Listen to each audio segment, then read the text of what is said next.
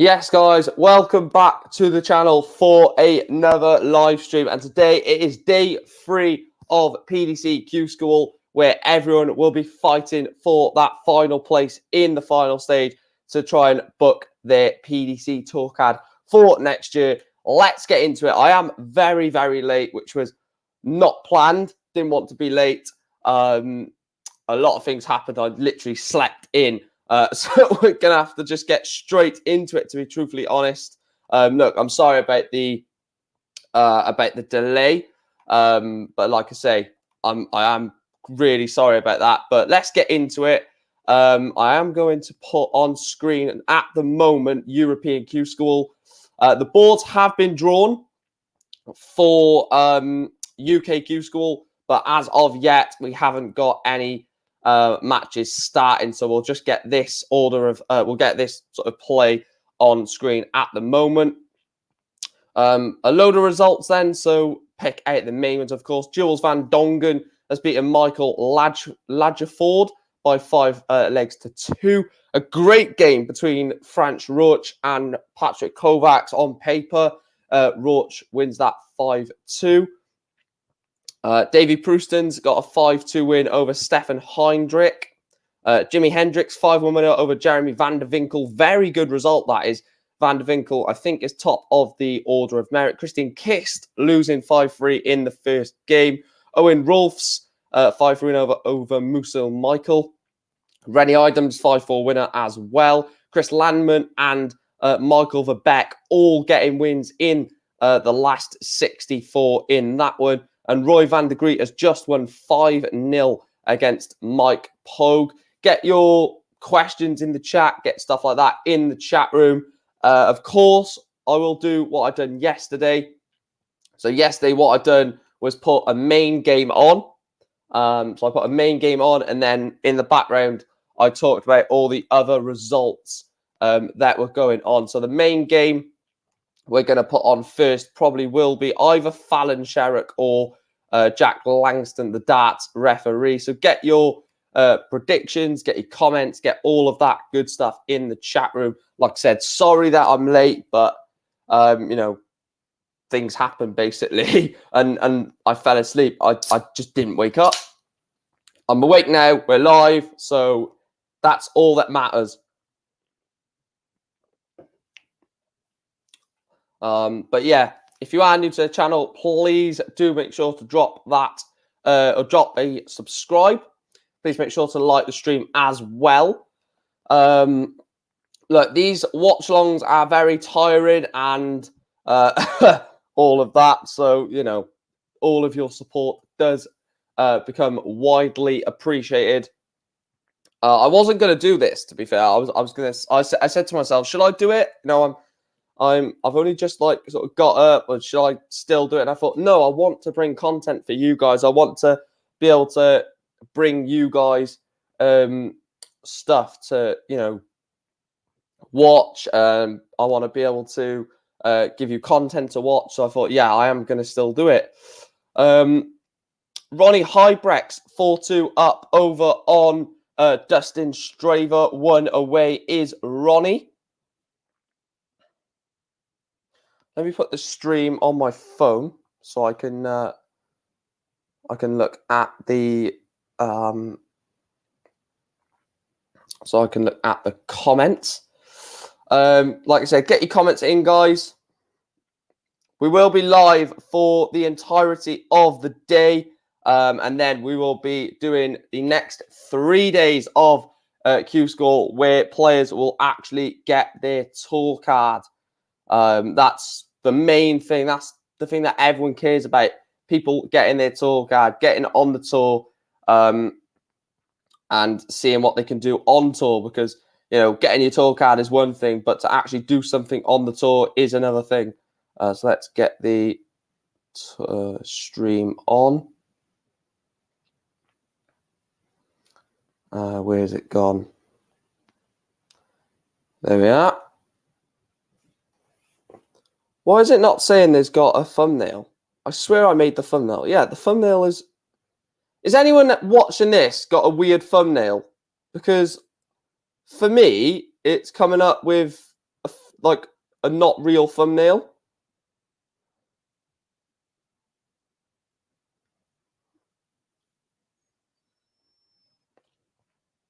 I don't know why that's, because on my screen it's saying that it's like it's got a picture of just me and the scores. It's not actually got the thumbnail that I made. That's irritating. Hope it's not coming up for you guys. Yesterday we did say about the Italians causing a threat. They did that last year. Sergio Crasson. Sergio Crasson got quite far last year. He's 4-4 against Christian Till. Jules van Dongen. Oh, what a game that is against France Vrch. That should be a very, very good game. Ant says it's fine. All right, okay. All right, no worries. Norris, Gleglu got quite far yesterday. Couple of other games started. Warming up. Chris Landman is warming up over on board 16. Have we got start of play in MK? That's what we're all waiting for. We're waiting for Fallon Sherrock to start, people. Fallon Sherrock, the not Queen of the Palace.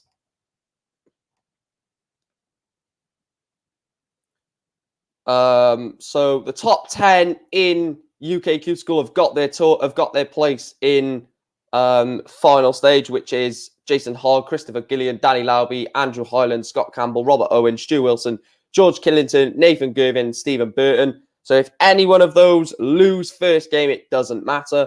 In EU Q School, none of that is confirmed yet. None of that is confirmed yet, but we will confirm that throughout the day. When UKQ School starts, like I say, we will swap over, unfortunately. I know it's harsh on EU, but the main attention and the main sort of people that want to see the progress is over on UKQ School. Do you know what? I'm actually going to put something in the poll. And I want you guys to vote on it.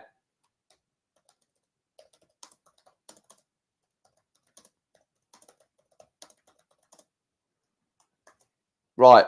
I've put something in the poll that I'm going to keep on all day.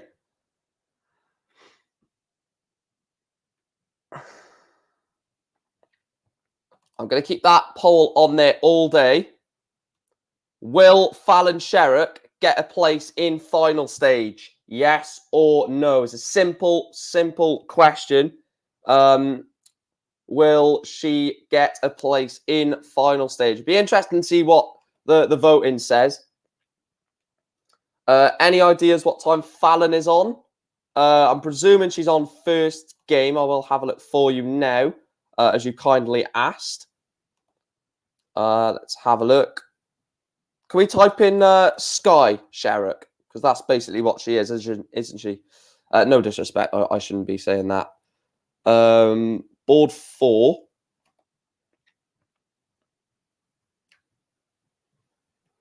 So let's have a look at board 4 and see if she's first game on. Board 4.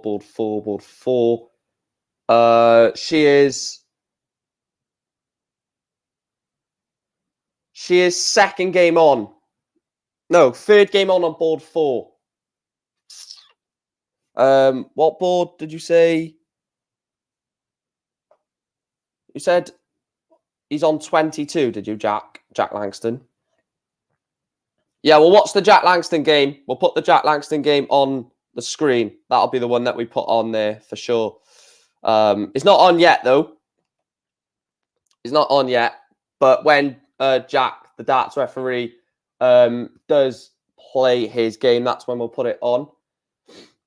If you are new to the channel, guys, please do make sure to subscribe to the channel. We are only 2 subscribers away from hitting 2,200 subscribers. Please make sure to like the stream as well.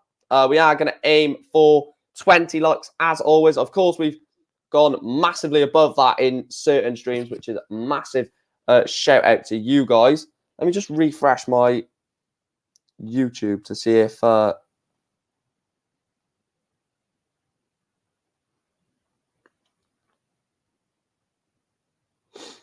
Do the players who had a bye from the first round jump in tomorrow? Yeah, so like Matthew Edgar, people like that. Matthew Edgar will jump in. It'll be who else? It'll be Lisa Ashton, Jelle Klassen, obviously for EU. Scott Waits. Right, let's have a look. So no, it's still. Oh, that's irritating. It's still coming up with a crap thumbnail, which is why I think it may be preventing people from joining the stream. Oh, this is a joke of a stream, to be honest. This has really annoyed me, to be fair. Really annoyed me. But we can't keep talking about it. Let's just plow on. Still waiting for UK Q School to start. Any more updates in EU? Jules Van Dongen is 3-1 up over on France Roach. Karsten Cork is 4-0 up. Norris Gleggu, like I said, played very well yesterday, and he is 4-1 up now. Gian Van Veen is 4-4 against Jorgen Niels Hansen.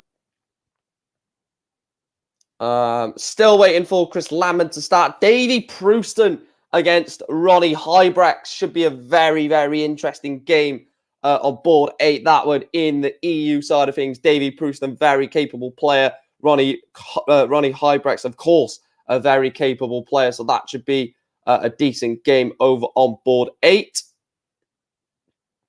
How do you cancel it? Yeah, I don't want to watch that game. I know it sounds like a good game, but I don't want to watch it. I'm presuming UK will start at quarter two.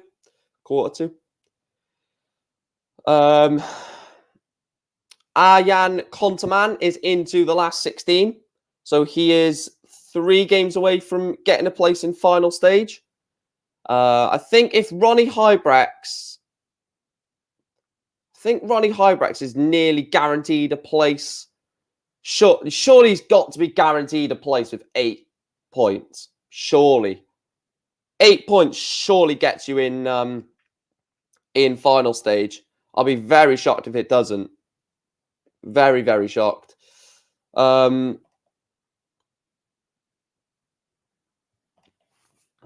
is that? Yeah, we're going to look at which games we put on the screen. Don't worry, Jake.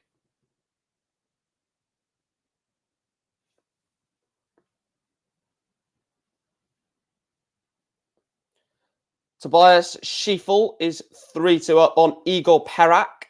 Again, didn't want to click on it, but my mouse is doing a thing of his own.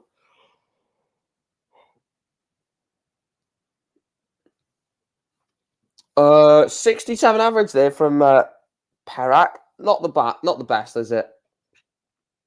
91.09 average for Karsten Koch, who like I said is 4-0 up in that one.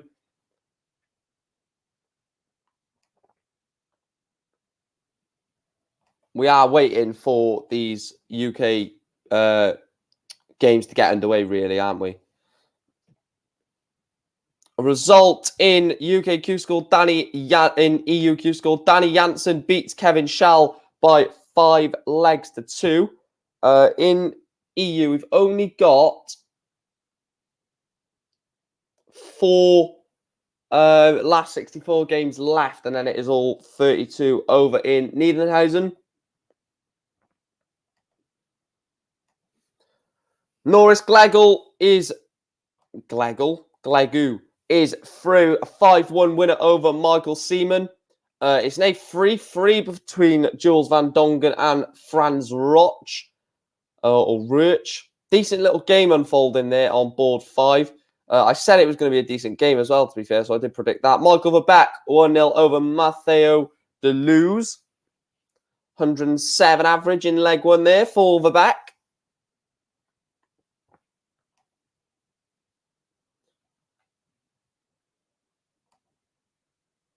There we are. We can sort of zoom in at the moment for these games. There we are. Actually, if I do it like that, there we go. Just for now, so we can, so I can keep refreshing the UK Q School.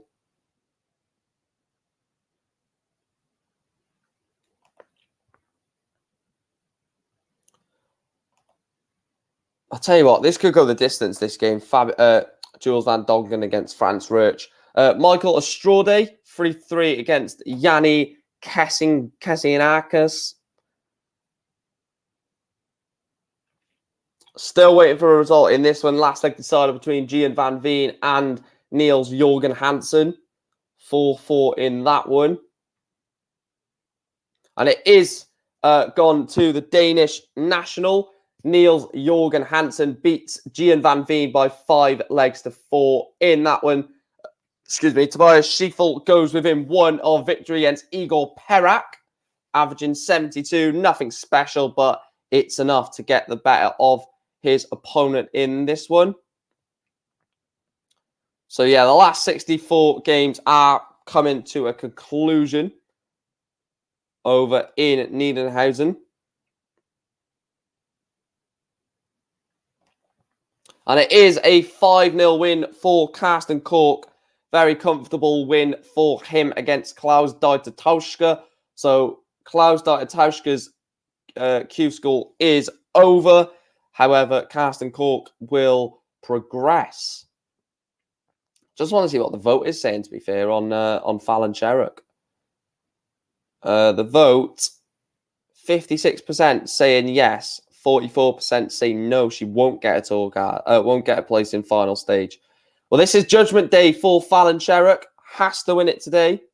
Otherwise, Fallon will not be on the tour this year, because obviously you've got to get into final stage before you can get a PDC tour card. Of course, she could qualify or, qualify for events like the Grand Slam, like the World Championship. But in terms of consistent play on the tour, Fallon Sherrock will not be there if she doesn't perform today. She has to come out of the blocks firing. And in her first round game, she has to, or I think she's in a 5-1-2, isn't she? Is Fallon Sherrock in a 5-1? No, she's not. I think she's 2-5-6. Board 4. Yes, Fallon is 2-5-6. So the 5-1-2 in that section is Tony Proctor against Robert Nelson. So Montgomery gets a bye in that one. What about board 22? I think Jack is the 5-1-2 game. Yeah, Jack is the 5-1-2 game. So he needs to win 2 games to start getting points, which it's so hard. You've got to give it to Jack for how good he's doing when it's literally so hard to try and push on, where you need to win like 2 or 3 games to start getting a point. Because basically, whatever Jack does, it doesn't matter until he gets to the 1-2-8. I think it's 1-2-8 anyway, isn't it? I will double check that. So, yeah. So you don't get points until you get to the 1-2-8. So winning in the 5-1-2, winning in the 2-5-6 is irrelevant. Yeah, is irrelevant. Whatever you do in the 5-1, last 5-1-2, or so basically preliminary round or round 1, whatever you do in there, it is irrelevant. You don't get any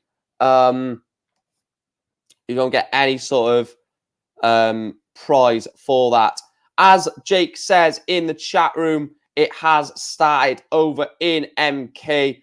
So we will put the Jack Langston game on. The darts referee is taking place in his 3rd and probably final game at PDC Q School.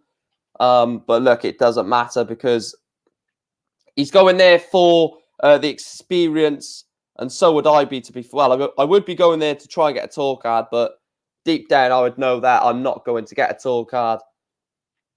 He's staying straight with a lot of his darts. He's not having like proper wayward darts, is he? Which is not bad, to be fair. Ton 2-5 for Jack Langston. Good visit to the board, that. Martin Turner is on 106. If this goes or if it's left-handy, he's missed the ball. Isn't it? Has he gone bull route?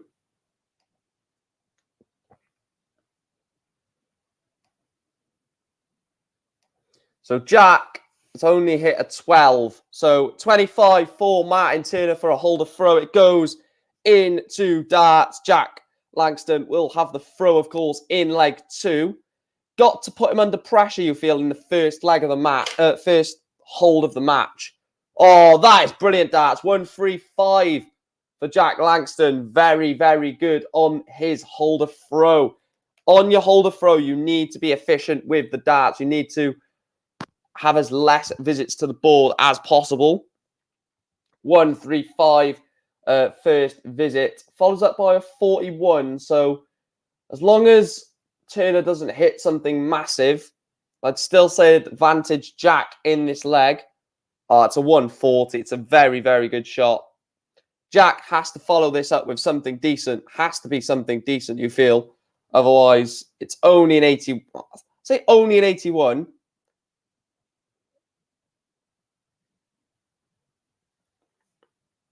Oh, 140, 180 from Martin Turner. You cannot do nothing about that, to be fair, can you? To go 140, 180 like that is just ridiculous. Other games that are starting. Matt Gallett has gone 1-0 up on Tommy Tom. Paul Nesbitt is 1-0 up. Stu Wilson 1-0 up on Jake Carter, sorry.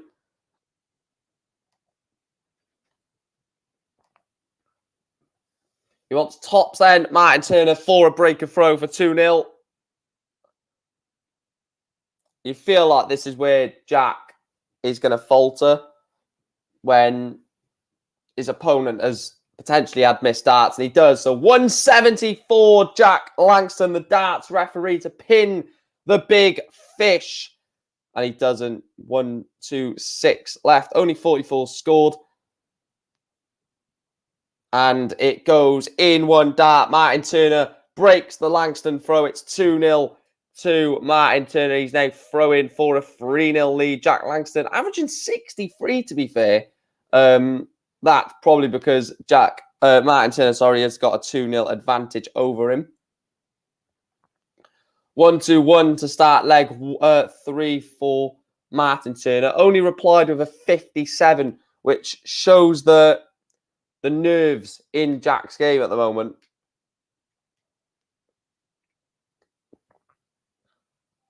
To be fair, I would be nervous as well. Like, you cannot say, oh, he's nervous, that's poor sort of thing. Like, if I was in Jack's position, I would be very nervous. I'd be literally shitting myself because of how big this is and what it means to me. So 43-66, last 2 hits for Martin Turner. He got to capitalise on that with an 81. It's a scrappy game. Scrappy leg as well, to be fair. 77, average place 79 in this leg. Is a scrappy leg of darts at the moment, but Jack will not care if he gets the result from it. 101 for Martin Turner to leave the big fish. Good board management, that. Jack only hits 32 to leave 2-3-2. So 6 darts at 170 for 3-0. This, unfortunately, could be a whitewash here in this one for Jack. He lost the first game 5-1. Lost the second game 5-3. So realistically, he should be getting to 5 legs if it goes in that sort of trend.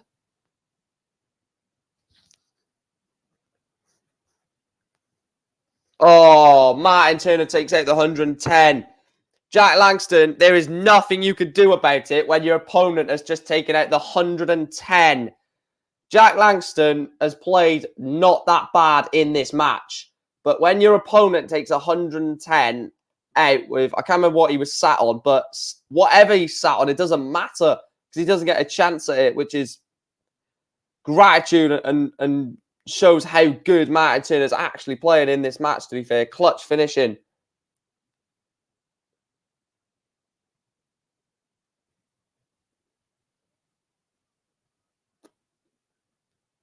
Look, oh, 1040 from Martin Turner. I really like Jack, and I think he will learn from this. Will he go again? I'm not too sure. He might go next year. He might, push on, practice more, try harder, and go again. You never know. But from this experience, definitely a lot to sort of take from this. Definitely. See, this is the worrying part. 15, 22, 26. This is what is in Jack's game, and of course it's going to be in there because he's nervous. But those stray darts or those poor darts, they're the sort of things that you need to eradicate from your game at an early stage. Because if Martin Turner goes off like 140 here, he's left 36. He hasn't. Jack is nowhere near him, so it's not like Jack could put some huge amount of pressure on a one or on Martin Turner, is it? He's only at 59 to leave 274. And I'm not speaking as if like I'm a professional darts player. I'm just speaking as a darts pundit, really, because that's what I am when I do a live stream. I'm a darts pundit and saying where I think Jack is going wrong. There was 100, I think there was like 102 dart leg yesterday, wasn't there? 22 goes in one dart. Martin Turner is 4-0 up on Jack Langston, and he has the throw to close it out. Will this be the last 501 that Jack Langston throws in PDC Q School? Of course, if he does lose this game, Jack is completely out of Q School. No way of getting a potential tour card for the darts referee. Of course. However, you could go on to the Challenge Tour and see another way around it, maybe. I'm not too sure. But if I was him, I would take massive amount of plaudit from this. You've probably gained a lot of subscribers, probably gained a lot of followers, probably gained a lot of attention. Matthew Edgar is doing a live stream watching the game. I'm doing a stream watching the game. So there's thousands of people that will be watching Jack Langston play this darts game and the two from the previous 2 days. So you've got to take that into consideration. The amount, obviously, he can't see it. He can't physically see all the people watching him, but he knows at the back of his mind, with the name that he's got and the reputation he's got and the following that he's got, he's going to have all this behind him. Oh, ton 40, that's it. Ton and then ton 40 from Jack. Good darts there to leave, well, not leave anything, but Martin Turner's taken out 110. Can you take out 112? He's hit 80 to leave 32. Good board management, that from the Englishman. Well, I say that as if one of them's not English. They are both English. Double 16 then, Martin Turner 4-5-0 to dump Jack Langston out. He gets it in one dart, a 94 average from Martin Turner. 69 average from Jack, to be fair. Not bad at all. But unfortunately, Jack Langston is out of PDC Q School. Any results coming through? The only result is that 5-0 win for Martin Turner against Jack Langston. We will wait, actually. Yeah, what we'll do is we'll put the scores on, and then we will wait for Fallon Sherrick to get underway before we get anything else on. So we will wait for Fallon. Zoom in so you guys can actually see it. Let's go through all of the scores then. So Glenn Gibson is 2-0 up on Carl Small. Jamie Lee Johnson is 2-0 up on Nathan Kerr. Carl Dockrell is 1-0 up on 2-0 up on James Bishop. Richard Smith is 2-0 up on Stephen Beersley. Paul Linwood is 3-0 up on Chris Millwood. Alex Clyburn is 4-0 up on Philip Bynorth. Alex Chubb, Christopher Maffa is 1-all in that one. Nitin Kumar is 2-0 up on Hope Scott. Dale Howard is 2-0 up on Stuart Monaghan. Ashley Holgate and Max Bolcom are 1-all. Adam Atkinson is 2-0 up on Jacob Selby Rivas. Joe Croft is 3-0 up on James Green. Leonard Gates is 3-0 up on Lee Andrews. James Gavin is 3-0 up on Travis Dudney. Dave Prinz is 3-0 up on Matthias DeRich. Nathan Gervin 3-1 up on Richie Parkin. Dylan Slevin is 3-0 up on Corey Evans. Matt Gallett is 4-0 up on Tony Todd. Ben Robb 4-1 up on Mark Frost. Ryan Anderson 1-all. Robert Nelson is 2-0 up. Paul Nesbitt is 1 away from victory against Dean Fitch Jr. Daryl Pilgrim is 3-1 up on Jason Lovett. Justin Smith, who done very well yesterday, is 3-1 up there. Kevin McDine is 3-2 up on Aaron Ines. Barry Bates 2-2 against Davey Kerwin. Daniel Cooper is 2-1 up on Ricky Nathan. Jack Patterson is 3-1 up on Callum Francis. Stu Wilson is 3-0 up on Jake Carter. And Ryan O'Connor is 4-0 up on Keenan Thomas. Sorry, not Thomas Keenan. So there are your very latest scores. Let's just quickly refresh the stream because I don't know why it's glitching like that. There we go. So if you are new to the channel, guys, please do make sure to hit that red subscribe button. We are pushing towards 3,000 subscribers. So if we can get that, that'll be absolutely fantastic. Really looking forward to the year ahead or in terms of darts, I should say. There's a lot of darts content coming across the year, including watch-alongs, predictions, me actually physically playing darts is another thing to look forward to. That is irritating. I've just got the tab off that I didn't want to get off, so we're gonna have to get that back on there. Fallon Sherrick, has she started yet? No, not as yet. So don't have to worry. Fallon won't be too much longer. She's probably doing her hair. That's a joke, by the way. That's not like me being real. She's not actually just stood there doing her hair, but she's probably just getting herself ready to take it on. To be fair, it's a massive day for Fallon. This is probably one of her biggest days of her career, Fallon Sherrick now.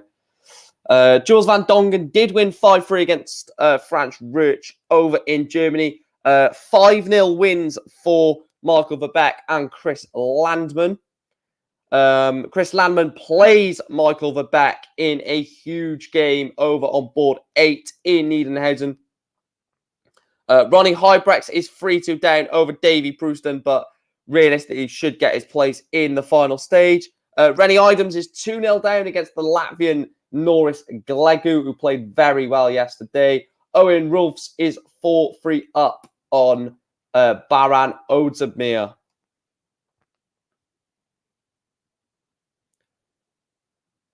Ben Robb 4-2 up now over on Mark the Frostman, or was it the Frost? Yeah, Mark the Frostman, or the Throw-In Frostman. I can't remember what it is, but his nickname is very classy.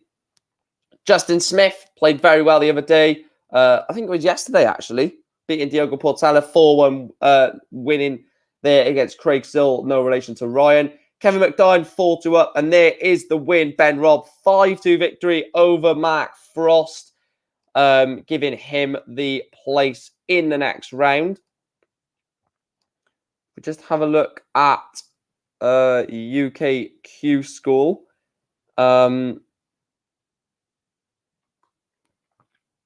You'd say Fallon Sherrick to completely guarantee it, Fallon. So Fallon to absolutely, completely guarantee her place in the final stage, a last 16, completely and utterly confirms it. Nathan Gervin, 5-1 winner over Richie Parkin. Any other results?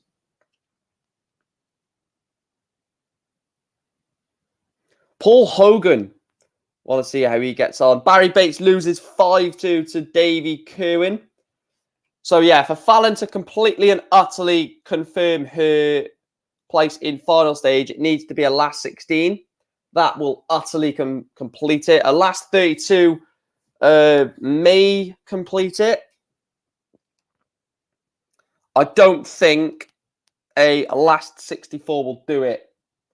Because a last 64...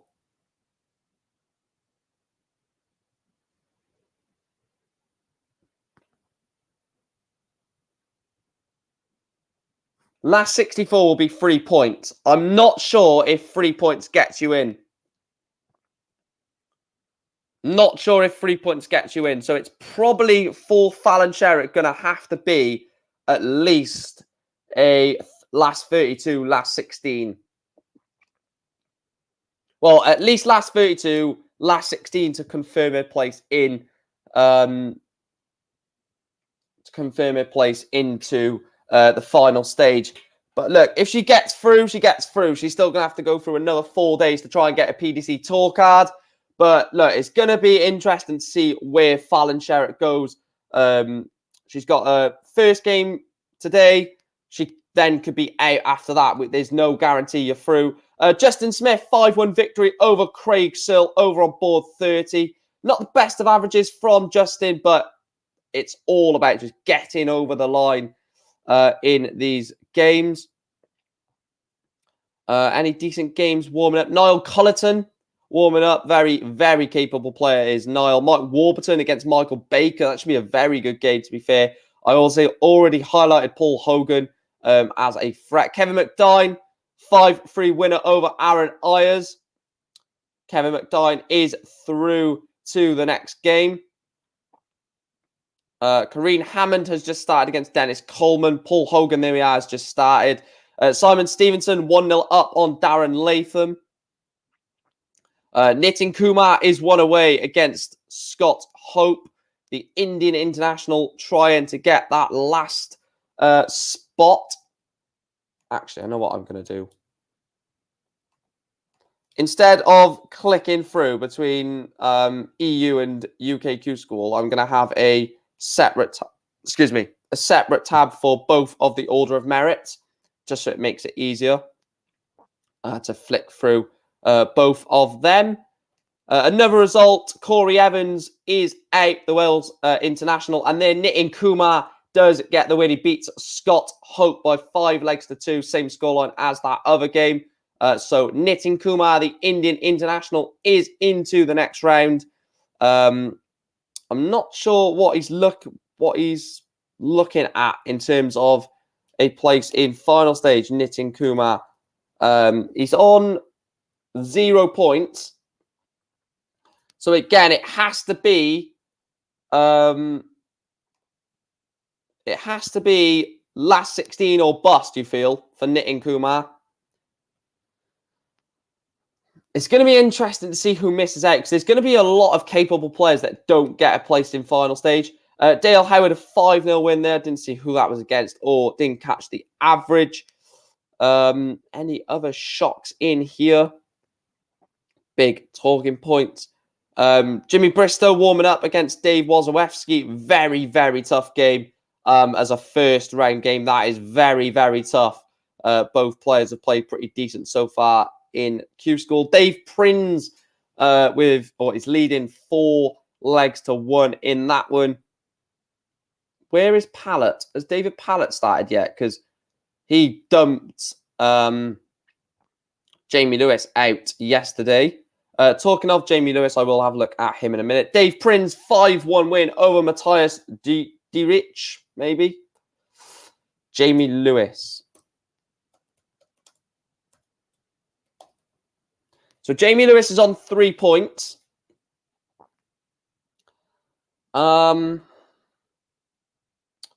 I'd say last 1-8 for Jamie Lewis. So just win your first game, maybe. I think that should be enough, or could be enough, not should be. I think, yeah, getting to that stage could be enough for Jamie Lewis. Fireball, of course, very capable player. Alex Chubb, 5-1 winner. And Stephen Beasley, a 5-2 winner in that one. Ryan Anderson beats Rafael Zaleski 5 legs to 1. Don't worry, guys. We are going to be putting the Fallon Sherrick game on. I know there's going to be a lot of people that are just waiting for that game to start. Of course, that's not the only game today. There's thousands and thousands. Well, no, it's hundreds and hundreds of games, isn't it? Not thousands. So if you are new to the channel, please do make sure to subscribe to the channel. If you're new, please make sure to drop a like. It does massively help the channel, and it is massively appreciated. We are aiming for 20 likes on today's stream.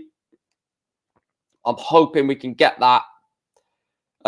Last leg decided on board 18 and 16 between Tavis Dudney and James Garvin and Callum Francis, Jack Patterson.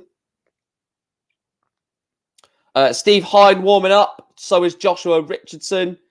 Joshua Sinkovitz played very well. Robert Owen, another one that has played well over the few days. George Killington as well. Some of these players have already got themselves a place in the final stage. So realistically, don't have to play. But I can see the obvious reason to why they're playing, because you don't want to sort of take that 99.99 or 0.0000001% chance that you could get knocked out of a place on the order of merit. But the players like Stephen Burton up to Jason Hogg, they are guaranteed a place in the next round, so they don't really have to play. But I can see why they are, just to keep match sharp.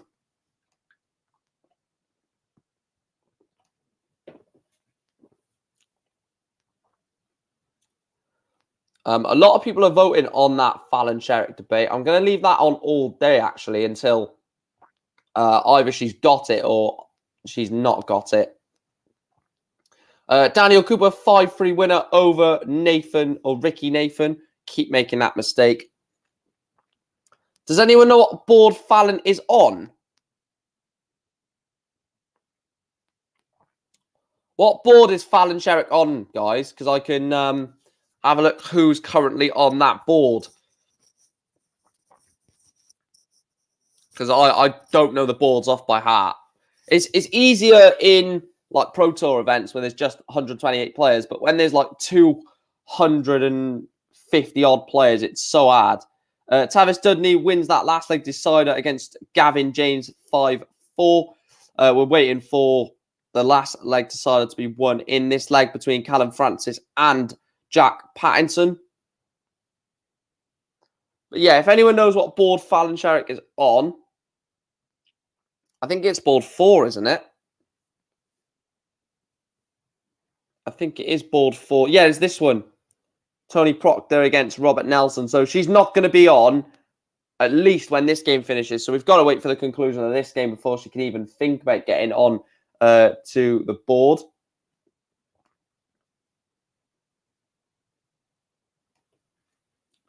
Callum Francis does win the last leg decider. He beats Jack Pattinson by 5 legs to 4. Very well done to you. Any other latest scores? David Wawewski has taken a 2-0 lead against Jimmy Bristow. I thought that was going to be a lot tighter than what it is at the moment. How many 2-1, 5-1-2 games are left?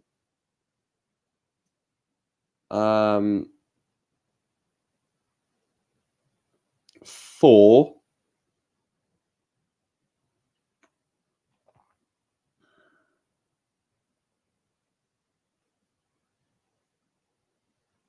Yeah, 4 5-1-2 games left. I don't think there's any more, is there? Could be wrong there. No. Just kind of a quick look over in Niedenhausen.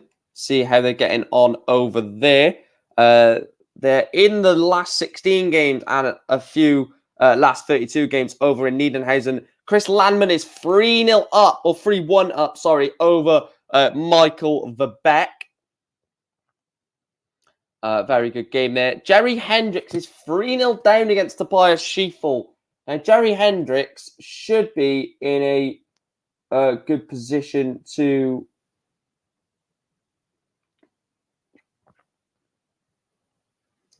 Is he in a good position? He might not be.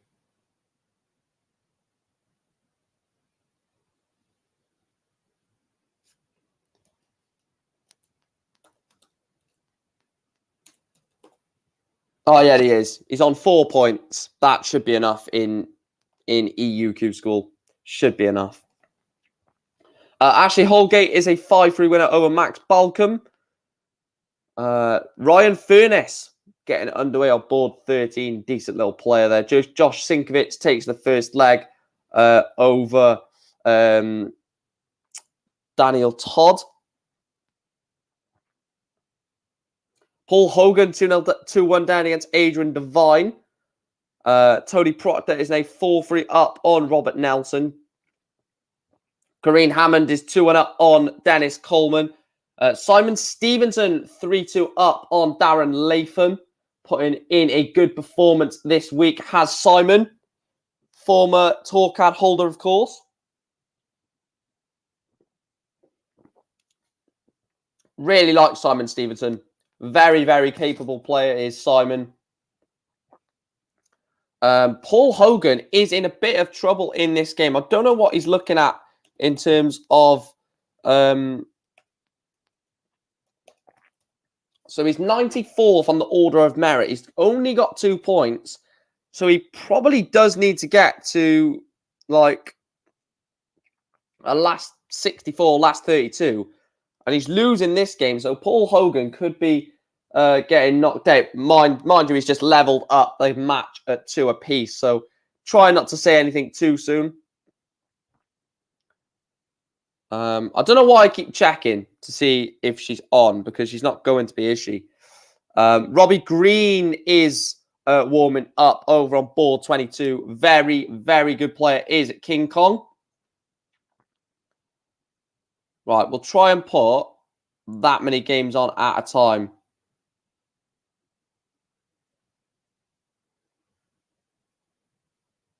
Right, that's what we'll do. That's enough games, isn't it? We'll put it on the other. We'll do it like that.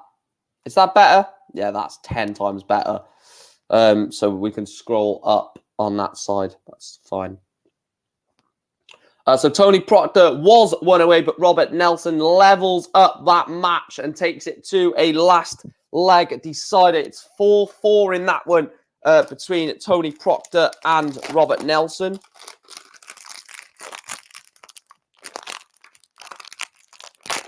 So yeah, just open these as easy as so.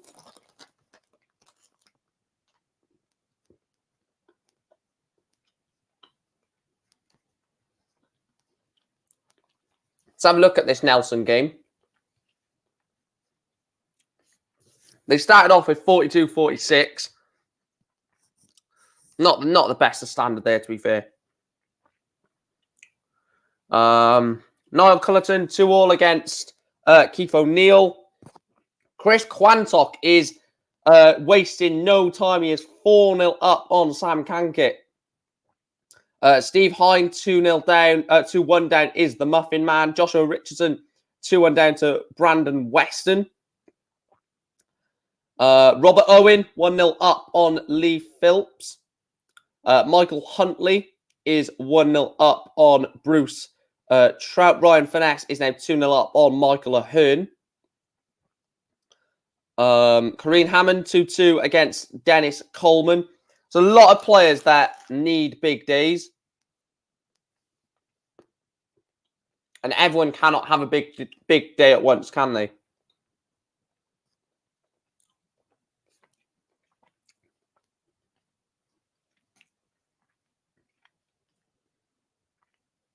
I'll do that.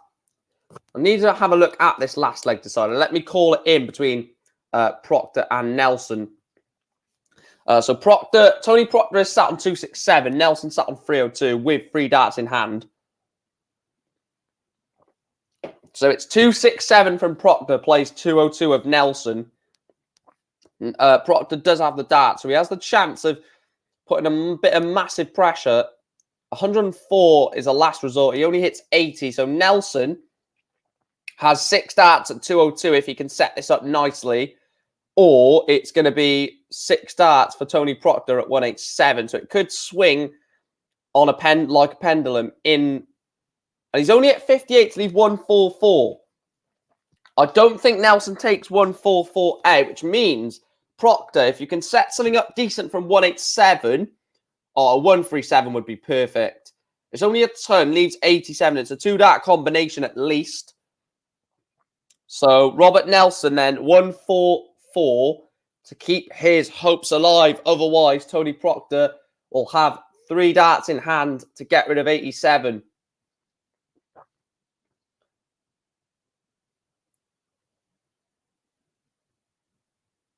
$120 to leave 24. 17-20 ball. He's not going to go that route, is he? And he's at 52, so he's gone. I don't know what he's gone, to be fair. Robert Nelson, double 12 for the match. This is the board of Fallon Sherrock. So double 12 for Robert Nelson, and it goes in one. Robert Nelson beats Tony Proctor in a last leg decider over on board number 4. The board of Fallon Sherrock.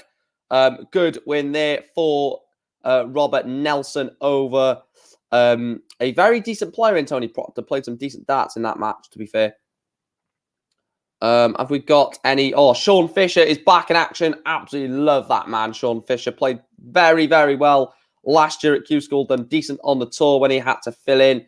Done well on the UK Open as well. And now he's back at Q School again, trying to get that tour card.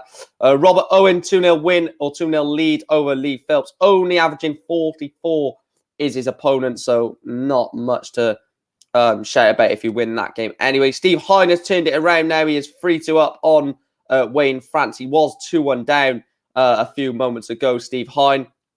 Daniel Day, 4-0 up on Bradley Quelch. Looking like it's going to be a very convincing win for Dan. Niall Cullerton is 3-2 up in a frantic game, to be fair, between him and Keith O'Neill. Luke Yates is 4-0 up on Mark Dover. Mike Warburton level at 1 leg apiece with Michael Baker. Pestros, Christopher Dulu is 3-2 up on Talon Baker. Result, like I said, was expected. Daniel Day does win 5-0 over Bradley Quelch. And Paul Hogan is out. Repeat, Paul Hogan is out of Q School. Will play no further part in the 2022 PDC Q School. That is a shock. That is a shock. Paul Hogan will play no further part in Q School. He is officially out. There is no way that Paul Hogan can get into final stage. He's left himself on 2 points with no further games available. That is a shock. Paul Hogan not even getting into final stage is a bit of a shock for me. Robert Thornton is hanging on to that order of merit place to get into the final stage, isn't he, the Thorn? I really want Thornton to get his tour card back. I think it would be excellent to see Robert back on the tour. But he's got to do the business today. I think anyone that's on less than 4 points has got to do the business. So from Joshua Richardson up, I think they're guaranteed their place. It is the top 11 that are guaranteed now. The top 11 in UK Q School. EU, it's complicated because they've got the two sections, haven't they? So it's going to be quite complicated to follow that today. Couple of games warming up. Sean McGowan against Kevin Lane. That is on the board of Fallon Sherrock. So after this game, Fallon will be on. John Part. When is John Part going to be on? Oh, someone said John Part's on board 14. John Part board 14. And currently on board 14, there's not a game. Oh, there is. Corrine Hammond against Dennis Coleman. That is a 2-5-6 game. So potentially we could be seeing John Part very, very shortly. Sean McGowan has just started against Kevin Lane. Sean Fisher did take the opening leg, but that has pulled back to 1 apiece now over on board 24. Scott Riddler is 3-2 up over James Beaton. Robert Owen is now 3-0 up over on Lee Phillips. Lee Davis 3-1 up on Michael Burgoyne. Joshua Richardson 3-2 up on Brandon Weston. Charlie Simmons from 5. Can't get my bloody words out. Charlie Simmons 5-0 win over Adam Childs. George Killington 4-0 up on Ozzie Cook. Steve Hine has now got it dragged back to 3 apiece. Wayne France taking that 6th leg. Niall Cullerton is 4-3 down now. Niall was 3-1 up and cruising against Keith O'Neill. It got it back to 3 apiece, and now it is 4-3 in favour of the Scotsman. Karine Hammond is 1 away from victory against Dennis Coleman. It will be a massive victory for her, Karine Hammond. Simon Stevenson 4-4 last leg decider. I will call this in between Darren Latham and Simon Stevenson. And Simon has just busted 4.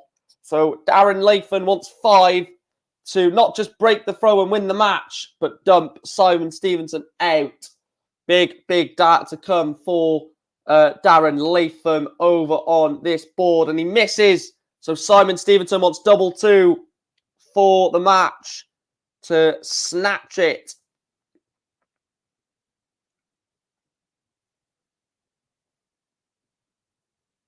Double 2. And it goes into... It is a 29 dart holder throw from Simon Stevenson. Does get his place into the next round. Beats... I can't remember who he's playing now. That's embarrassing. Billy Galley 5-1 win over Ewan Heslop. What is Simon Stevenson looking at in terms of a place in final stage?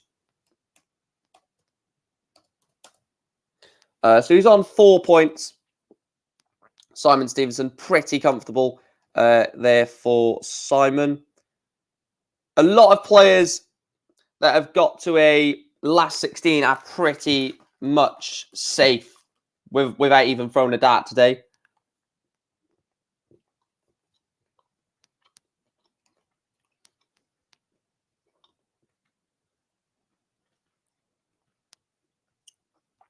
Chris Landman has beat Michael Beck with a 52 in a 5-2 win. 95.33 average for Chris Landman, following up a 95.13 average, following up a 83.67 average, following up a where's it gone? 77 average. So as the day has gone on, Chris Landman has got better in the in terms of the averages. He's gone from like 70 to 80 to 95 to 95. So potential threat for winning the day there is Chris Landman. Joshua Richardson, I said it was just inevitable when he got over the line against Brandon West, and he's finally done that. Steve Hine, like I said, 4-3 down. Niall Cullerton has got it back to a deciding leg up 4 apiece. Lee Davis has beat Michael Burgoyne there by 5 legs to 2. Sean McGowan takes the first leg against Kevin Lane. Sorry, I was reading that. Pete Burgoyne is 1-0 up against Scott Marsh. Jason Hogg 1-0 up on Carl Beattie. Very, very good game this between Prakash Jiwa and James Richardson. Very, very talented players in that one. Alfie Thompson and David Nicholson just started. Sean Fisher 2-2 against Derek McLean now. And Steve Hine has got it back to 4-4. Pestros Christodoulou 5-3 win there for the Cypriot. Ryan Harrington will take on Chris Caven. There's David Pallett. He will take on Sonny Jahal. A couple of really good players warming up in this sort of little section. Mike Warburton 3-1 up. 3 last leg deciders between Wayne France, Steve Hine, Keith O'Neill, Niall Cullerton, and David. Don't know why I said David. David Ladley and Brian Woods. Very, very tough games to call there. Mike Warburton has been pulled back by Michael Baker. There's John Part. So John Part takes on Shane McGurk. Depends when that John Part game starts. We might put it on. We are waiting for... No, cancel that. We're waiting for this game to end to put the Fallon game on.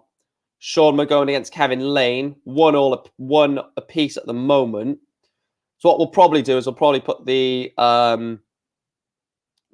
the John Part game on if that starts shortly. Leighton Bennett has got Rian O'Sullivan. Wow. Wow. Rian O'Sullivan, again, like Fallon Sherrick, needs a massive day. There's a lot of players that just need a huge day. It's just not going to happen, is it? Let's be honest. Let's call a spade a spade. A lot of players are just not going to get what they need because, like, certain players need... There's about 20, 30 players, high profile, not just random. There's like 20, 30 high profile names that need a last 16 and you know, you can't get 30 last 16 players. So there's a lot of players that are going to not even get to the final stage. No,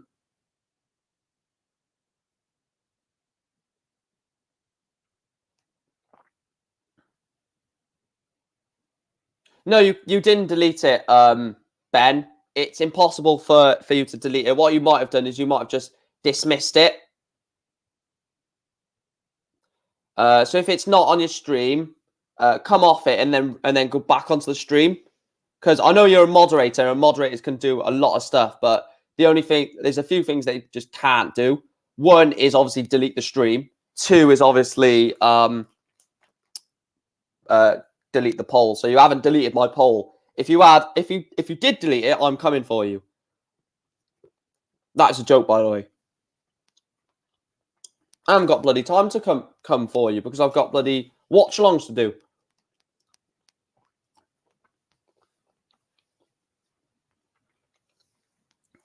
Jules Van Dongen loses 5-1 in the last 16 to Jeroen Muyok. So Jules Van Dongen loses 5-1 in that one. Not 73 average, not the best there from Jules. Expected a lot better from him.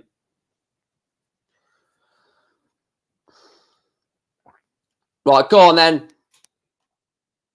Go on then. We'll chuck something on for you guys. We'll chuck something on for you guys. We know exactly what it is. Before I do it, I will... There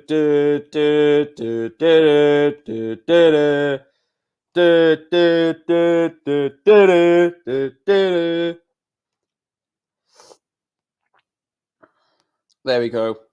James Richardson leads Prakash Jiwa by 1-0. Scott Riddler, James Beaton, last leg decider. Michael Huntley knocks out Bruce Troop by 5-2. Sean Fisher is now 3 legs apiece against Derek McLean. Robbie Green 3-2 up on Nick Jennings. Kevin Lane is 2-1 up on Alfie. On Sean McGowan, sorry. Adrian Gray, former tour card holder, is 1-0 up on Pierce Speechley Price. Kevin Lane is now 3-1 up on Sean McGowan. Hopefully this game ends at the same time that a certain other player is going to be taking part or taken to the board. Niall Cullerton won. Let's check that. I must have missed that.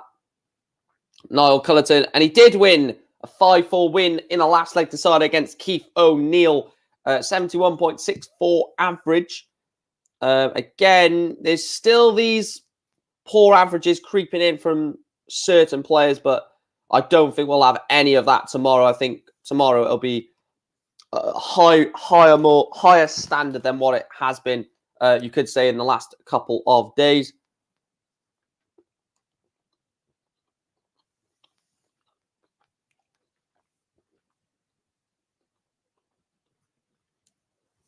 We are 6 likes away, guys, from the like target. So please do make sure to hit that like button, hit the subscribe button as well. It does massively improve the channel. I am looking to get a microphone for the channel soon, so I won't have to wear these bloody headphones all the time because they are quite annoying, to be fair. Especially like if I celebrate or something, because then the headphones like jump up in the air with me, which is not ideal. John Part losing 1-0 to Shane McGurk. Looking at the averages, not the best, really. Mid 80. No, to be fair, low 80 average at Q School is not that bad considering we've seen like 30 averages. So yeah, I think I'm in a bit too harsh there. David Pallett has gone 1-0 down against Sonny Jahal. Averaging 80, David Pallett is 1-0 down. Graham Hall 1-0 up on Robert Collins. Prakash Jiwa is now 3-0 down against James Richardson. James averaging 90.18. A very good performance so far from James Richardson over on board number 8. And we have a result from board 16. It is James Beaton with a 5-4 win over Scott Riddler. If you want to join the stream, Ben, you can. You're more than welcome to if you want to jump onto the stream with me.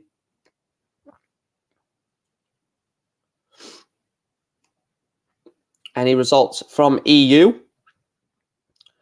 Those are live, sorry. So the only 2 quarterfinalists so far are Jeroen Mioch and Chris Landman. Is this the day that Chris Landman goes all the way? Look, he's gonna get a place in final stage with a 9 points. 9 points should almost 1,000,000% guarantee it. But yeah. Any more results? I'll tell you what, Prakash Jiwa. I don't know. Jason Hogg, by the way. Jason Hogg is losing 3-1 with an 89 average to Cal Beatty, who's only got a 77 average. So he's like 12 points less on the average, and he's losing 3-1. Not like 1-0, 2-1, 3-1. Kevin Lane is now 4-1 up on Sean McGowan. Very good performance from Kevin. There, to be fair, putting in a solid performance. Jim Motson, not John Motson, but Jim Motson is 4-0 up on Mark Venables. Sean Fisher, Derek McLean has gone to a last leg decider on board number 24. Wales are doing quite well today so far. Mike Warburton is 1 away from victory against Michael Baker. I've just seen a 180 flash up from John Part. Rolling back the years is Party. Is he going to go 9 perfect?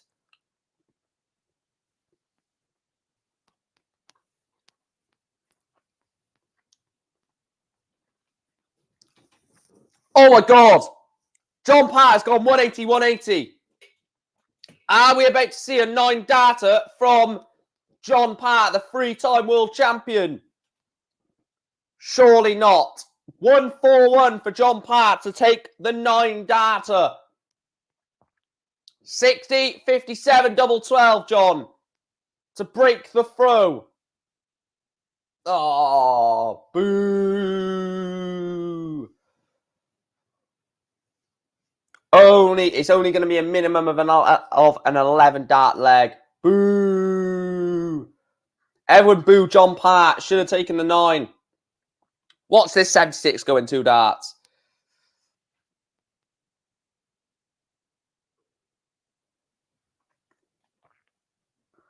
Wow. He's letting Shane McGurk back in this. He will win this leg. Double 16 will go. And then as soon as it does go, I will jump back over to my other screen to have a look at some other results. So double 16 then for John Part to get the job done in the leg. A break of throw to lead 2-1, where he will throw for 3-1. Come on, Party. No. Is that no scored? 1-4-1 for McGurk. Oh, this would be a kick in the teeth if he takes this 1-4-1.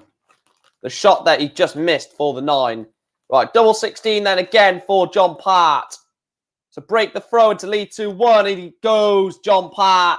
2-1 up, breaks the Shane McGurk throw. He's now throwing for 3-1. Sean Fisher is a 5-4 victor over Derek McLean. Robbie Green is a 5-3 winner over Nick Jennings. Alfie Thompson beats David Nicholson 5-0.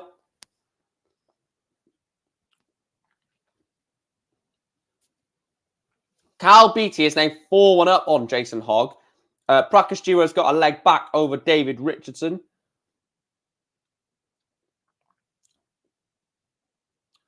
I think we've got a result on board 4, haven't we?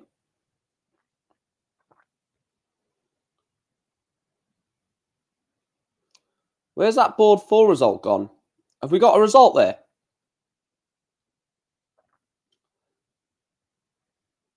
Where is the Fallon Sherritt board game gone? Between McGowan and Lane. Oh, it's result. Kevin Lane beats Sean McGowan by 5 legs to 1. Sean Moulton beats Darren Armstrong 5-4. We are going to have to put this game off in a minute for when Fallon Sherritt does come on, unfortunately. I did say this game was only a sort of wait for Fallon Sherritt, to be fair. So I did get that right. I said it was only waiting for Fallon Sherritt to get on. 96 for John Parr off the 170. Shane McGurk 136. I dare you to go ball, double 18, Shane. I'll give you a tenner if you go for it. Oh my God, he actually... No.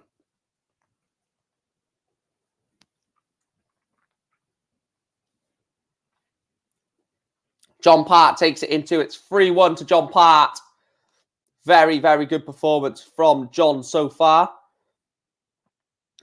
Any more results? Prickish Jiwa. Sorry, Prackish. I didn't call you a prick. James Richardson is 4-1 up on Jiwa now.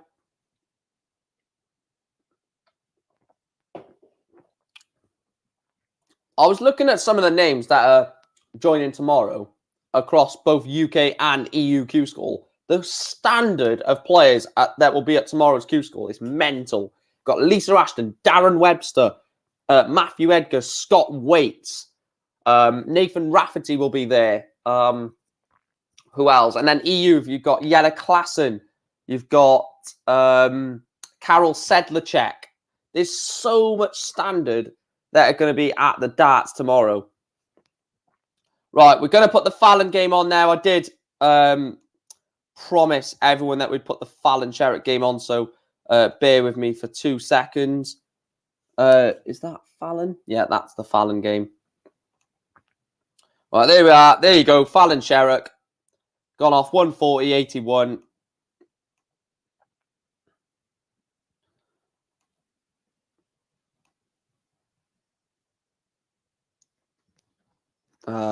Keep an eye on some other results. Ryan Harrington 3-1 up. So is David Pallett 3-1 up. James Richardson has beat Prakash Jiwa by 5 legs to 1. I'm going to focus on this Fallon game for a few moments. So if there are any sort of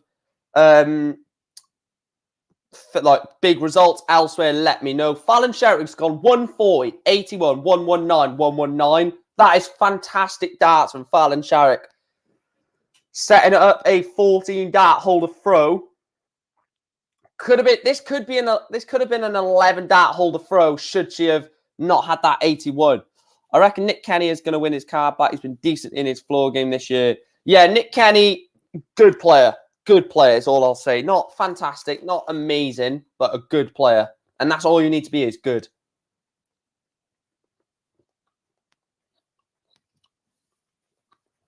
What can Fallon Sherritt do off 85, 96?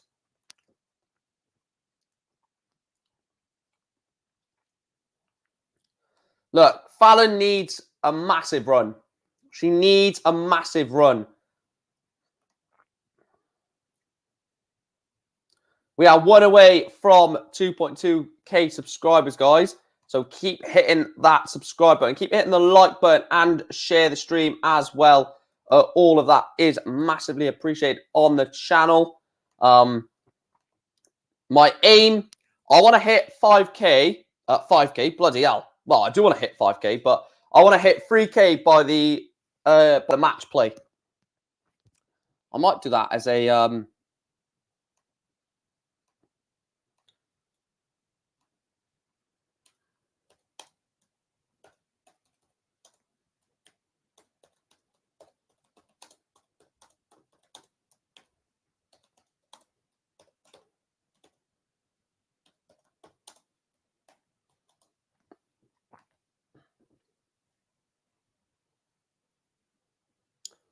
3K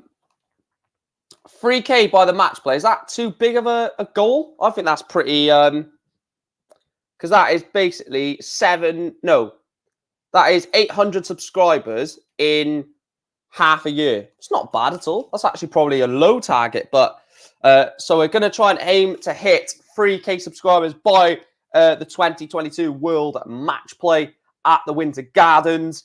I'm going to try and get to a darts event this year. So if I do that, there will be a darts day experience sort of thing. Like a vlog at the football, but it'll be for darts instead. Just showing you exactly what happens as a darts fan. Just finishing some work off, then that'll be much appreciated, Ben, if you do come on. Because I do actually want to try and get someone on for the conclusion of it. Fallon Sherrick is 2-0 up here, and she's averaging 104. She's absolutely flying through this game against Robert Wybrew. I always thought this was going to happen. I thought she was just going to put in some mad performance when it really mattered. Of course, it's mattered before, but now the fact that it really matters for Fallon Sherrick. If she doesn't do well now, she's not getting herself a tour card. So that intensity and that sort of focus is the reason why she is flying through the gears here. 140, 140, 59, 126, and 168. 168?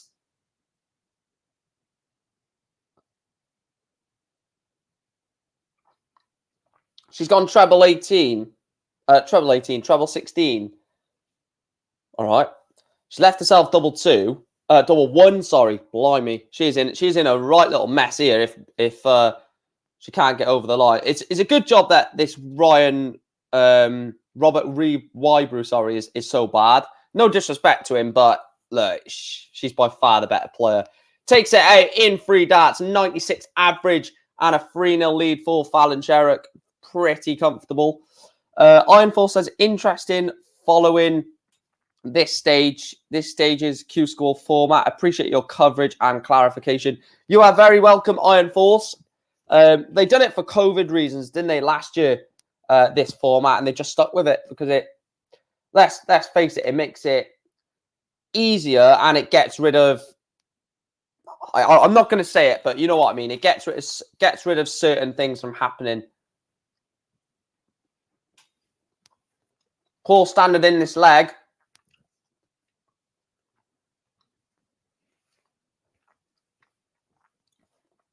And that is the difference. Fallon Sherrick has got that in her locker against Robert. He's gone 25-40. Fallon Sherrick goes, nah, I'm just going to hit a 140. She's massively the better player in this game, 100%. I don't know who she's got next, actually. That'll be interesting. Who has she got next? She has got...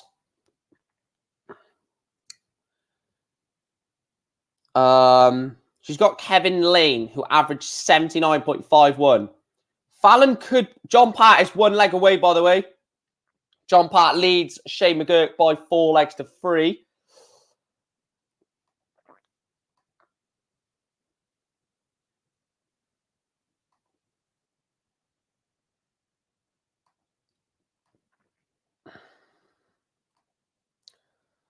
Uh, 146 is what Fallon is on. Surely she doesn't take this. She leaves herself 66. Good 80 scored there, to be fair. Sean Thompson beats Simon Patterson 5-1. Good 5-1 win there. Why is this not... Oh, I don't know why this is not working. Nothing on the screen. Is just... I'm trying to do something off screen. Bless me.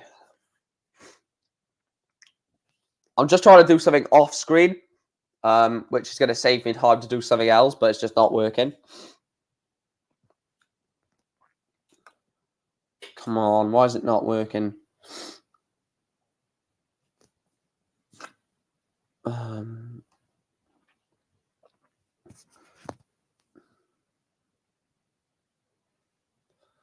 presuming Fallon has made it, has got that leg.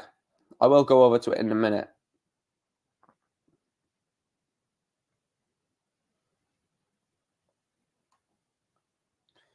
Let me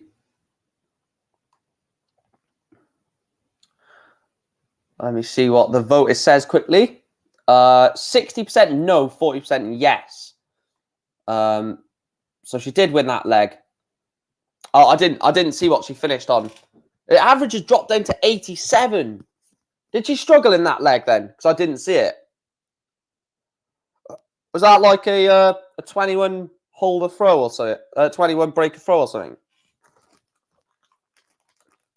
96 and ton.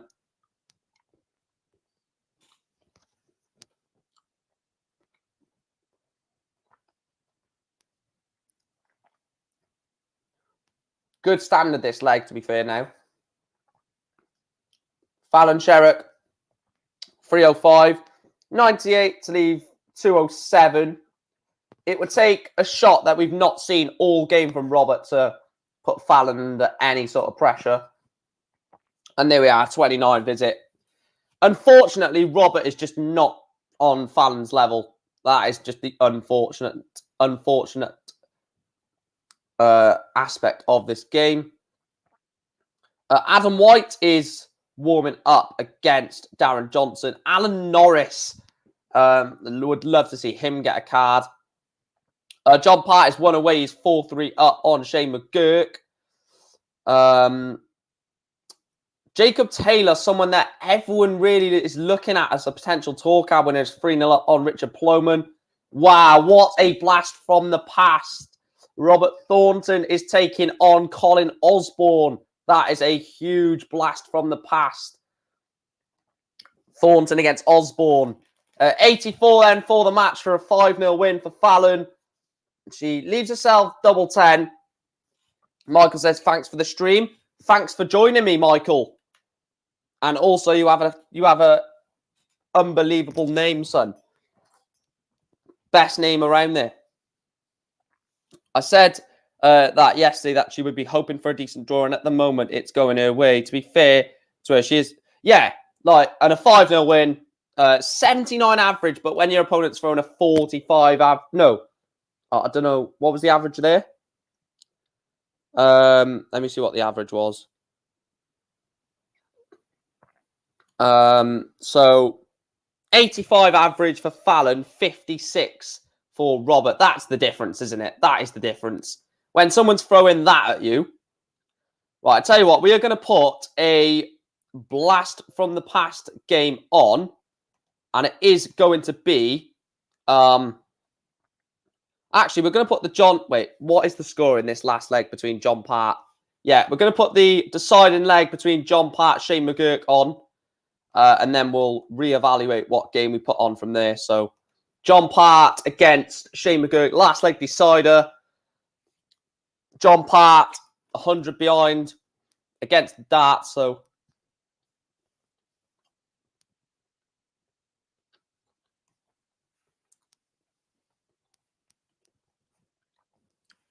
that's a way to get yourself back into contention. Shane McGurk, 180 at the... We talk about darts being not so much a talent, but a mental thing, but also being able to do things at the right time. John Part has just hit a ton to get right back into the leg, and Shane McGurk just goes 180 just to close John Part out of the game. That is great darts.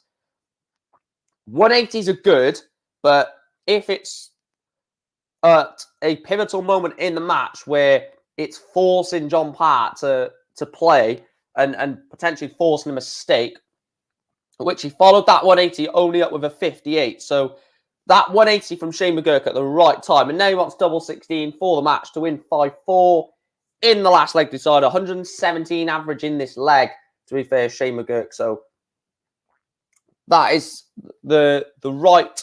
Doing the right things at the right time is what will get you wins. And it goes in 3 darts, 100 leg average from Shane McGurk. Doing exactly what we were expecting him or thinking he was going to do something like that. Why is that? Oh, bear with me. Exit. Yeah, a lot of work to do for Fallon. A lot of work. I'm going to just put UK's Q School on there for now because there is a potential that Fallon Sherrick will be warming up very shortly. Leighton Bennett against Rian O'Sullivan. Wow. Wow, wow. Yeah, so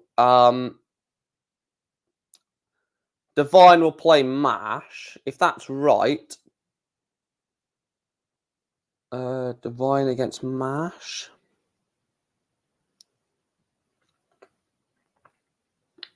Robert Thornton, 1-1 against Colin Osborne.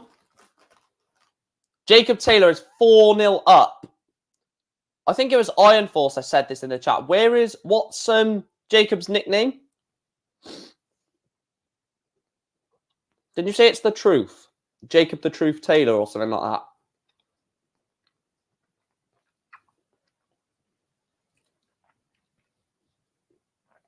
I tell you what, look at the Welshman's doing well. Matt Kingdon, 4-3 up. Johnny Kinsella, 2-2. All right, Shane Hayward losing 2-1. Nigel Roberts is in there as well. Robert Thornton, what a game that is.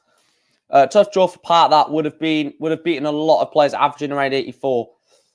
And there it is, the truth, as Iron Force says, 80.80 average. Jacob Taylor is through, beats Richard Ploman by 5-0. He will take on Stephen McNally in the next round.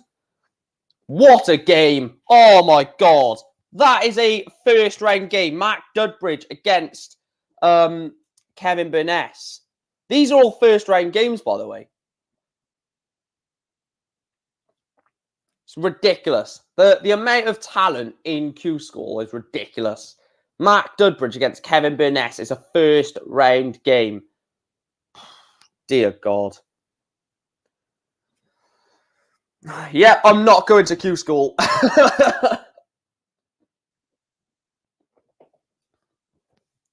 The amount of talent that's there in Q School, ridiculous. Result in UK, Matt Kingdom won 5-3, I think it was. Why does anyone know what the Union Jack flag is? Is that Northern Irish?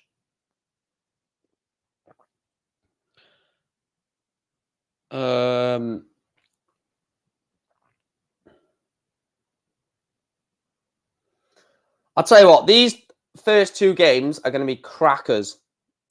Right, let me know in the chat. Shall I put a game on, or shall I just wait for Fallon's second game to start? Because I don't know when her second game will be on. So shall I just try and find a game that's nearly towards the end now, or just wait for Fallon? Put it this way. If I put a game on now, and Fallon warms up, we're putting the Fallon game on. So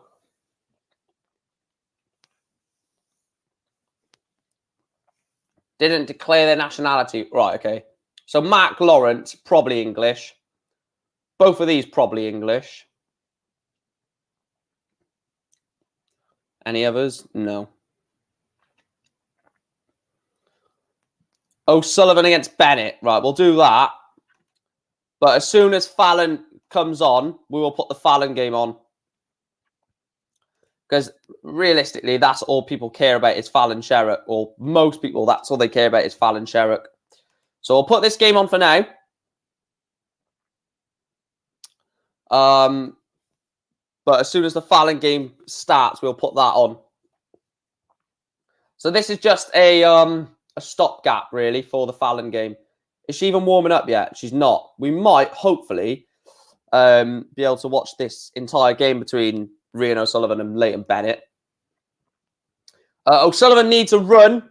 Leighton Bennett pretty much needs to avoid a 5-0 defeat.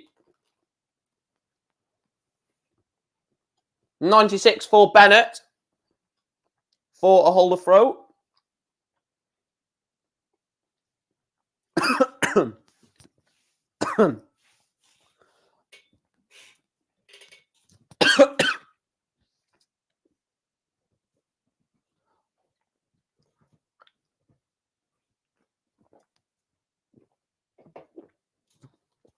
was choking on my chocolate then. Oh, bloody hell. Nearly died. nearly died choking on a chocolate orange.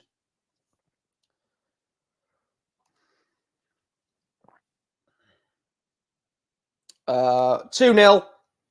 I think, if I'm not mistaken, there's 20 players that have... Yeah, there's 20 players that have confirmed their place in the final stage. Leighton Bennett is on 3 points. Hang on, let's have a look at Fallon.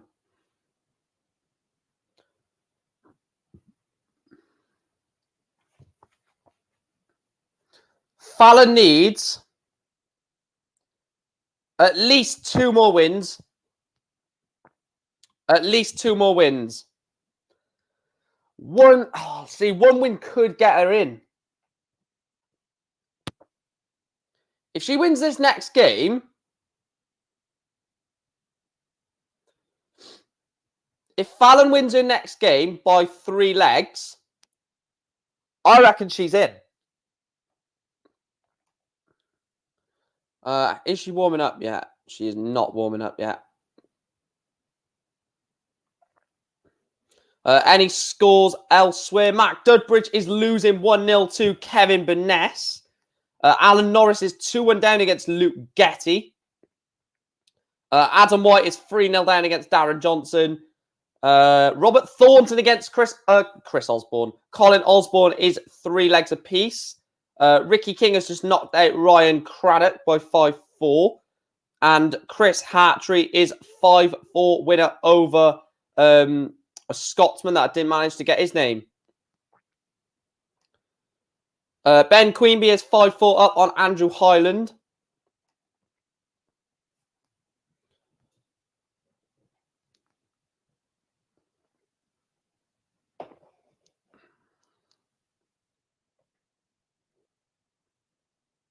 Oh, he's beat Matt Campbell, is he? Jacob Taylor. Hopefully I don't choke on this one.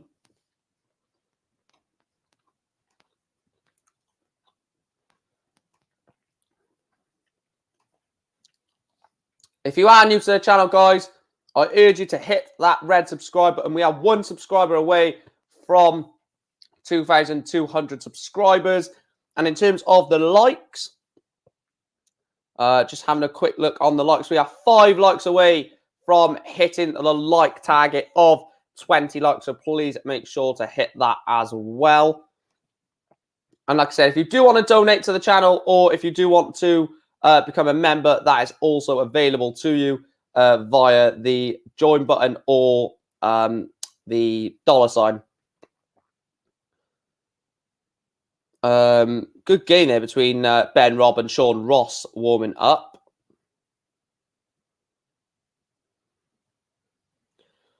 I'll tell you what, if Fallon wins this next game, there will be a lot of pressure on her in her 3rd game.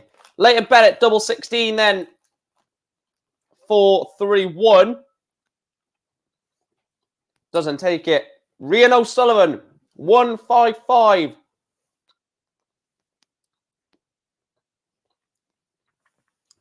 Only hits 43. Double 16 then for the leg. It goes in 1. Leighton Bennett gets a leg back. He holds the throw.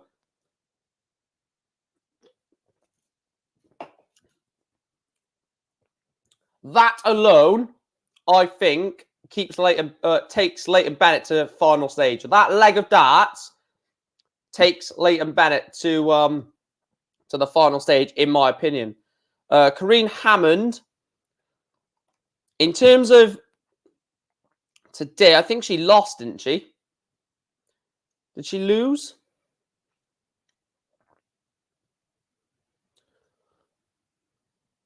Or did she win? Did she win? Yeah, she beat Dennis Coleman 5-3. She will play. She'll play the winner she'll play the player that beat John Part. So she'll play Shane McGurk. Or she might be playing him now, actually, to be fair. Let's have a look. Is she playing now? No, she's not playing now, but she will be on against Shane McGurk. Danny Lauby is coming up in a bit against the player that beat Jack Langston. Yeah, she won 5-3. In terms of her place in final stage, it needs to be a last. She needs to win the. She needs to win a day. She needs to win her a quarter final. So she needs to be one of the 8 winners of a day. Otherwise, she's not going to get it. Yeah, there's 20 players that have secured their place in final stage. We've hit 2,200 subscribers, so big up to every one of you guys. Massive appreciation to all the people subscribing and liking. As always, massive shout out to you. We are now, I can change that. Let me see what it's currently on.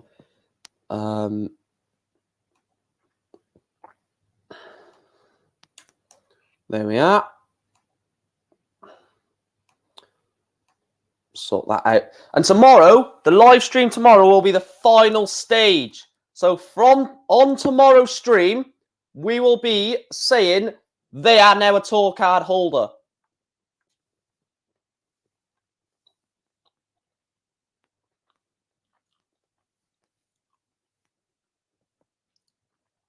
Yeah, Matt wasn't getting out, or wasn't getting to an out often. Very impressive. Yeah, I really like Matt Campbell. He's such a solid player. We've seen him in a few events now, Matt Campbell, and he is not disappointed at any single one. He was very good at the World Cup with Canada. Jacob Gwynn has beat Matt Lawrence, 5-4. Yeah, he was very good at the World Cup with Canada. Very good at the Grand Slam of Darts. Very good at the Worlds. So he's definitely a player that is on the rise, Matt Campbell.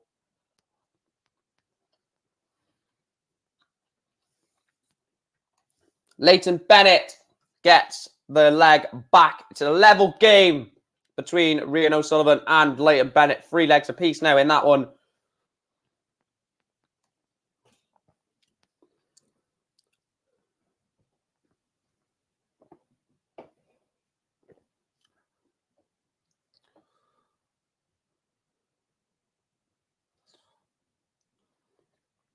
Just refresh that.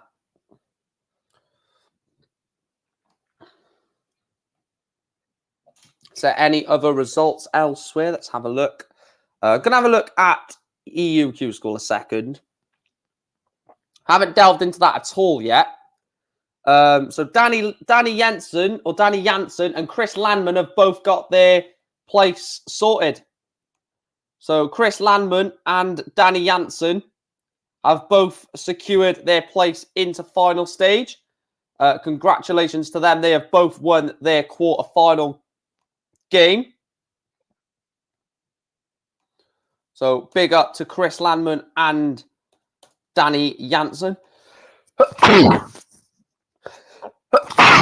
Excuse me. Oh, my Lord. Can't stop sneezing. So Chris Landman and Danny Jansen will both take part in final stage. We will also have one of Aya Konterman or Denny Older-Kalter at final stage. And then we will have one of Tobias Schieffel or Martin Dracht at final stage. So 2 players are in final stage from today out of the EU section. Fallon not warming up yet, I don't think. I can't miss the Fallon Sherrick game because people in the chat will murder me. They'll get their pitchforks out for me if I miss Fallon Sherrick's game. Connor Scott 1-0 up on Robert Turner, 79 average in that leg. Danny Lauby is just kicked off against Martin Turner in that one. Andy Jenkins 2-0 up on Martin Fowler. Richie Burnett 1-0 up on Joseph Hayward. John McGurk is leading Sean Thomas, Sean Thomas 1-0. Ben Robb 1-0 as it stands against Sean Ross. Thomas Lovely, I'm not too sure if it's any relation to Eddie Lovely, has won that one. Nigel Roberts losing 3-2 to Daniel Ayres.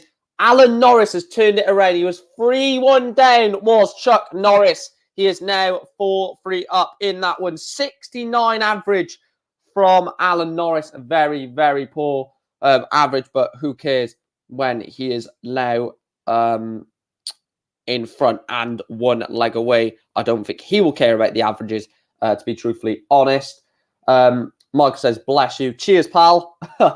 1-2-8 for Rian O'Sullivan. I'll stay with you to see if this goes. It doesn't. So Leighton Bennett wants 8-8 for the match.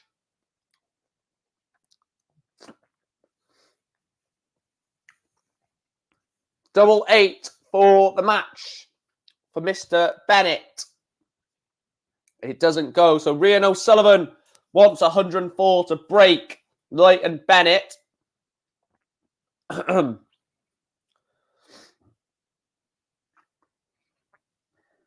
To break the throw, it doesn't go. So 8-8 for Leighton Bennett to win the match 5-3. You expect this to go. It's just waiting for this to flash up in yellow, and it doesn't. So 63 for Rian O'Sullivan to get a leg that realistically she shouldn't have got. Leighton Bennett missing several amount of darts here to the back end of the leg. And she misses more as well. Leighton Bennett. Nearly 30 dart leg. And he's busted it. Rian O'Sullivan. For a 25 dart leg.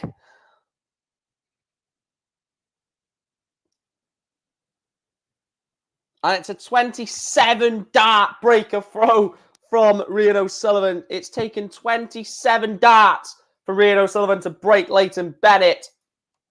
Leighton Bennett was messing up on his score, and then Rian O'Sullivan wasn't taking her shot out, and it was manic trying to get to the finish line in that one. But it doesn't matter because the Welsh woman, I was going to say the Welshman, but obviously she's not a man. Last time I checked. The vote is still saying heavily against Fallon.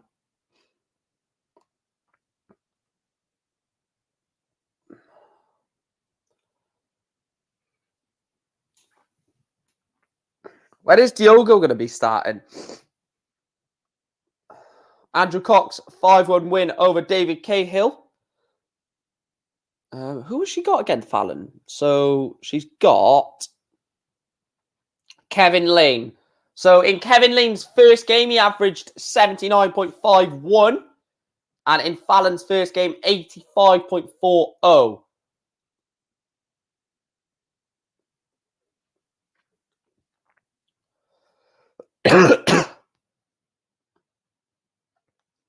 You'd expect Fallon to have enough, I think. 1-2-5 to leave 85 to leave 1-2-1, sorry. 85 for the match.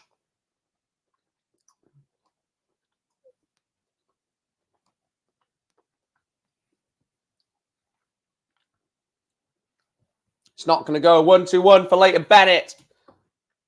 He should have won this game already. This shouldn't have gone to this deciding leg, and he's only hit 96. I say only, as if I'd be able to hit that. 43 then for Rian O'Sullivan. 3 for tops. Bottom to top of the board. 25 for Leighton Bennett. Are you going the devil finish? To do the devilish finish, and it goes into darts. Leighton Bennett with an 82 average gets over the line against Rian O'Sullivan. Let's have a look at what is warming up.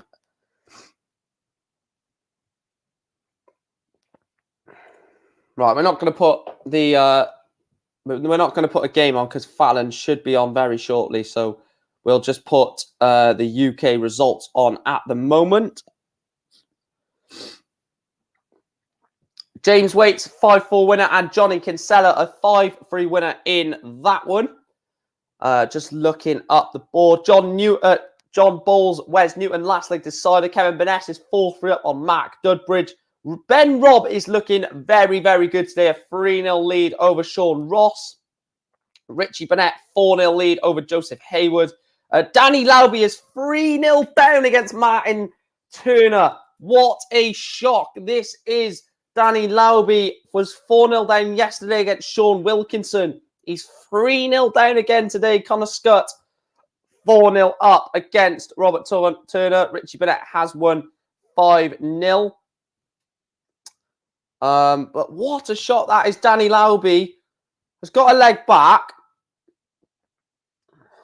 Wow, wow, wow.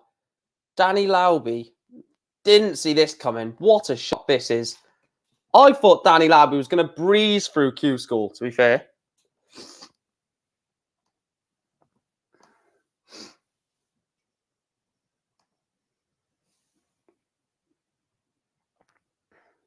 So Arjan Konterman is one leg away from securing a place in final stage over in Niedenhausen. He is 4-0 up on Denny Old Coulter.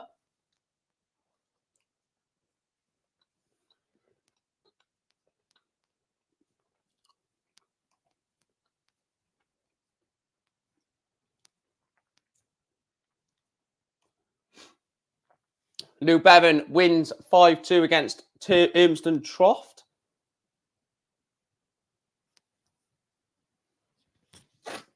I don't see why the Fallon game has not started, because Fallon finished like not sure how long ago it was, but Kevin Lane has finished ages ago. Thornton won 5-0. Reckon he needs another win or two to make it to the second phase. Let's have a look at Thornton. Where are you, Robert? By the way, you don't get points for now he's in the points, sorry. One more win takes him to 4 points. And he's on a plus 12 leg difference. So I'd say I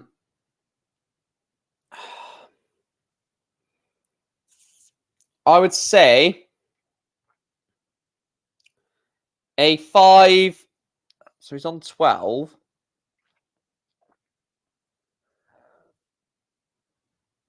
I'd say a 5-1 win. 5-0 or 5-1 secures it in his next match, in my opinion, Luke. So 5-0 or 5-1 in Robert Thornton's next match, and it could be secured. Who has he got in that next match? That is results, sorry. Oh, I actually need that, to be fair, don't I, to look who he's got in his next match. I knew there was a reason I'd done that. I don't think he's... Right, is there anyone playing on board 8? Board 8.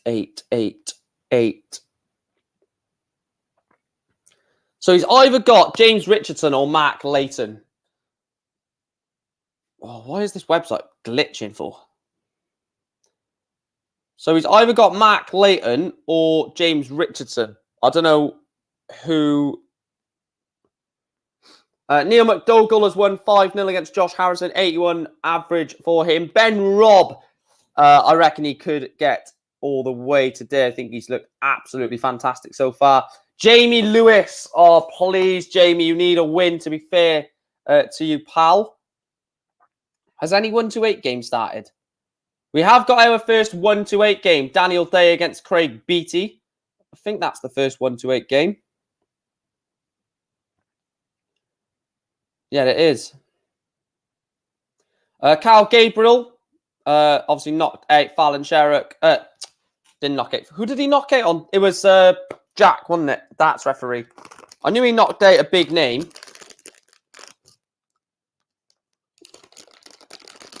Jack is not a big name in darts. He's a big name in like just a big name.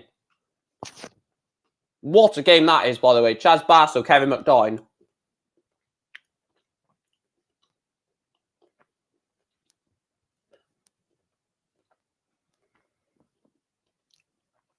Wow. Danny Lauby has pulled it back to 3 legs apiece in that one. Danny Lauby was 3-0 down. It's now 3-3. Danny Lauby has gone from 3-0 down to level it up at 3 apiece. What a scoreline that is now.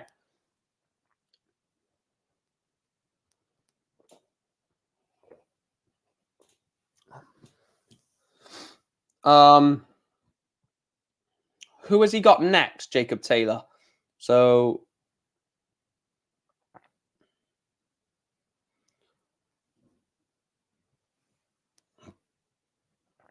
Jacob Taylor has Steve McNally next. So I think the way it works is the top 2. So yeah, Niall Cullerton against. Hang on, I'll be able to check for you now. So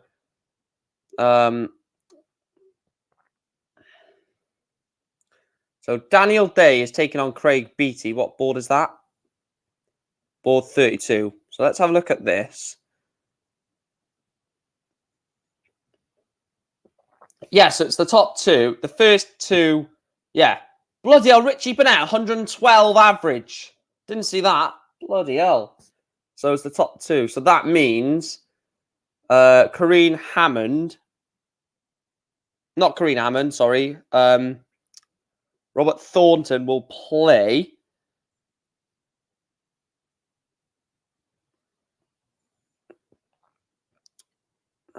Robert Thornton will play James Richardson. No, he won't. No, he won't. Robert Thornton will play the winner of that other game.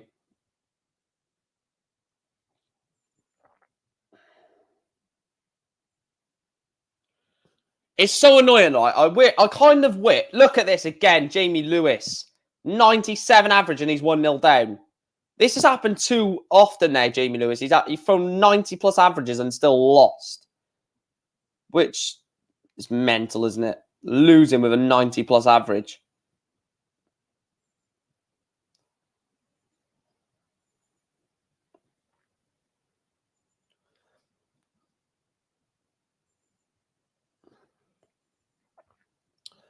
It's quite annoying because like if Fallon wasn't playing, I probably would have put the Jamie Lewis game or another game on. It's just I do want to cover Fallon because I know it's a lot of attention around here. Nitin Kumar with an 85.78 average gets over the line, beats Connor Beasley by 5 legs to 1 in that one. It's going to be an interesting end to the day, I think. There's a lot of players that, like I said at the start of the stream, are desperate to go on a bit of a run, desperate to get something from the day. So they're going to be watching other results, thinking, you know, that's going against me sort of thing. 24 players have secured their place in final stage. I will quickly run through the players that have guaranteed their place in the final stage should they not go through as a day winner. Robert Owen, Jason Hogg, Christopher Gillian, Danny Lauby, George Killington, Andrew Hyland, Darren Johnson, Scott Campbell, Stu Wilson, Chris Quantock, Lee Budgeon, Matt Clark, Nathan Gervin, Kevin Burness, Stephen Burton, Simon Stevenson, Jamie Clark, Dan Reed, Joshua Richardson, Owen, Emmett Bowden, Mike Gillett, Ben Hazel, Tom Lonsdale, and Kevin McDine are all 100% guaranteed a place in final stage. For EU, we've still got... Wait, have we got... So Arjan Konterman is through into stage or into final stage over in Niedenhausen. He has won his quarterfinal game. So he has booked his place into final stage there with that victory. Congratulations to Arjan Konterman. Let's have a look at the chat. Good morning from Newfoundland, Canada. Rooting for Fallon. Thanks for doing this again today, Mike. Very, very welcome. I'll be doing it again tomorrow. What's the date tomorrow? Tomorrow, Thursday, Friday, Saturday. And then that'll be it for Q School. And then we move on to the Pro Tour. Yay. I'll tell you what. Doing these streams for Q School is hard. For the Pro Tour, it'll be a lot easier because it's a maximum of 128 players. Excuse me.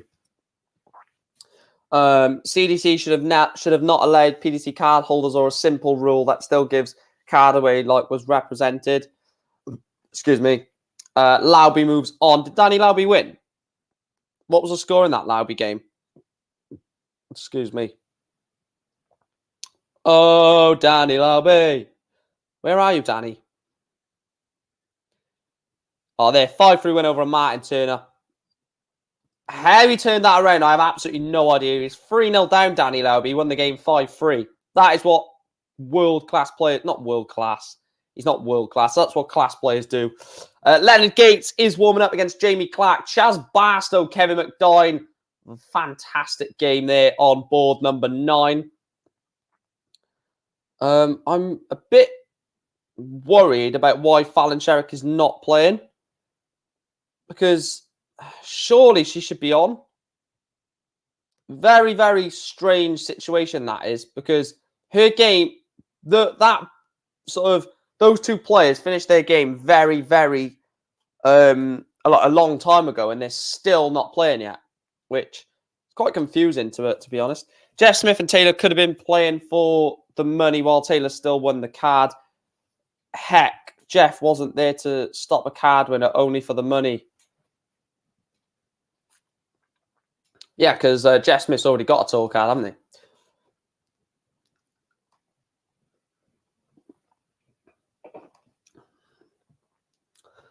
As soon as players confirm their sort of final stage place, I will let you guys know in the chat. So it looks like 4 points with a plus 21 leg difference will get you through. That is the minimum so far. So far, the minimum to get you through is 4 points with plus 21 leg difference. So Adam Atkinson wins a game, he's through. Leighton Bennett wins a game, he's through. If Connor Scott wins a game, he's through. Leonard Gate wins his game. Dave Wardowski. Diogo Portela is maybe in trouble. Obviously, no, he won't be in trouble. The players that are in trouble, I would say, are from Jacob Taylor down. So Jacob Taylor, Kevin Lane, Robert Thornton, Ross Montgomery, Paul Nesbitt, Ian McKenzie, Tony Newell, Christopher Wickenden, Justin Smith, Scott Williams, Robert Nelson, John Boyle, Richie Burnett, Mike Warburton, Jack Patterson, Ian Lever, Josh McCarthy, Adrian Gray, David Ladley, Jamie Lewis, Mark Layton, and Kurt Parry. I would say those are the ones that are in danger, potentially, because they're everyone with less than 4 points. Obviously, Fallon needs something massive, to be fair. She needs... So, a win in her next game. A win in her next game. Let me just zoom out on this a little, just by one smidge. So, win in Fallon's next game will get her on to 3 points. If she wins it 5-4, she'll be on 3 points with a plus 6 leg difference, which will put her into 65th place out of 72. Put it this way, she has to win the game. Put it that way, she has to win her next game. She loses, I don't think she gets in. And for me, you cannot put someone in the Premier League that didn't even get through the first stage of Q School. That's just my opinion anyway, but what do I know? I'm just a darts fan and a darts pundit, commentator now, a darts streamer. What do I know, hey? What does the entirety of the darts community know? Absolutely nothing, according to the PDC. Because you cannot put someone that's lost the first round game of the World Championship in the Premier League And for second of all, someone that hasn't even got through the first stage of Q School. Not like she's run close of getting a tour card. At the moment, she's not even on course to be in the final stage where you pick up your tour card. So Alex Kleiben beats Ben Hazel 5 legs to 2. Any other interesting scores? Aaron Monk 4-2 up on Stephen Beasley. Jamie Lewis is now 2-2 against Nathan Gervin. Kirk Parry losing 3-0 to Dave Prinz. Nathan Derry's 2-1 up on Alex Chubb. Anything else going on? It's all a bit quiet for once over in Milton Keynes. Ronnie Rickner is 5-0 winner over Tavis Dudney. It's also 3-3 in Niedenhausen. I'll tell you what. No, I won't do that. It's 3-3 between Tobias Schieffel and Martin Dracht in Niedenhausen. The winner of that will get themselves into final stage. Tobias Schieffel and Martin Dracht are playing for that.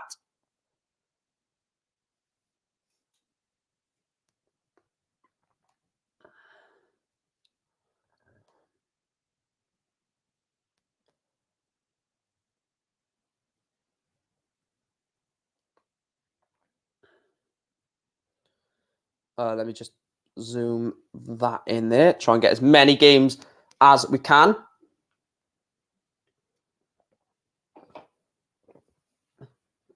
Lee Cox, 5-0 win over Dale Howard. Actually, let me try something a minute.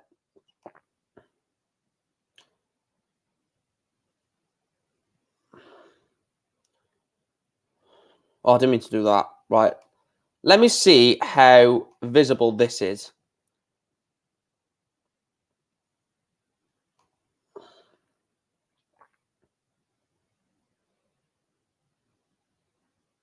Right, let me see how visible this is on my screen. Right, is that visible for you guys? Let me know if that's visible, because that's trying to get more games on a screen at the same time, so you can sort of follow as many games as possible. Let me know how visible that is. If it's not visible, we will zoom in. Mark Layton gets the 5-3 win over Matt Gallett.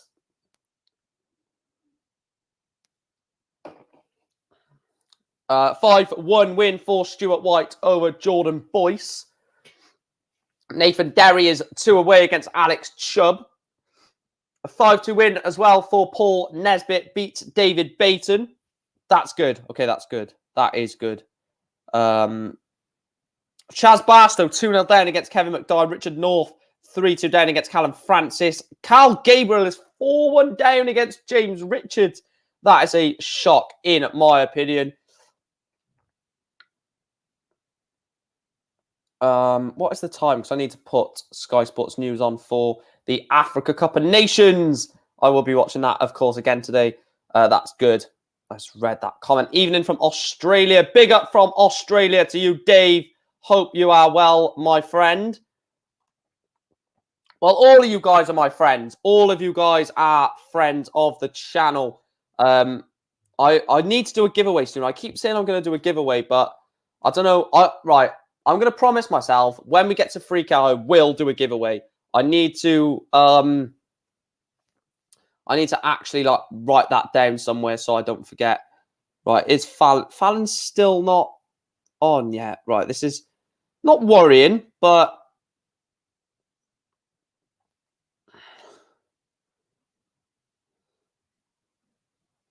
there we are. Right, I will be back. I'm literally going to be 2 seconds. I'm just going to put Sky Sports on my PlayStation. I'll be literally 2 seconds, guys, but keep hitting that like button, keep hitting the subscribe button.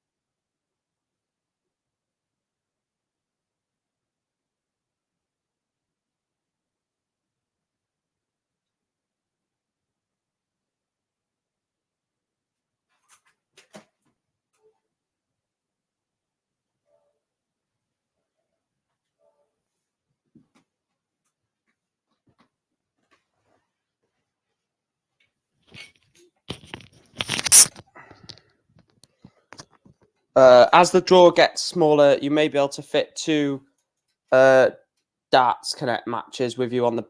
no, I won't be able to do that because for some reason they don't let me put 2 on there. I've tried it before. It literally doesn't let me put 2... wait, am I muted? No, I thought I was muted then. It doesn't let me put 2 on there, unfortunately, but hopefully that's good, though. Hopefully it's not. Actually, that looks a bit tiny for me. Are you sure that's... We might zoom in a little bit. There we go. Any players warming up? So, Kareen Hammond is warming up before Fallon has even started to warm up when Kareen Hammond, Shane McGurk players were finished after Fallon. Carl Beattie is into the top 64. Just making sure I've not missed her starting. Dave Prince beats Kurt Parry by 5 legs to 1. Josh McCarthy is also through 5-0 against Carl Dockerill. Have we got a result for the match between Martin Dracht, Thomas Schiffel? We do. Martin Dracht is into the final stage of Q School. He beats Tobias Schiffel by 5 legs to 3, which means he is into final stage. The final man of stage A over in Niedenhausen, which means what do you call it? Which means that is done for Q School over in Niedenhausen. As it stands, obviously, we do have a B section, so there's no European Q School as it stands. That will be put on hold. I think they resume at 2 o'clock today. I'm not too sure on that one. Might be a 2 o'clock restart. Could be wrong. I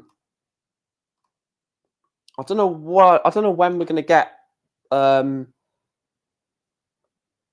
update on Fallon Sherrick's game.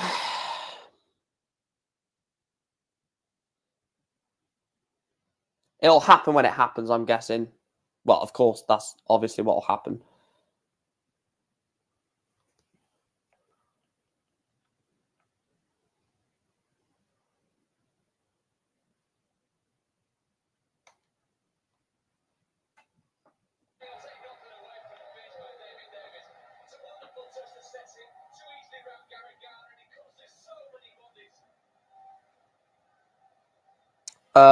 Think she'll be on after the game on board 4, after Montgomery and Nelson finishes. Oh yeah, because then she'll play the winner of Montgomery or Nelson, won't she? Nathan Derry 5-2 victor over Alex Chubb. Daniel Cooper 5-2 win over John Imrie. Have we got any more players officially qualified? We're going to be doing this all throughout the... Wait, why is Scott Taylor... I'm so confused. It says Scott Taylor as... Why has Scott Taylor got his... Scott Taylor, where are you, Scott?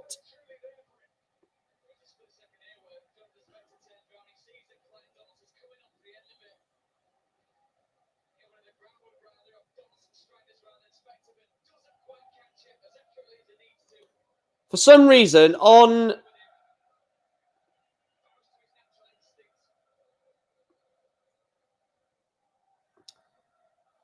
This doesn't make any sense. Because in the UKQ school, Scott Taylor has got the dark green, which means he's qualified for the final stage. But I'm so confused. I actually don't know why that has happened. What? That doesn't make any sense. I'm so confused with this Scott Taylor thing. So Scott Taylor is in 31st on the order of merit with 4 points plus 11 leg difference, where it says he's automatically qualified. However, there is players above him that have got better leg difference and they've not already qualified. Unless they're about to update that when I refresh it. No. So what's happened with Scott Taylor then? Fallon Sherrick, if she wins...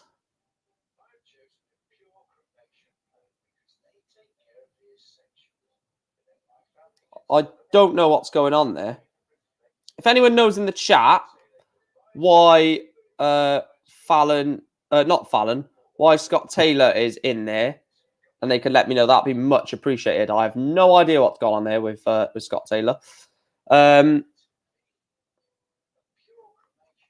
Ross Montgomery has beat Robert Nelson by 5 legs to 2, which should mean Fallon Sherrick is on very, very shortly. Chaz Barstow is 4-3 down against Kevin McDine. Chaz Barstow, what is he looking at?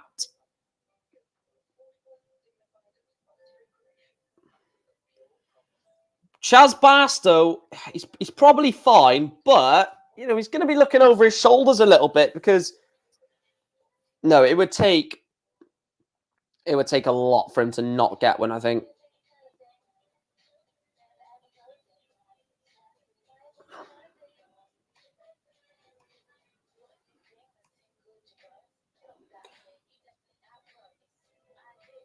Yeah, so Fallon wins this game. She's on +6.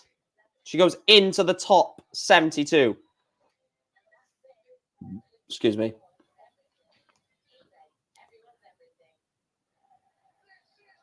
Right, I'll zoom in a little bit.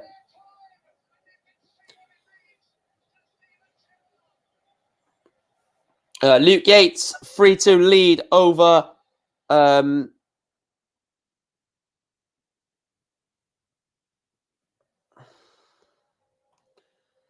Scott Taylor. Someone says Scott Taylor isn't playing. Oh, has he been knocked out, is he?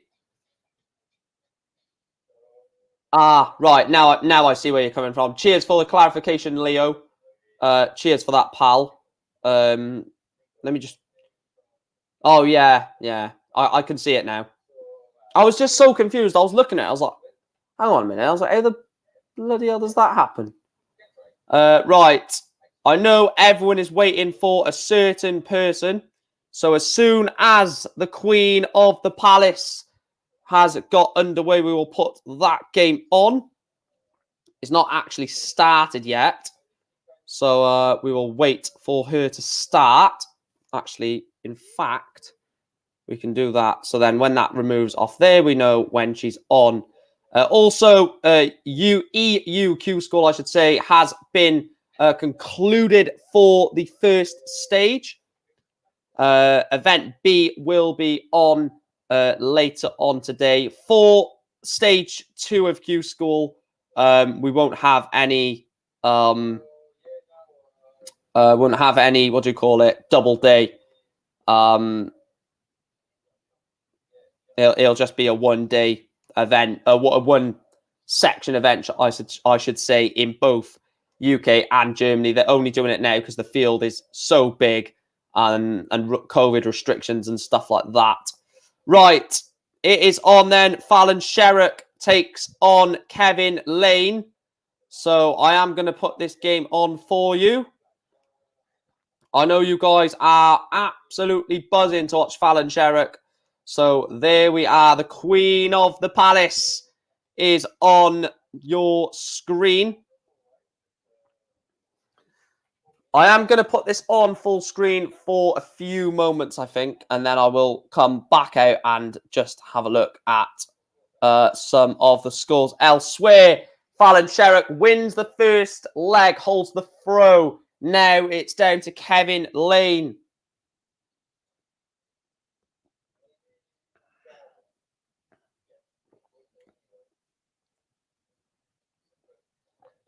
Oh, yeah, they're at... Yeah, forgot about that.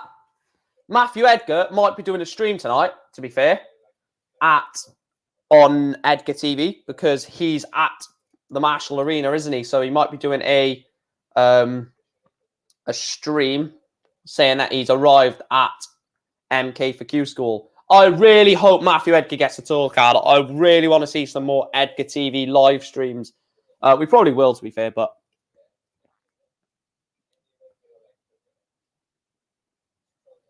Yeah, I know the headphones do work to, like, put out a good amount of sound, but I want to get a proper microphone so I can set it up by the side of me. Because you can't see the setup now, but the setup I've got is quite decent because I've got the laptop right in front of me. I've got it on charge. I've got the ring light behind me. I've got like my phone to the side that's got the comments on, which is stood up on a stand. So I've got the comments on so I can just read the comments. And then by the other side of me, I've got like my food and drink and stuff. And then on different tabs, I've got all the different scores. So it's so easy to just flick through different tabs and look at the scores and stuff like that, check the averages. It's so good, this sort of setup I got, but I want a microphone to make it complete.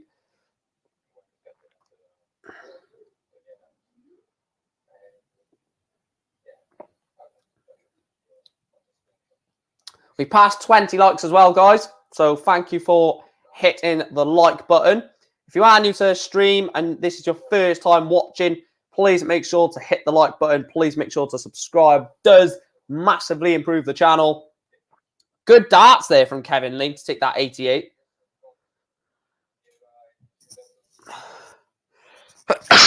Bless me. Bless me again, my goodness. But yeah, they can watch the MK Dons Wimbledon game, Eddie, for free.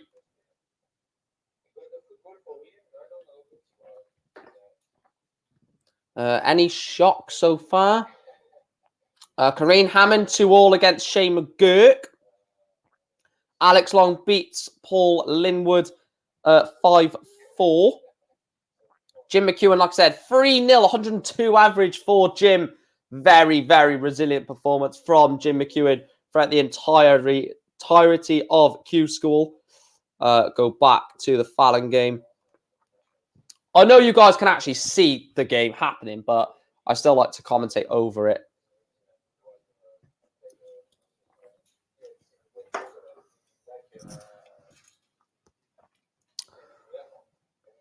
Fallon Sherrick 2-2-2. 140 for Kevin Lane. Doesn't leave a finish, of course. However, Fallon is going to want to get to something very, very achievable here. A 140 leaves 82. Or a 180 leaves 42. Don't listen to me, Fallon, love. Don't worry about hitting a 140. Just hit a max. Oh, I've just dropped my bloody Coke everywhere. That is Coca-Cola, not anything else before people start bloody saying stuff in the chat. Coca-Cola. It goes into Fallon Sherrick, leads to 192 average from the Queen of the Palace. There's a lot of people in the chat room that, I don't know if they're in today, but a lot of people that I've seen in the chat room over the last couple of days have said they hope she doesn't get a tour card. Is this week for Fallon Sherrick a Premier League qualifier? A lot of people have said this week, this Q Score week, is a Premier League qualifier for Fallon Sherrick. Are they right? Does getting a Q Score get her a Premier League place? For me, I say no, but look, it's the PDC and it's Sky Sports.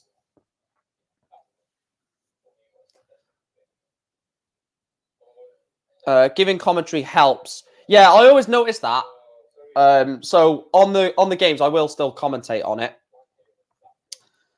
Early stages of this leg to be though, Fallon Sherrick sat on 210 after 9. Lane is sat on 217, but has got the dart. So a big shot here puts Fallon under a bit of pressure. It's probably not going to be anything big. We've not seen, and it's another turn. He's hitting those turns quite often, to be fair. Fallon Sherrick then 6 darts at 210 for not the match, but to leave 3-1.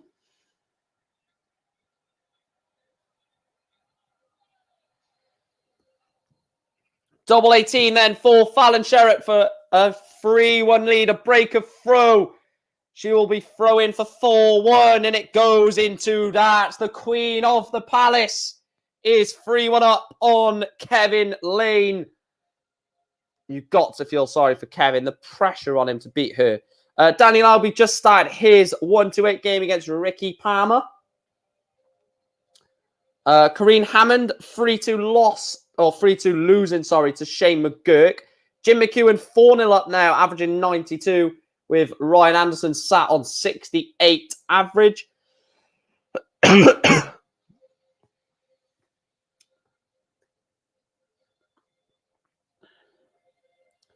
So if Fallon was to beat Kevin, she'll have the winner of Wes Newton or Ross Montgomery. Is that game being played? Is not yet. So Fallon will play the winner of Wes Newton or Ross Montgomery in the the 64, sorry, last 64. So Lane is sat on 240, Fallon Sherrock on 193.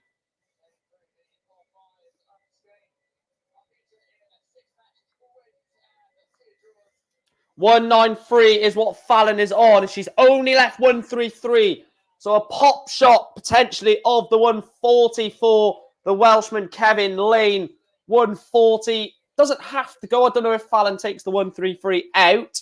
Hits a ton to leave tops. Good setup shot. So 133 then for Fallon Sherrock. Will she have a dart at the double? Got to be 2 successful trebles.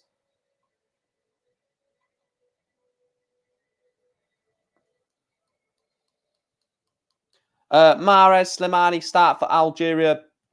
Ben Rama on the bench. Yeah, I've got that on the screen. 97 to leave 36. Tops for Kevin Lane. And he doesn't. So Fallon Sherrock, 3 darts at double 18 for a 4-1 lead.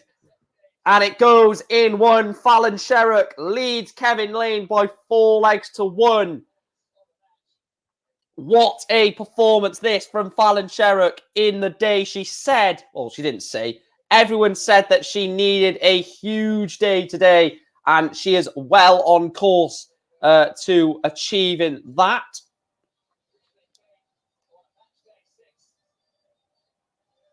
And to be fair, that voting of will Fallon Sherrock get a place in final stage is creeping up. Wonder if that is to do with the fact that she is on an absolute rampage at the moment, is Fallon Sherrock. She started the leg with 180. Can she go back-to-back 180s to set up the 9? It's only a 57. I'll say only a 57.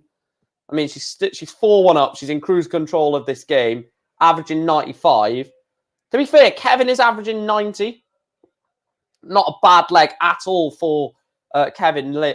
Not a bad match, sorry, for Kevin Lane. It's just moments. You say this thing about moments in darts, certain times in the game when it's tight, a 180, or when your opponent's not on a finish, piling in a 180 to leave yourself a finish. 138 for Kevin Lane to leave tops. Good darts, that, to be fair. He's looking like he's going to get a 13 dart holder throw.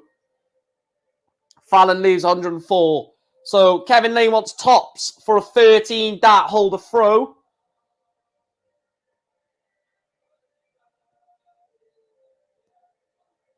Is it going to go? This is the interesting part. Does it go, Kevin? It doesn't go. Fallon has an outside chance of 104 for the break and the 5-1 win. 104 for Fallon Sherrock.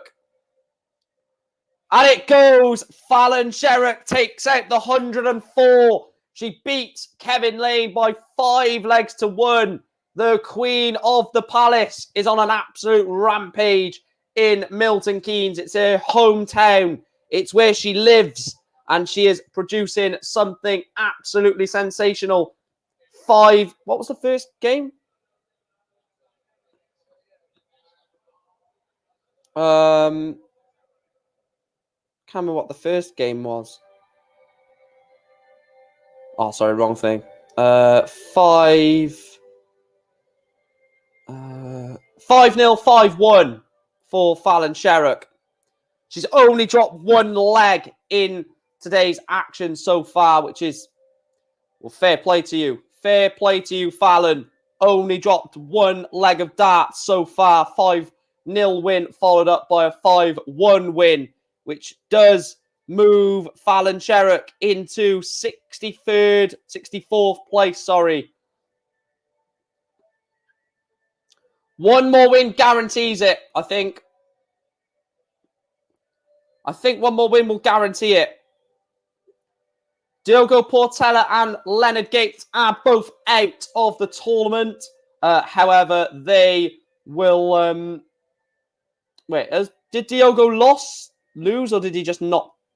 did he lose or just not turn up? Or just not play, sorry.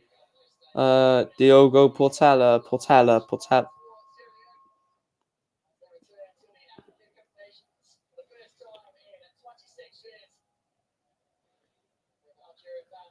No, I don't think he turned up, did he?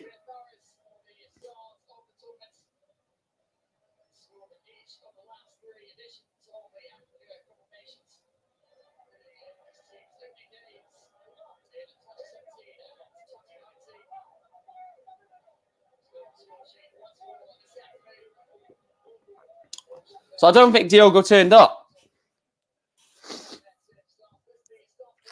She'll be in the 50s order of merit after the match. After this match, doing well from her position starting the day.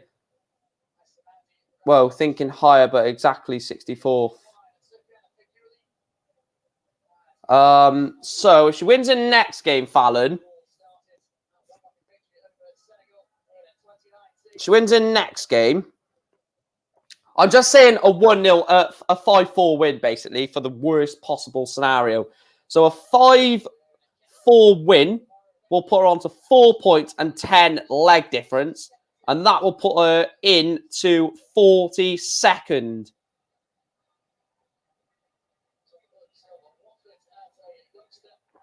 Wait, hang on. If Fallon Sherrock wins in next game... If Fallon Sherrock wins in next game by 2 legs, she's in. So a win by 2 legs and Fallon Sherrock is in. Guaranteed.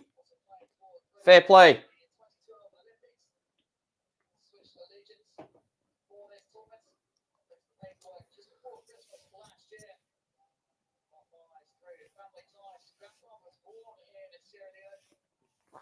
So, yeah. A 2-leg cushion, a 2-leg advantage win, and Fallon Sherrock will guarantee her place into final stage. I'll tell you what, I'm not saying she will get a tour card because I don't want to put my neck on the line and say that.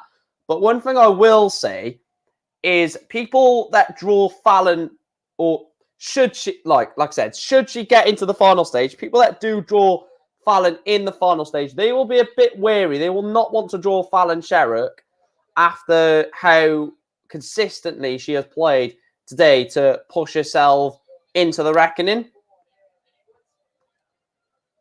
Which, like, you ask Matthew Edgar if he wants to play Fallon Sherrock tomorrow. I guarantee you he'll say no. Lee Davis beats Ryan Harrington 5-4.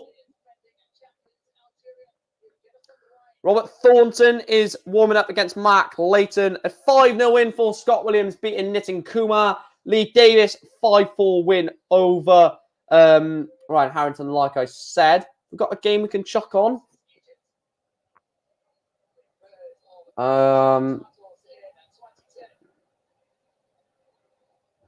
Is there a game that... If there's a game you want me to put on, guys, I will. I'm looking at potentially... No, I'm putting Leighton Bennett on. Leighton Bennett. Let's chuck the Leighton Bennett game on. Like I said, I'm still going to talk you through the other results. So I'm not going to ignore that. But let's put Mr. Leighton Bennett on. Like I said, not just going to avoid the other games. I'm still going to talk you through them. Has anyone guaranteed a place in EUQ school? Well, I think EUQ school will be guaranteed for... I would say 49 of the of the players have guaranteed their place, but we don't know yet. We just simply do not know. But 34, 35, 36, 37 have secured their final place. What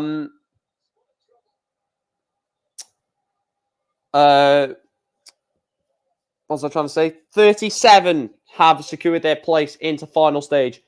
Let me just have a look at something a minute. Have they taken...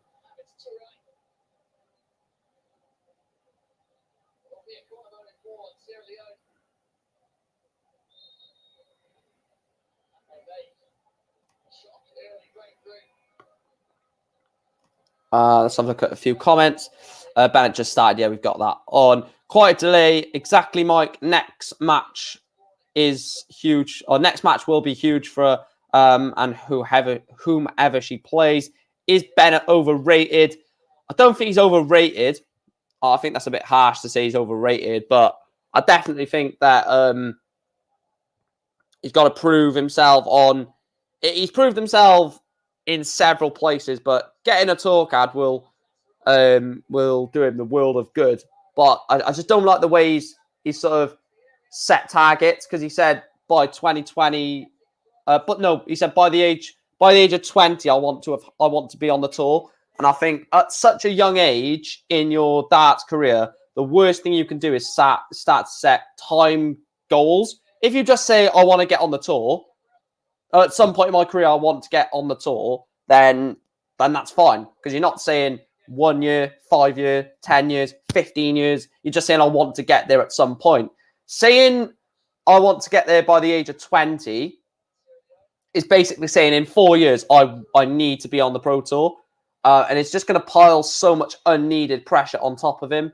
I just think it's the worst thing you can do is say, this is what I think is going to happen, sort of thing. And yeah, it's just unnecessary pressure on top of the shoulders of a 16-year-old, by the way. He's not like a 20, 25-year-old. He's 16 years of age. So it's huge amount of pressure that realistically should not be putting on himself.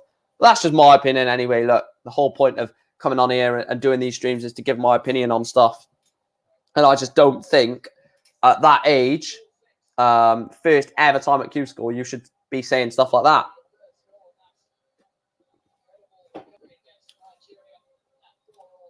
Look, he's going to get into the final stage. Let's just put that straight. He is going to get into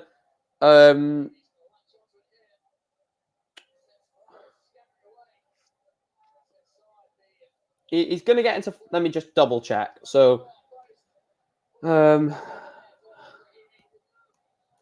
just realized I knew there was something I was meant to be doing. That was it. I wish you guys could see my my Google Chrome at the moment, because this is absolutely mental. I've got 1, 2, 3, 4, 5, 6, 7, 8, 9, 10, 11, 12, 13, 14, 15 tabs open. 15 tabs are open on my screen at the moment.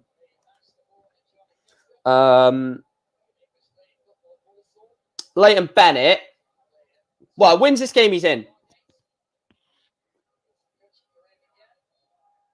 Wins this game, he's in. Guaranteed. He wants 80 to make it 2-1, and he can't. So Lee Cox wants 1-2-2. Fallon is going to play the winner of Wes Newton against Ross Montgomery. That score is currently 2-1 to the Scotsman Ross Montgomery. We are getting to the conclusion of the 1-2-8 games. We're not, are we? There is 2 more 1-2-8 games warming up, and then that'll be it for the 1-2-8, and then we are going 64.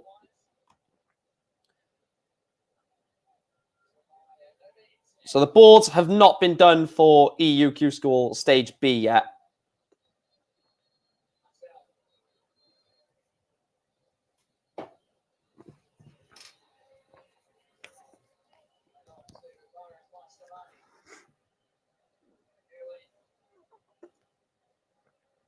I'm thinking of doing a Discord, guys. I'm thinking of doing a channel Discord.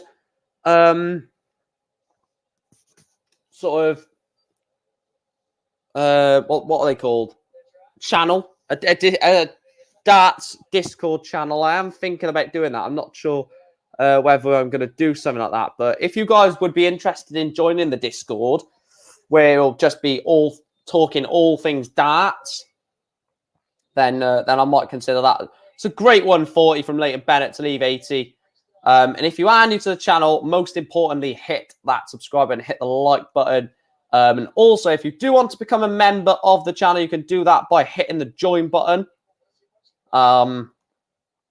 You can hit the join button to become a member. And if you want to support the channel financially, like I said, apart from joining, you can also hit the super chat, the $sign, and that is a donation, a super chat or a super sticker to the channel. So up to you with that one. Sean Fisher, I was just about to say that, Ben. I was just about to say he's gone 4-1 up against Killian Heffernan, and you've put it in the chat. So makes me, reminds me actually, because I was going to commentate on Leighton Bennett game, as Leighton Bennett has now gone 3-1 down. Mark Warburton, 5-2 victor over Will Howard. Let me know if you want to join the stream, though, Ben, because if you do want to join the stream, I'll put the link in the chat for you. Ronnie Rickner, 4-1 down against Ian McKenzie. Pestros Christodoulou is 4-3 up on Chris Hartley. Few more 64 games. Oh, no, that's the same one, sorry. Wes Newton Montgomery. Winner will play Fallon Sherrick. That is now currently 2 legs apiece. Robert Thornton, 2-0 up on Mark Leighton. Looking very good is the Fawn. I think he's pretty much guaranteed the final stage place, isn't he, Robert Thornton? Where are you, Thorn? 3 points. Wins this, he's on to 4 points. Plus 12 leg difference. Yeah, pretty much. Is there. Jacob Taylor has guaranteed his progression into final stage. So congratulations to Jacob Taylor on that one.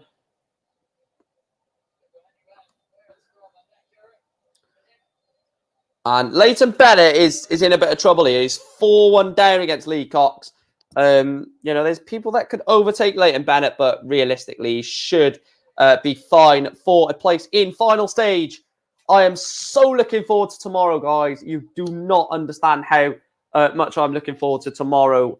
Them streams. So Wednesday, Thursday, Friday, Saturday, them streams are going to be amazing. I'm going to proper enjoy it. Make sure I wake up on time. As I literally...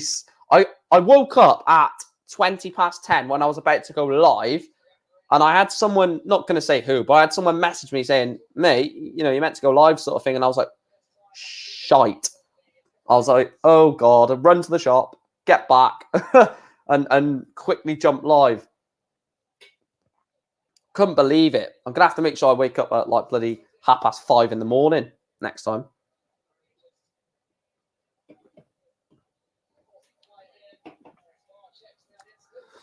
So 64 bettors left. Of course, Lee Cox cannot take out 180 with 3 darts. Can with 4, but takes the 160.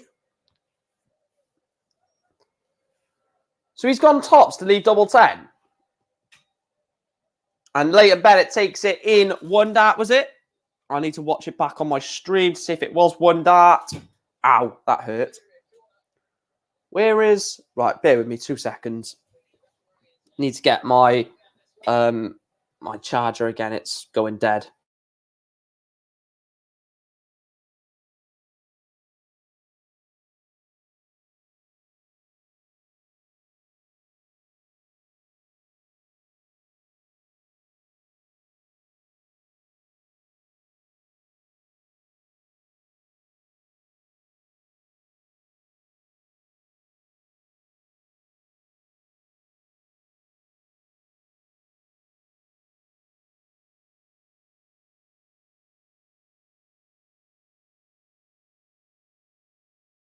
There we are.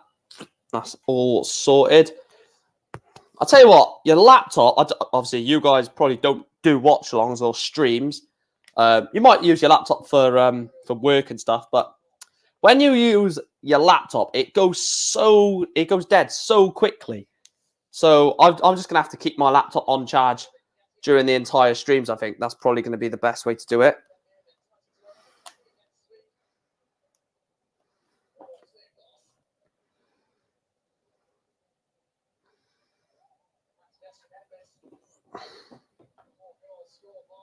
Actually, let me put in the title Fallon Sherrick because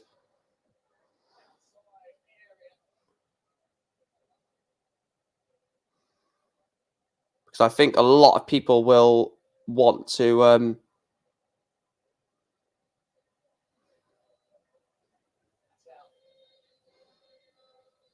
there we are.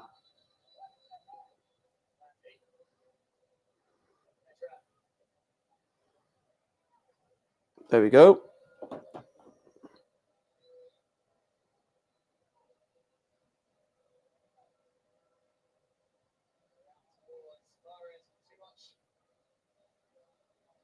There we are.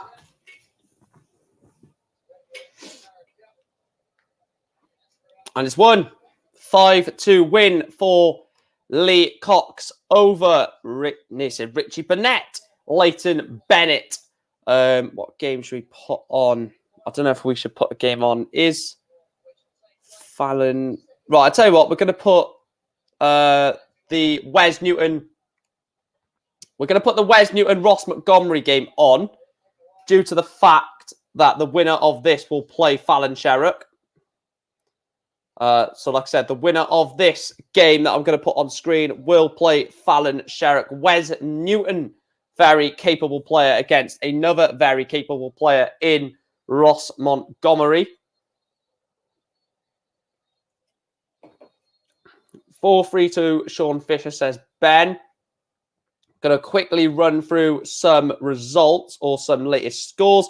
Chris Quantock loses 5-4 to Jordan Brooks. Ryan O'Connor beats Lee Budgeon 5-3.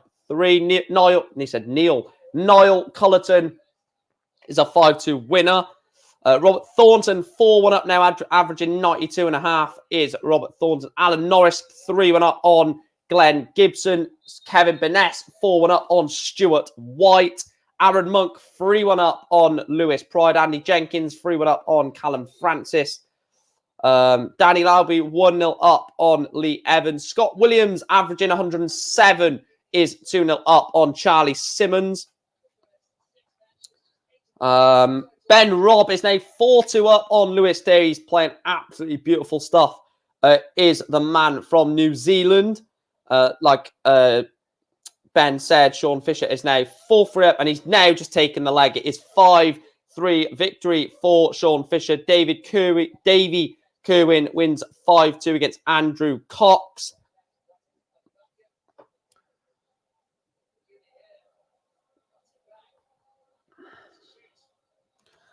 I'm guessing that comment was a bit late, or you've just seen it, that he's won the game, because Sean Fisher has now won 5-3 in that one.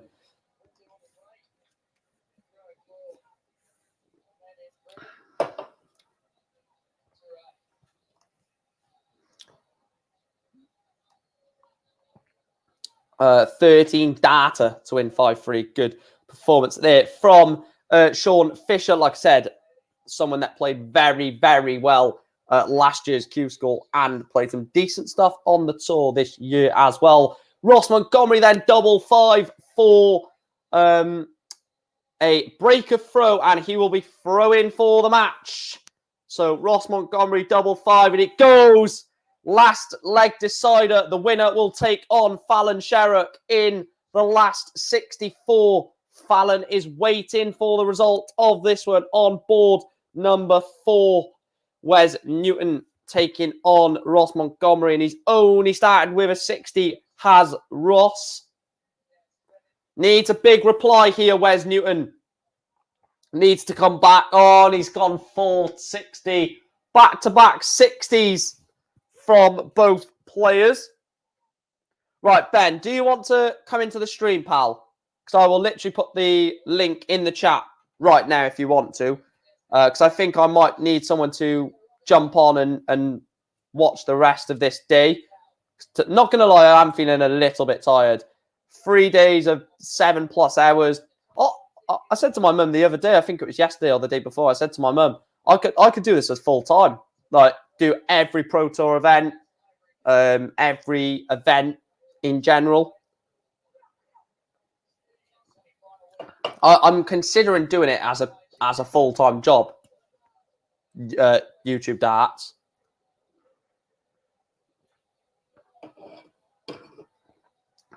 I'm sure it would work. As long as I'm doing content every event that I can. I'll have to get my my diary in a minute because I've got a darts diary with all the events. I'll have to have a look at that because I'm sure there's going to be like events pretty much all the time that I can cover.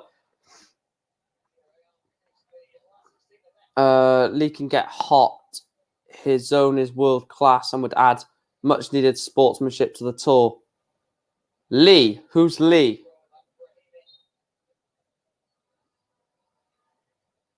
Lee.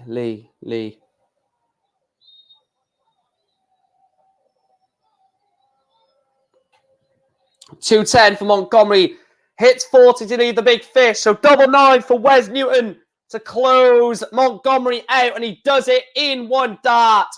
Wes Newton beats Ross Montgomery. You have the gift of the gab. What does that mean? The gift of a gab.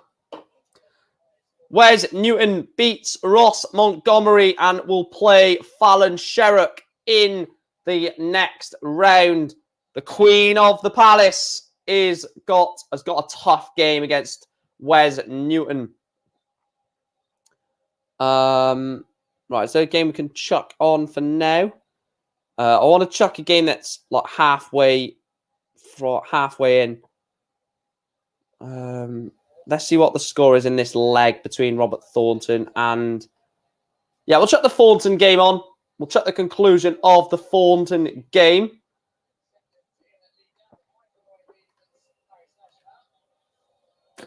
Oh, cheers, Dave, mate. That does mean a lot. Yeah, I don't know what it is. I just love talking, and which is good for commentary. If anyone watched the darts yesterday, someone else that loves talking is bloody Dion Dublin. He loves a bit of talking, does good old Dion. And it has got underway over in Niedenhausen. Or not yet, actually, sorry. It's nearly started in Niedenhausen. Let's see if there's any notable games in the first round. Trying to see if there's any notable games. Michael Rastovitz is on the same board as Nico Kurtz. So that could be a last 64 game between them two. Any others? Jose Marquez is in there, of course.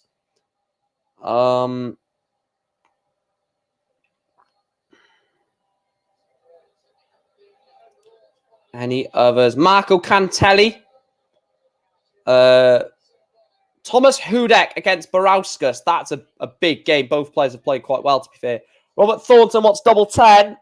Wait, I'm watching that on my screen. Has he already taken it?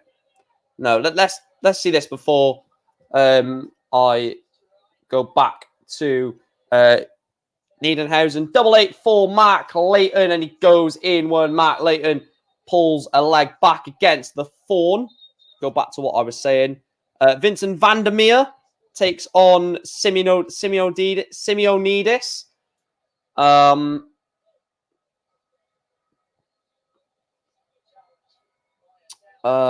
Who else? Any others? Michael Smader is in there. Trying to look for big names. Roman Benecki. Roman Benecki lost to Patrick van der Bogard yesterday, and he's got him potentially again in a last 64 clash. He'll be sick to the sight of Patrick, will the young Czech.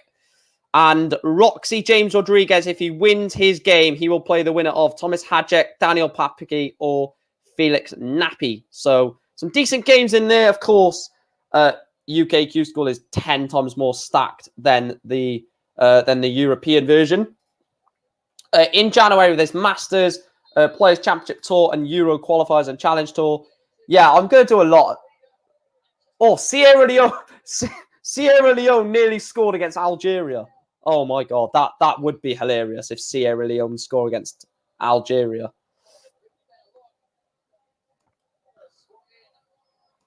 Yeah, I'm gonna have a look at my my little diary that I've got in a minute. I had to get a diary for it because I want to be able to jot some few things down and stuff. We have 796 away from 3K subscribers, which is, I can't believe how massive it's just gone, to be fair. Like the rise of this channel, mental. And there will be a giveaway at 3K. I'm actually going to do it.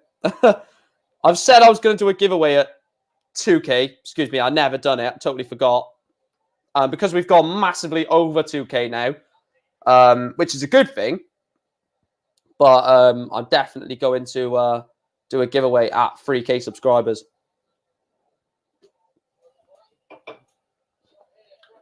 I'm not sure what that giveaway will be yet either. Probably looking at like a gift voucher or something. Double 16 for Mark Layton to hold the throw and take us to a deciding leg against the Thorn. Robert Thornton was in cruise control of this game, and Mark Layton has just been allowed to get back into it, and he's taken us to a decider. Mark Layton was against the ropes against Robert Thornton, and he's taken us to a last leg decider, which I didn't think was going to happen. I thought Robert Thornton was going to get rid of his opponent much more easier than that. Unfortunately, he hasn't for Thornton.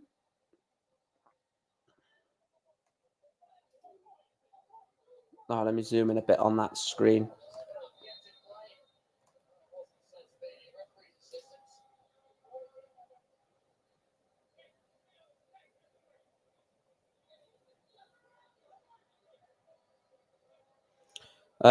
Jamie Clark 4-0 up on Philip Borthwick. Danny Lowby 3-all against Lee Evans. Maybe spelling his name wrong. It probably would be Lee Cox in the USA.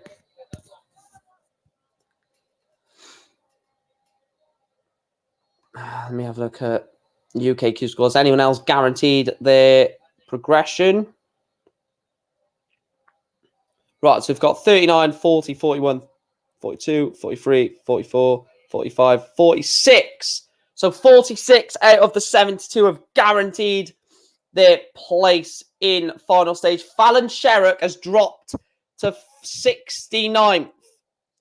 So if she gets outperformed by 3 of these,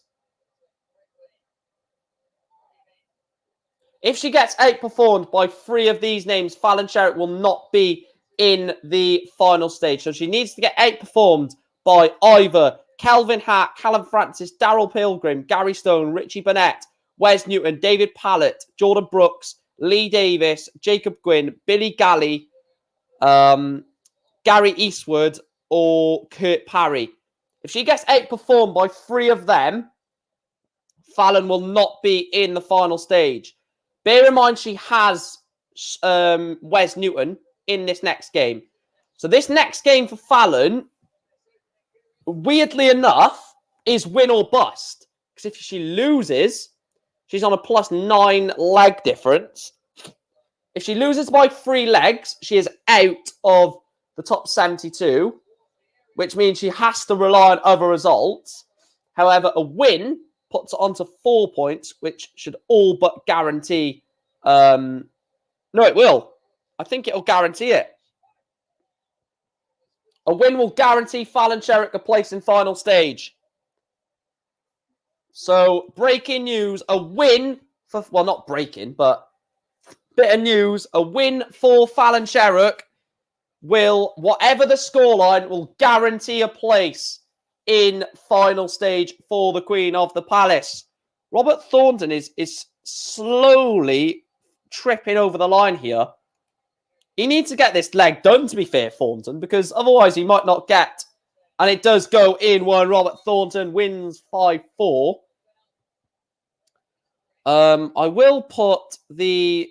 I'm going to put the UK Q School Order of Merit on screen. Let me just quickly refresh it with Thornton's win. Has that put Thornton guaranteed of a...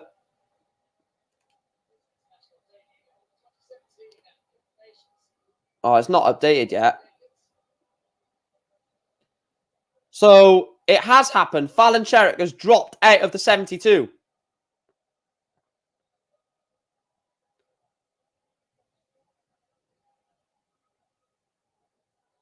Fallon Sherrick has dropped out of the 72.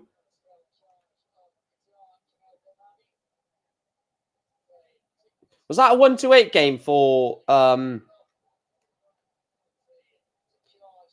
Thornton? And I think that was a 64 game for Rob Thornton, wasn't it? I'll have a look now.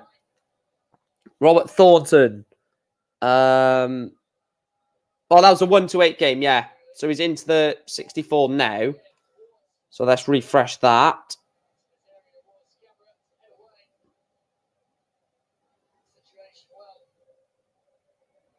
Oh, it's not updated. I will show the Order of Merit on screen now for you, Eddie. Right, so let's put the Order of Merit on screen for the time being. So this is the current Order of Merit then. So if we refresh it one more time. So as you can see in the dark green, they've all guaranteed their... Let me know if you can see that. Let me see if you can actually see this on the screen. Can you see it? Right, you can. Right, let's go back on it. So dark green, let me know in the chat if you can 100% see it, by the way.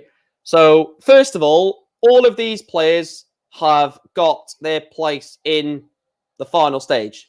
They are the players that have got through each day. So Conor Hennigan all the way down to Greg Ritchie have got it through a certain day 1 or day 2.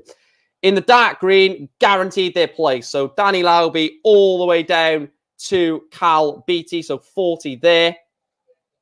Montgomery, Taylor, Portela, Gates, Bennett, Kankit, and Williams, and Chaz Barstow, all guaranteed progression into final stage. So that's 40, 42, 43, 45, 48 have guaranteed their place.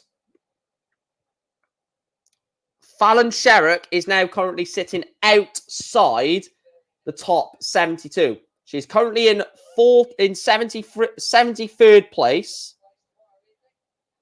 73rd place, which means if she wins her game, she goes on to 4 points with a 10-legged difference if she wins by 1.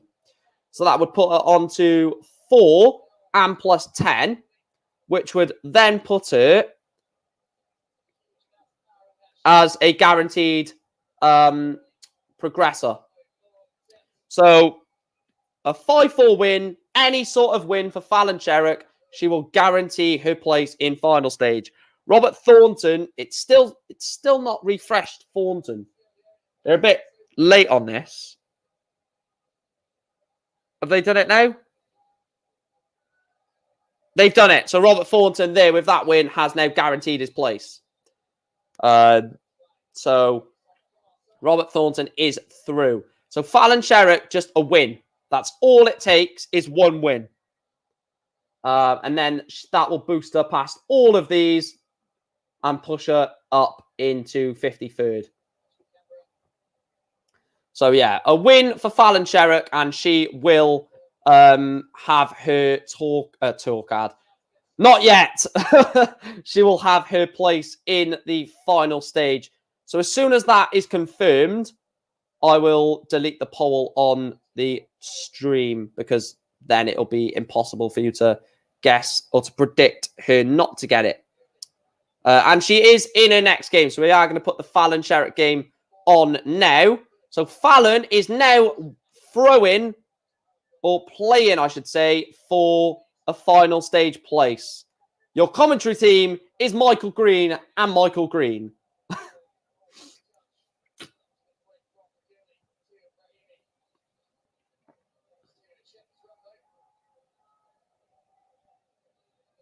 Right, I've got this on my screen where I can see all of the current games apart from the Sherrick game. That's good. So Sherrick has left 130, 140, 140, then 91. What Fallon Sherrick is doing here is absolutely fantastic, by the way. She was in a position... This reminds me of Danny Baggish last year. Danny Baggish played woeful in day 1 and day 2. Turned up in day 3, was just a different player. Ran through the field, got the win, got his place in final stage. In final stage, day 1, day 2, day 3, he was woeful. Day 3 got all the way to like the quarterfinal or the semi-final, and it was enough to get him a tour card. So it's happening again. And it goes into Fallon Sherrick. Fallon Sherrick leads 1-0 against Wes Newton. A difficult game this is. A really difficult game for Fallon. She comes through this. She's worthy of a place in final stage, if you ask me. But Wes Newton is not the player he was. I must stress that. Wes Newton is not the player that he was all them years ago. He's a very capable player back in the day. He still is capable seeing that of a 140, but he's not the player that he was. And a lot of people will agree with me there. He was absolutely tremendous. I think he was in the top 8 or something, wasn't he?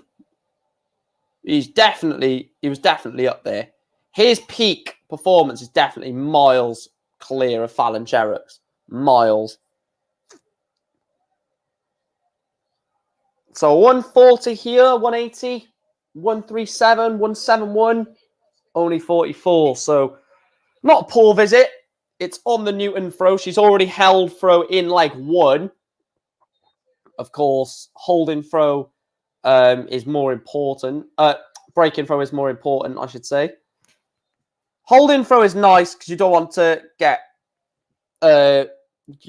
broke on your own throw, but breaking the throw, just relieving that bit of pressure to then go and then hold on the next leg and give yourself a massive chance of winning the match. 113 for Wes Newton, 164 for Fallon. This would be some way to break the Newton throw, and she doesn't take it. So 41 for Wes Newton for a level game.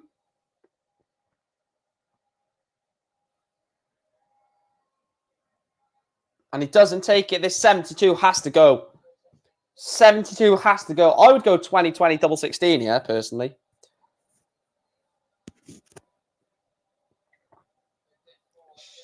She went 20, 2012 tops is what she went. Double 16 for a hold of throw, and it goes in 3 darts. I bet you Fallon was thinking, don't you go in on that last dart, but it did go in. 1-1. Very tight game, this. Very, very tight. Means so much for both players. Wes Newton, I think, needs this one as well, doesn't he? Wes Newton, where are you, Wes? Yeah, a win for Wes Newton doesn't bloody hell. A win for Wes Newton doesn't even guarantee it. Has anyone else guaranteed their place in final stage? Paul Nesbitt has also guaranteed his place in final stage, so big up to him. Jamie Lewis is in a last leg decider against Thomas Lovely. This probably needs to go. Jamie Lewis, I'm going to put this on a second screen. I won't show the game. Don't worry, I'll keep the Fallon game on for you guys. But I want to keep my eye on this because Jamie Lewis,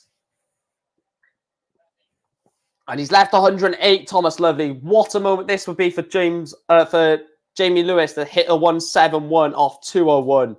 Not, I reckon he'll probably hit a 140 here just to leave himself.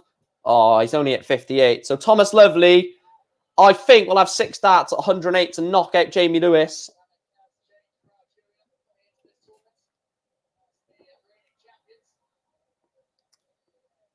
And he doesn't. Jamie Lewis has an outside chance of 143.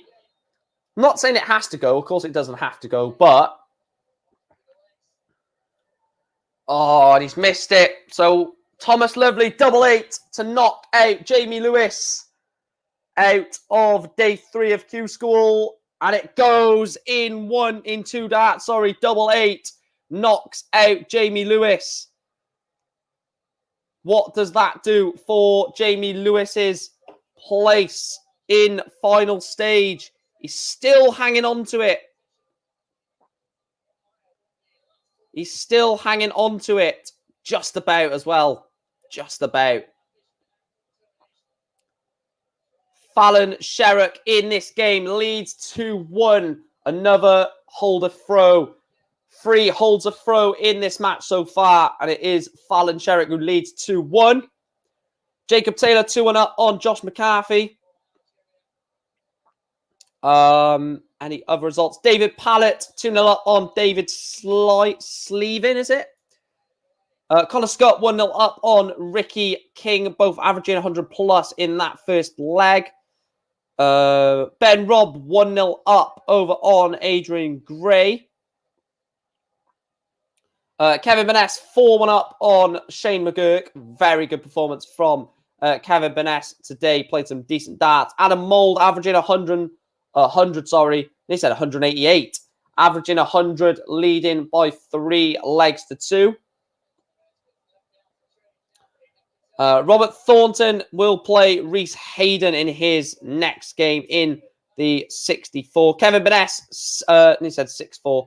5-1 win for Kevin. Gets him over the line against Shane McGurk. Fallon sat on 204. Wes Newton sat on 300. 256 now. Advantage Fallon Sherrock.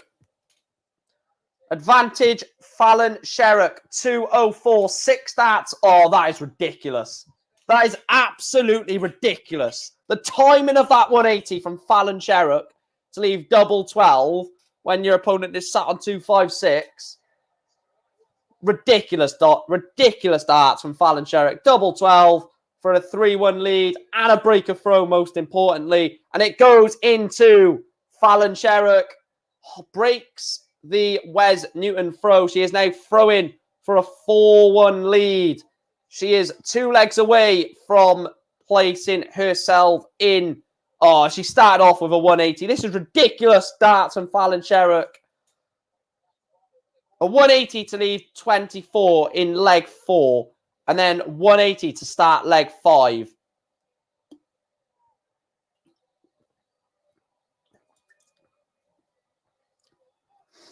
Wow. Wow, wow. Oh, Wes Newton might have had a bounce out there. Might have had a bounce out. Can Fallon go back-to-back maximums? She can't. Only 83.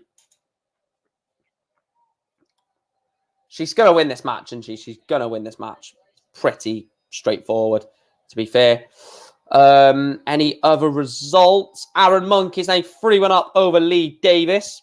Mike Warburton is warming up on board number 28, that is.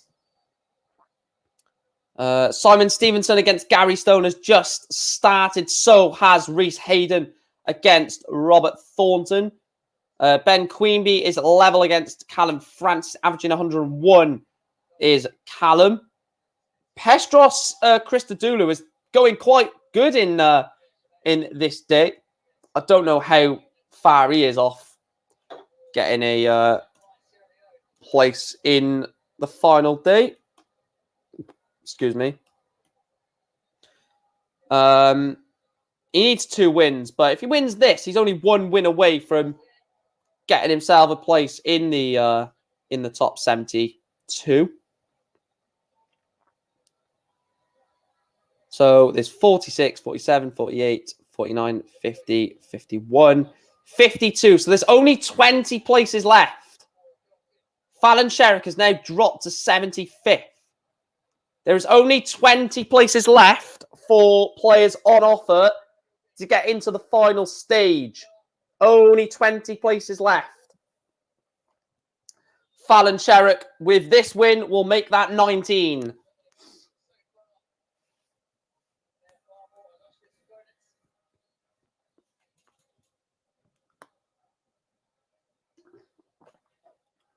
Finish my Coke. Like I said, Pepsi, not other. She has the skill to perform under pressure. Not everyone has the skill that has helped her when she's been on stage. Oh, right, okay. She has the skill to perform under pressure. Not everyone has that skill that has helped her when she's been on stage. And another thing that's helped her on stage is the fans as well. Let's call a spade here. Every time she steps on that stage, whether it's Ali Pali, whether it's Wolverhampton, whether it's Denmark, they all love her. So they're going to give her as much support and as much helping to a victory as physically possible. Plus, with the ability she has, hence why she wins a lot on stage. But as we're seeing now, she's putting in a great performance. She leaves a ton to leave 76. And it says to Wes Newton, you need to take this, pal. Otherwise, I'm going to be having darts to go 5-1 and win the game. And that's great darts from Wes Newton. Because the pressure he would have been on to take that last dart in hand as well would have been mental pressure. Mental. Big up to everyone in the stream as well, by the way. Massive plaudits to you. You guys are absolute legends for constantly sticking around on the stream. And if this is your first time watching the Mike Green YouTube channel, then please consider dropping us a sub. Please do consider liking the stream as well. I will see how many likes we're on once it loads. If it's going to load, is it going to load? Why are you being an idiot? We had 29 likes, so we're 1 like away from 30. We've got 60 or nearly 60 votes on will Fallon Sherrick get a place in final stage. I said yes. I said yes. So,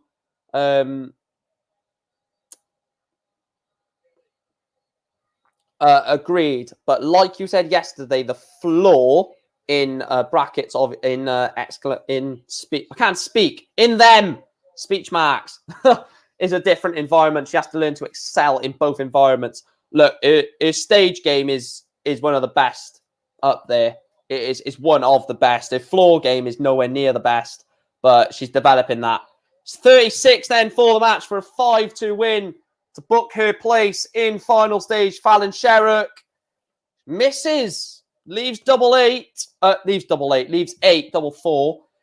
Wes Newton is not on a finish, luckily, and he's only at 59. So double 4 then for Fallon to finally get over the line in the match. And for a 5-2 victory, first dart in hand, Fallon Sherrick gets her place and secures her place in PDC Q School final stage. A very comfortable win for Fallon Sherrick.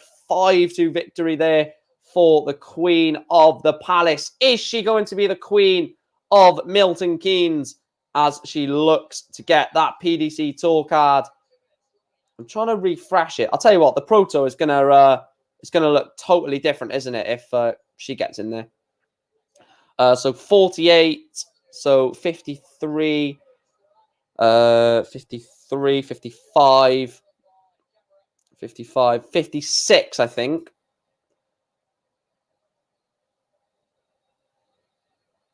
Yeah, so we've got 14. So we've got 54 in there, then 56. So we've only got 16 places left. There's only 16 places left on offer for final stage. Which game are we going to put on? We need to think wisely about the games now because... Right, let's have a look who needs to win. Let's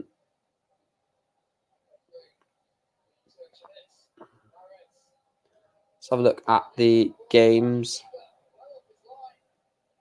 Who's David Pallett? Oh, Daryl Pilgrim.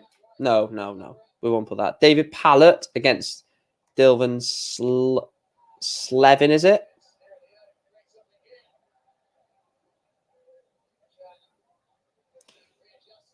No, we'll put the Charlie. Is Charlie Simmons playing? Charlie Simmons, where are you? Charlie Simmons. Charlie Simmons. Charlie Simmons. I don't think he's playing at the moment, Charlie Simmons. Anyone else we can put on? I'm trying to look at the order of merit, to be fair. Reese Hayden, is he currently playing? Reese Hayden. I think he's playing... Oh, he's playing Robert Thornton. Right, we need to put this game on. So, Reese Hayden is playing Robert Thornton. If Reese Hayden beats the Thorn, he will get a place in final stage.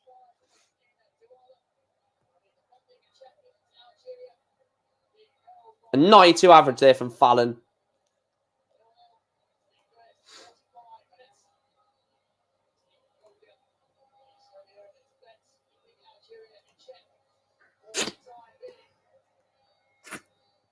Oh.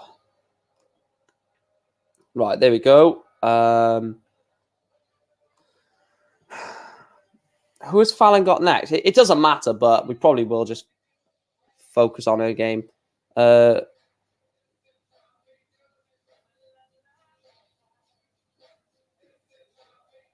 So she will play the winner of board 3. So who is on board 3? Scott Marsh against Scotty Walters. Do we just follow Fallon's adventure? May as well, I think.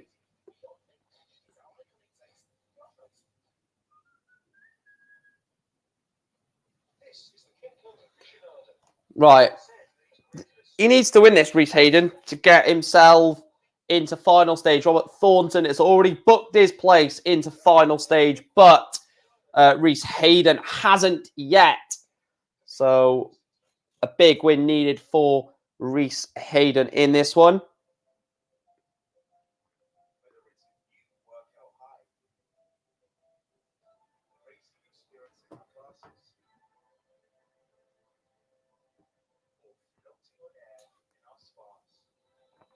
Robert Thornton has left double 16.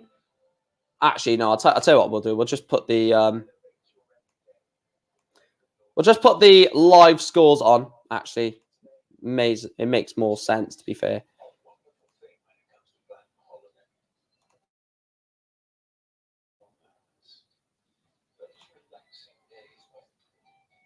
So Ben Robb, 5-1 victor over Adrian Gray in that one. Nice, comfortable victory for Ben Robb.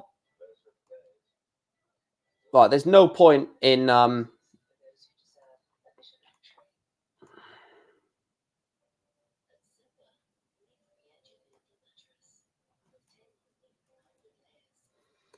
There we are.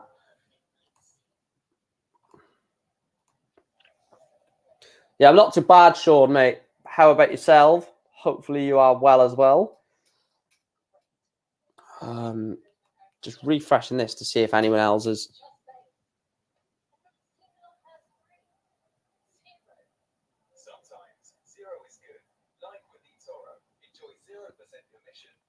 So 55, 56, 57, 58. 14 left.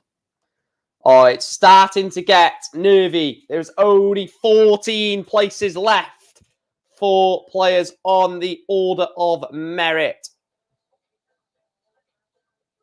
But let's go right down to the bottom.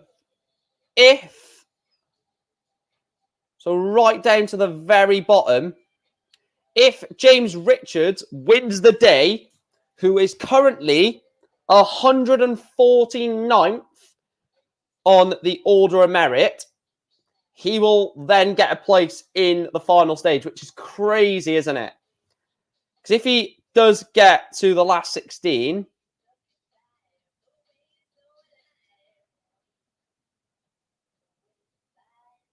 No, I don't think he would get it even if he got to the last 16. So it has to be a win for him, which is crazy, isn't it? So if you guys do want to ask for like certain players to see if what they need to do to guarantee it, then let me know in the chat. But the only players that need to win: Daryl Pilgrim, Richie Burnett, Mike Warburton, Callum Francis, Gary Stone, Ryan Finesse, Adrian Gray, all need to win to get their place into final stage.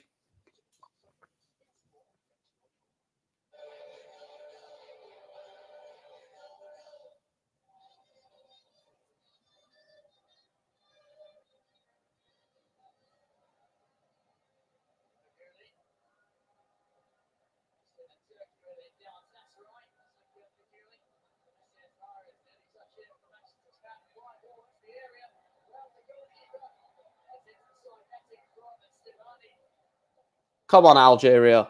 No, I'm joking. I would love Sierra Leone to beat Algeria. I don't have anything against Algeria. It'd just be quite funny, to be fair.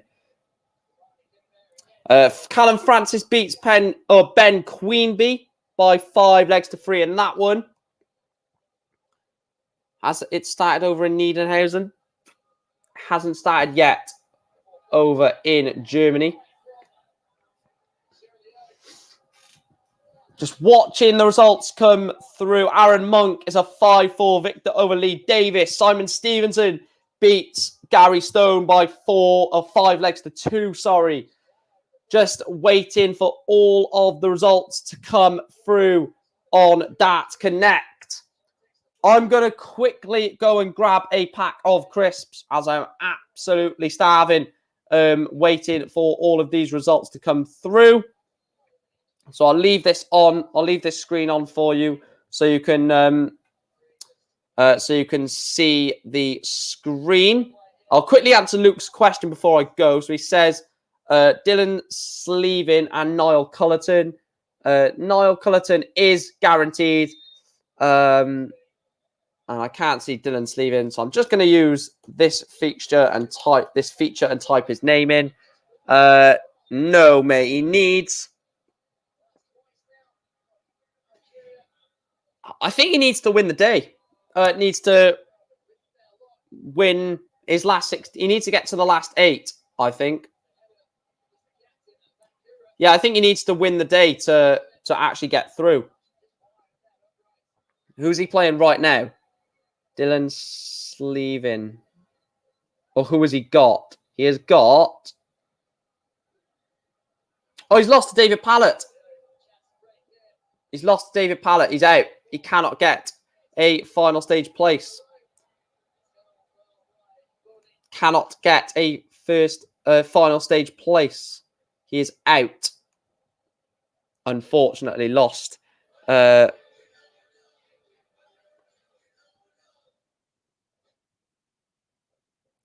Pilgrim has guaranteed his place into into the final stage. So as it currently stands, there are 64 out of the 72 qualified. Richie Burnett, David Pallett are very close to confirming their spots. Richie Burnett is against Joshua Sinkovitz. A win for him, puts him through. Daryl Pilgrim, 5-4 win there. And who else did I say? I can't remember who else I said. David Pallett, who is currently... hang on. David Pallett. Oh, he's got someone in the last 32. Right. I'm going to leave this on screen for you guys to watch. So I will be back in literally a minute or two. I'm just going to go downstairs and get some food to keep me going for the rest of the stream. And I'm going to quickly take a quick toilet break as well. So I will see you guys in a few moments. Robert Thornton has just beaten Reese Hayden by 5 legs to 3. So I'll literally see you in 2 minutes. Chat amongst yourselves in the chat room. Obviously, be respectful of others, as I do have the phone by me. So I will be able to ban anyone whilst I'm gone. So don't think I'm gone so you can just be an absolute asshole in the chat room. I'll put myself on mute and put it on full screen so you can see. I will see you guys in a minute or two very shortly.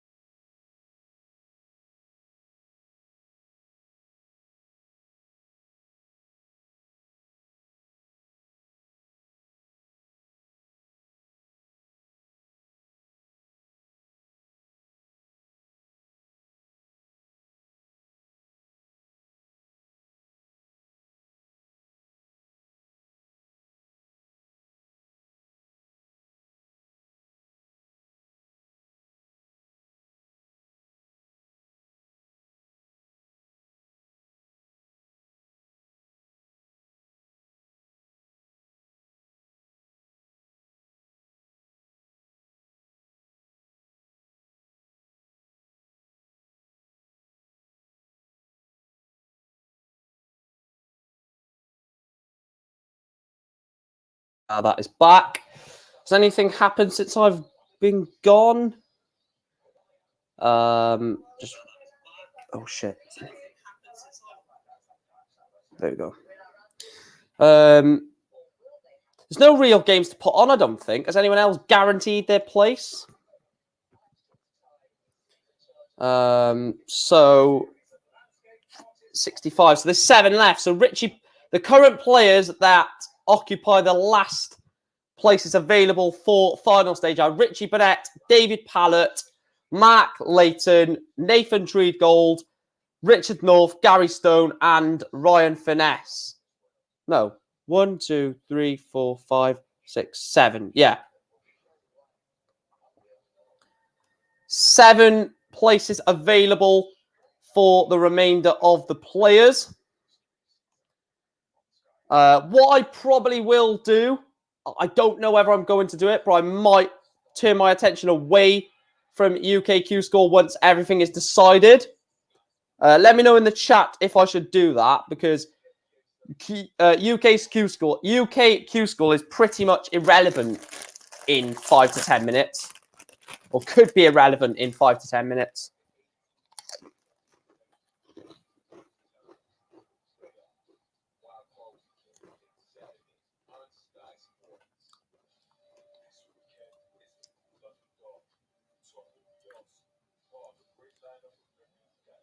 Yeah, so Richie Burnett is Richie playing. Richie Burnett beats Joshua Sinkovitz. Richie Burnett has guaranteed his place. Who else is currently playing? James Richards can't. If George Killington wins, is he? No. Right, I tell you what, we're going to put the Richie Burnett game on. Just because Richie Burnett is throwing to or playing to get a place into final stage, and he is Welsh, of course, just like me and quite a few other of the people in the chat room. So we're going to put that on. Richie Burnett wins this, and Richie will be guaranteed a place in final stage of Q School.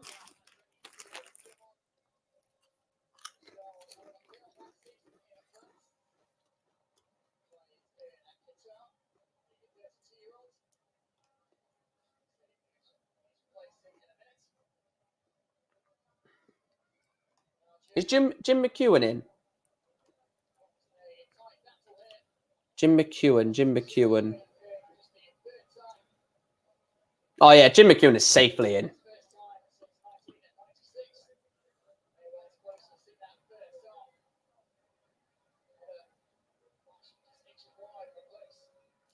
There's also 50 players through in the EU version as well, by the way. 50 players through in EU. And currently,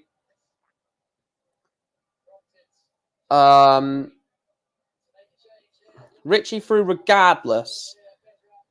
No, if Pallett wins 5-0, Richie will... No, so if Richie loses... Hang on. Quick maths. If Richie loses this game...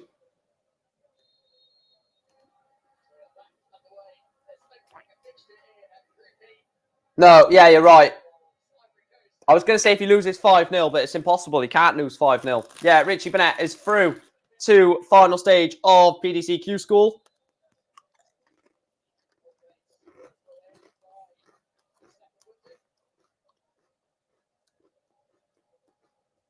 I don't think they'll update it on the order of merit until this game is done, but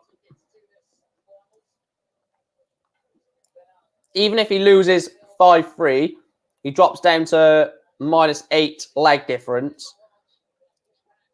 So yeah, Richie Burnett is through.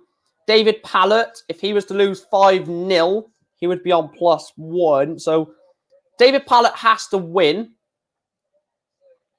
or lose 5-4. A 5-4 defeat gets him through, I think.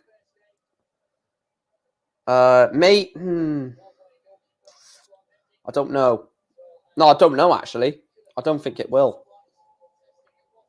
So a win for David Pallett gets him through. What game? So we can take the Richie Burnett game off, actually, because Richie Burnett is guaranteed through, isn't he? So I'll put the UKP school, UKQ school back up.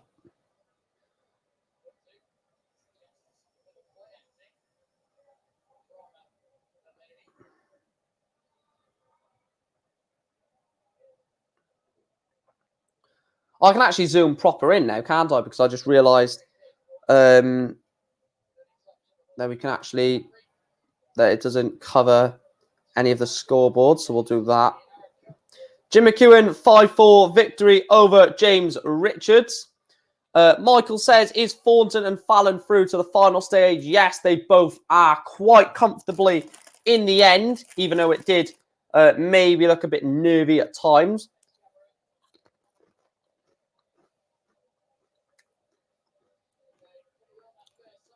Fallon Sherrock is 49th on the order of merit, and Robert Thornton is 27th on the order of merit. So, yeah, they're both through quite comfortably.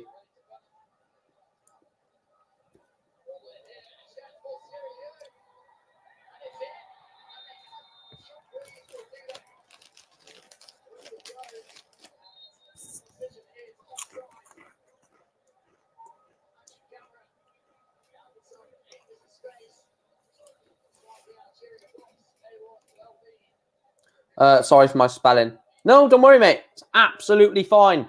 Dan Reed is a 5-1 winner over Adam Atkinson.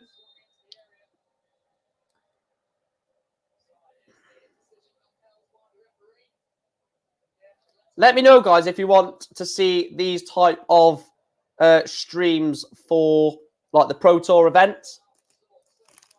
So the Players Championship and for like the Euro Tour qualifiers and all sort of stuff like that.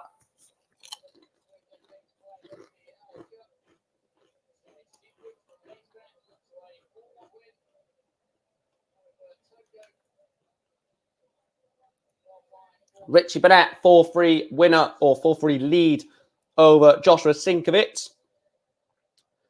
Thomas Lovely leads by 3 legs to 1. Jordan Brooks leads by 2 legs to 1. Sean Fisher by the same scoreline. And Aaron Monk has just started against David Kerwin.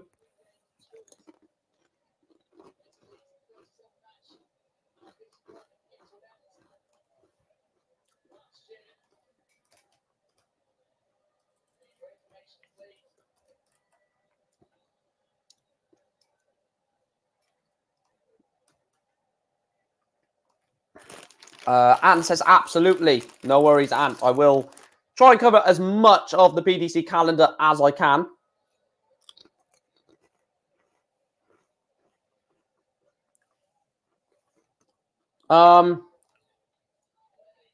If she wins the next game, Fallon, she goes to 5 points, minimum of plus 13. That'll just put her up to 44. Look, it doesn't really matter. I don't think Fallon will care. But she could reach the top 8. I don't think she will, but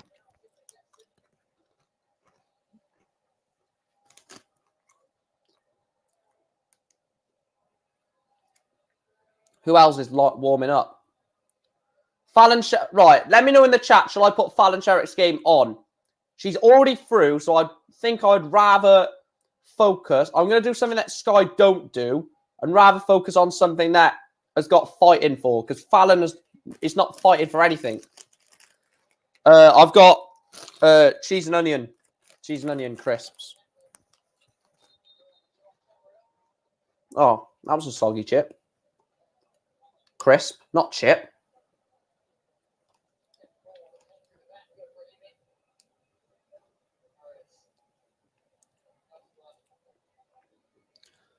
Who else is guaranteed? Nathan Treegold has now guaranteed his Nathan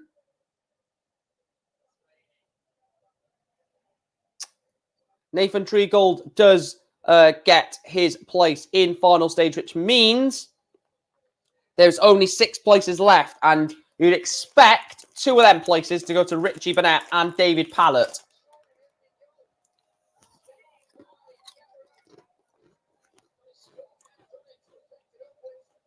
Right, we'll put it on then. Has she actually started? She hasn't started yet. Richie Burnett, 5-3 winner over Joshua Sinkovitz, which will... It was guaranteed anyway, but it will officially be put on like screen on live order of merit that Richie Burnett has guaranteed his place into final stage. I'll put it on in a minute, Burn.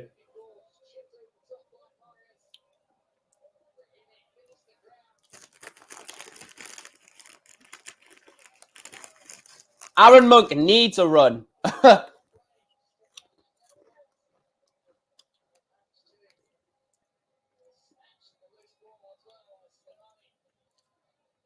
Aaron Monk needs to win the last 16. Needs to win this. Needs to win this game. Needs to win it.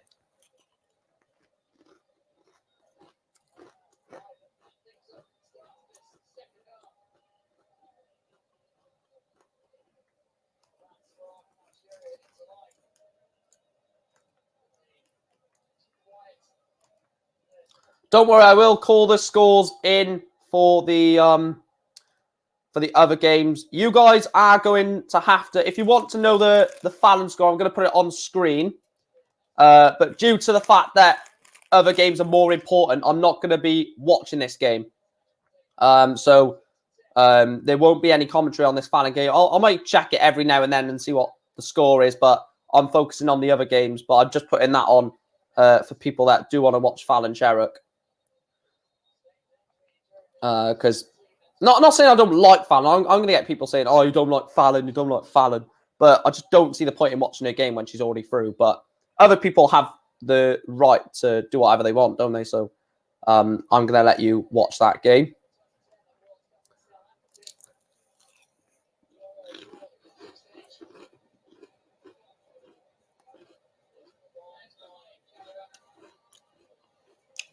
There's 2 places left.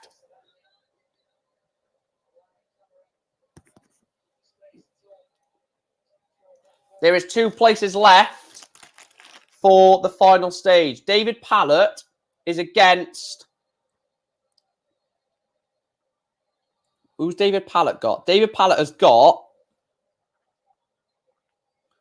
Hang on. The winner on board 24, which is... Winner on board 24 is Sean Fisher or Matt Padgett. What is the score in that Fallon game? Oh, it's 1-0 to Marsh. Fair play.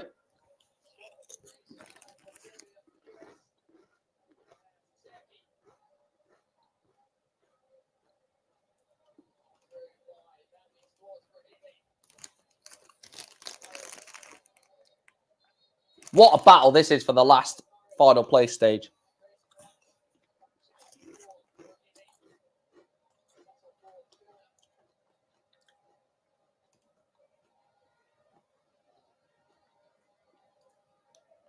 I think the action starts later tomorrow, doesn't it? I think it starts at 11 o'clock. I'm not too sure on that. You guys will have to let me know. But I think it's 11 o'clock tomorrow.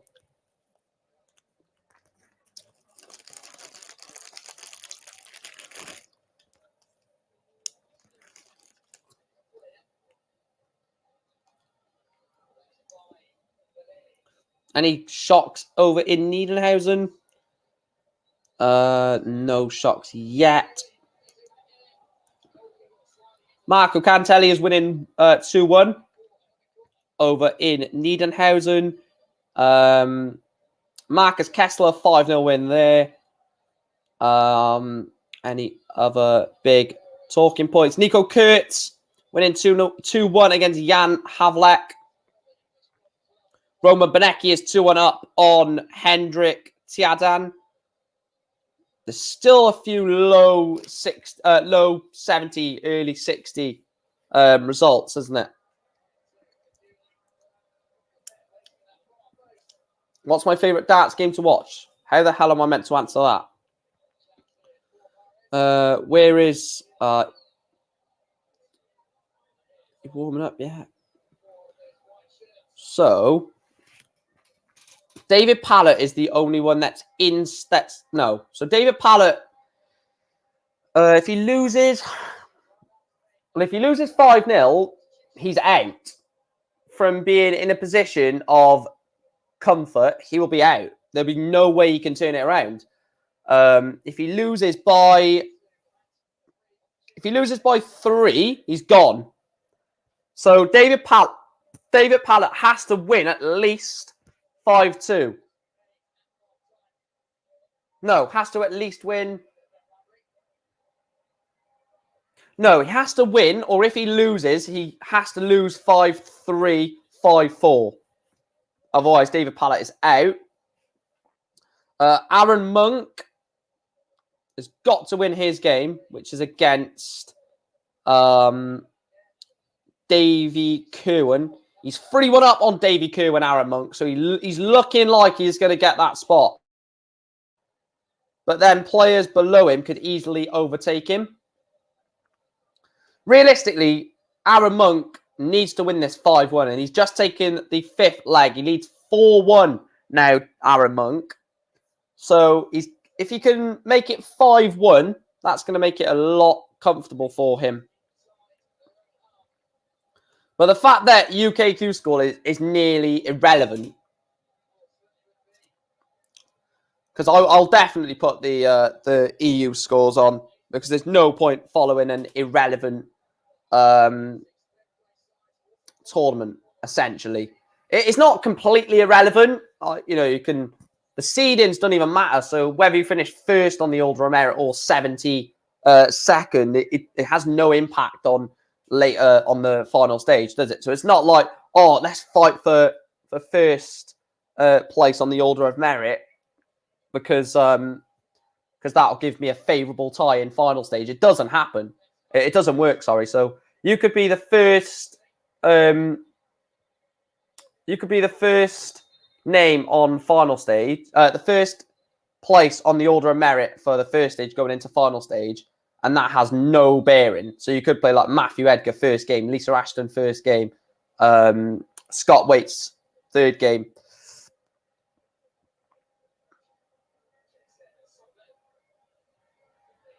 Oh, yes.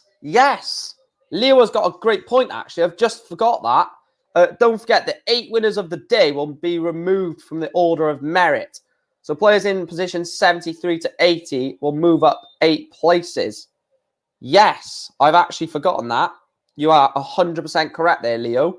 So the current players of that will be Aaron Monk, Dan Day, Adrian Gray, Reese Hayden, Sean Carroll, Charlie Simmons, Kevin Lane, and Christopher Wickenden.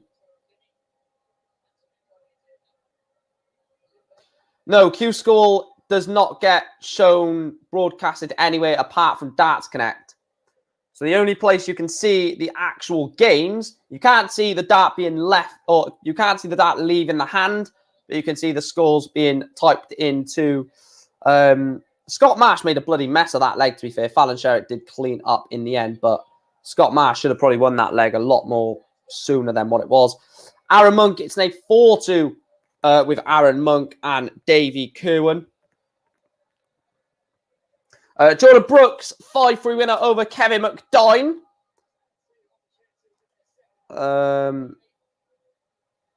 Brooks.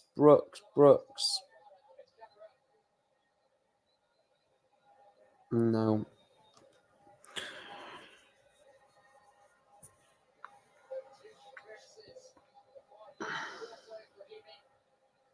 It would be so handy if the 8 winners were like the highest of the ranked players at the top of the list. I know it doesn't matter because it's not like they lose a place anyway. It's just it would make it easier visually to see the 8 move up as the 8 drop off.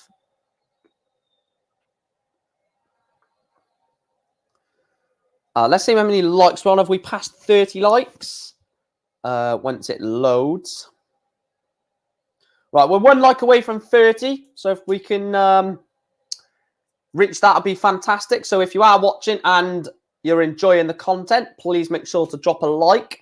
And if this is your first time watching this channel, I do darts content, mostly darts, but I do some football content as well. So please do make sure to hit the like and subscribe button. Share the stream as well.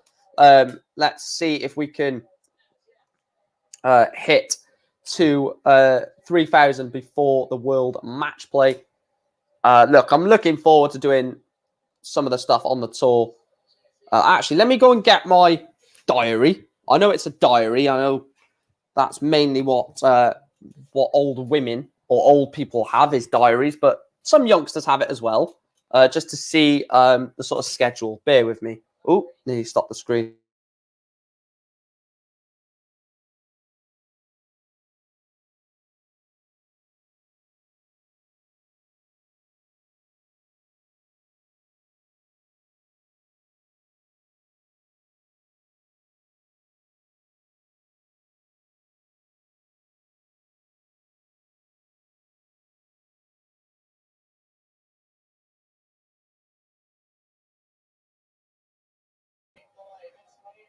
Right.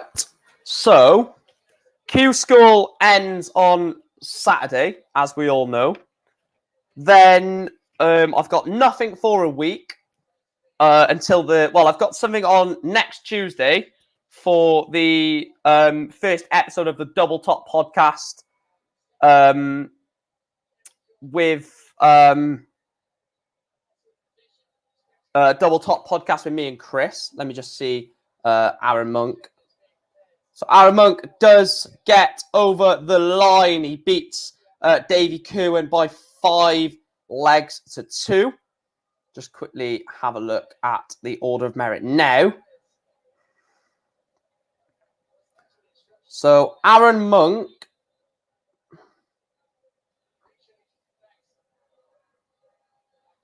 has guaranteed his place into the final stage. So then I've got the Double Top podcast on the 18th of January. And then I've got the Masters, the 28th, the 29th, and the 30th of January. And then for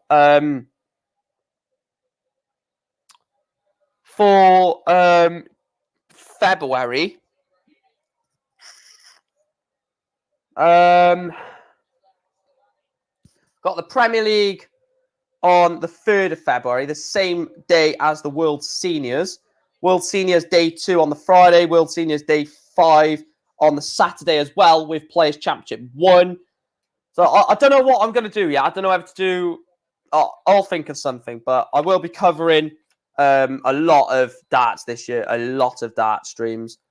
We're definitely going to do the Premier League. The Premier League, all the Sky events are going to be so easy to do. I'm not really focused on this Fallon Sherritt game, to be fair.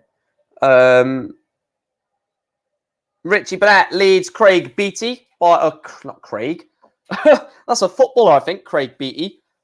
Cal Beattie by 1 leg to 0. Simon Stevenson, 5-1 win over Lee Evans.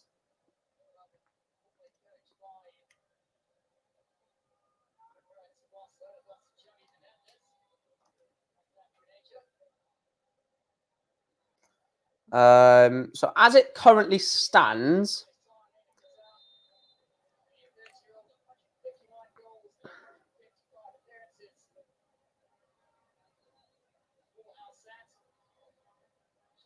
Mash. Oh, Mash. I thought he was on about Match. Mash is putting up a lot of big scores in this match. What is the averages? Let's have a look at the average. Because like I said, I've not been watching the game, so... 93 average, plays 77.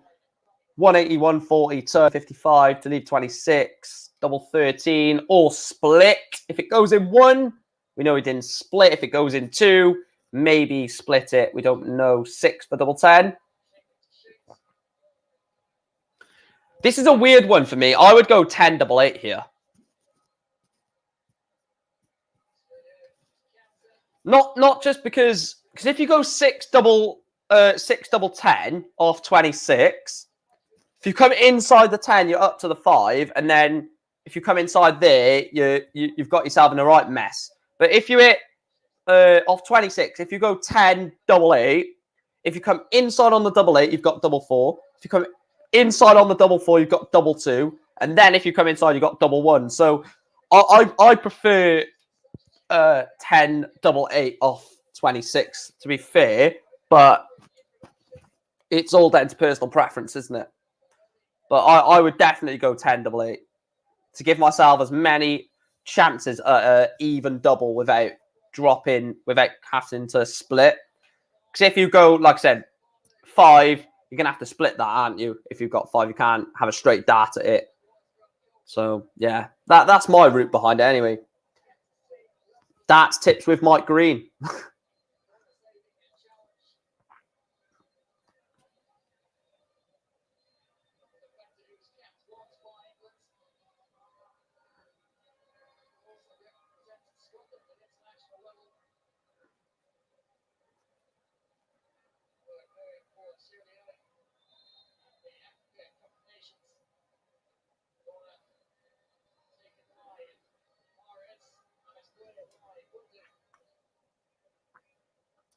Where's that?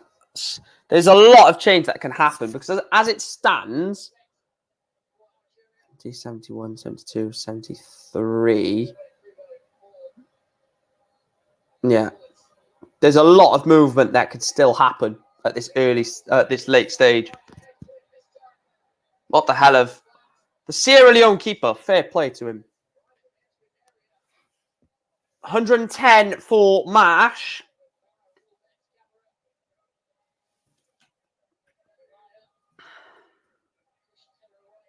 I tell you what, I am knackered, to be fair. Proper tired. Let me have a look at. So if David Pallett wins his game, he's guaranteed through, isn't he? Who else? Let's have a look at EUQ school. So I said there was 50 that have guaranteed their place in here, doesn't it? Is it still 50? 52 now. 52 over in Niedenhausen have guaranteed their place into the next round of Q School over there. 86 available.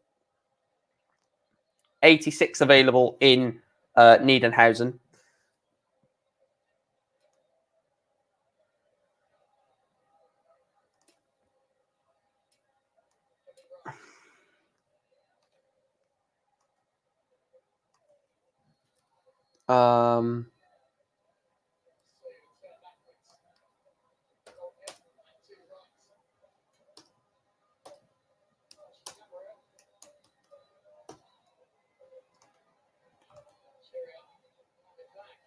Right, when is the World Match Play? Let me have a look.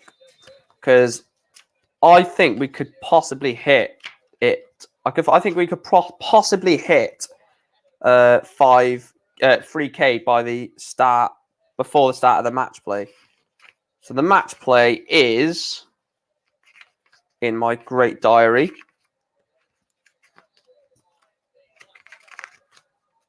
Uh, 16th of July. Yeah, so I want to get 794 subscribers, which is not that long, not that much, sorry, before the 16th of July. Or the 6th, no, yeah, it was the 16th, I said. So it's not unachievable. 56 goes in free for Fallon Sherrock. Look, this game is irrelevant, really, isn't it? To be truthfully honest. Justin Smith, 5-4 win over Sean Carroll. Is Jamie... Where is his name? Is he still going? Where's his name gone? I've lost his name now already. I was looking at this player that...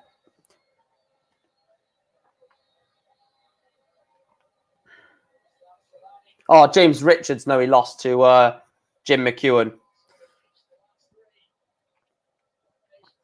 Mike Warburton, 5-3 victory over Charlie Simmons over on board 14. David Pallett 2-0 up on Sean Fisher. needs to get a win. Does Dave? Just have a look at this Fallon game. Yeah, 4-all. Last leg decided between Marsh and Fallon Sherrick. Look, Fallon Sherrick's already through, so it doesn't really matter. How's it going? Thanks for tuning in. Yeah, very, very good. Just past 4 hours of the stream. So if you haven't hit the subscribe or like button, please make sure to do that. But yeah, it's going well so far. A few shocks, but mostly the people that you expect to go through have near enough gone through. Or you could throw at 6. Less the lowest percentage get double 8 or double 10. It's all, for me, like, if I'm going for a double, it's all about thinking. I know you shouldn't do this, but it's, for me, I always think, what's the dart after? If I come inside, what's the dart after? Is it a good opportunity if you go inside again? So, say I have 80 with 3 darts in hand, hit 20, then I hit a single 20 to leave tops. If I come inside on the tops, before I've even thrown that dart at tops, I'm thinking, like, let's step back, let's go back for double 10. Before I even throw that, I'm thinking double 5, and then I'm thinking the switch. So it's all about thinking a dart ahead of yourself before you throw. Am I going to live stream the Euro Tour events? They're on PDC TV, aren't they? Speaking of PDC TV, I need to buy that. I need to buy that soon because it's a £50. It's £50 for the year, isn't it, for PDC TV? So I need to acquire that very soon. Fallon Sherrick does lose in a last leg decider by 5 legs to 4. Don't think many people will really care about that, as she was already through anyway, wasn't she? So has she dropped down? That'll be an interesting thing to see if she's dropped down. Let's zoom in on this a little bit. Has she dropped down on the order of merit? Let's have a look.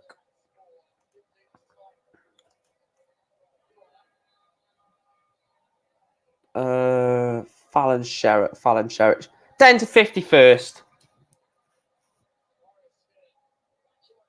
Hang on. So 4, and she's lost by 1. She'll drop to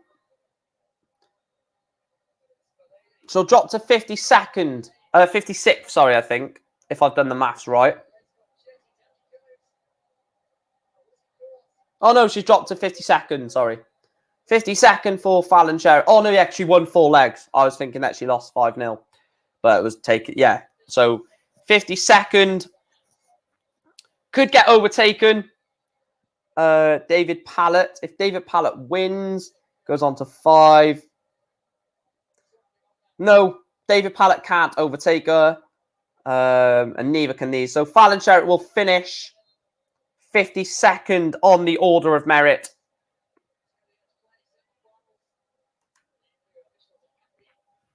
Yeah, she'll be going home. She might even pop in her parents' house or something.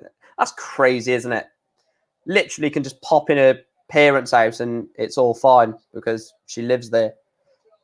I would see if I go to an event, a tour event, I would love to be in Fallon Sherrick's shoes where you can basically just go home. Having that luxury of being able to just go home is so underrated because you're going to get tired, you're going to get, worn out. So as it stands, hang on. So if he wins, Jim Motson, it says all of the 78 are done. Obviously, that is the no, we'll come back to that in a minute. We'll come back to that shortly.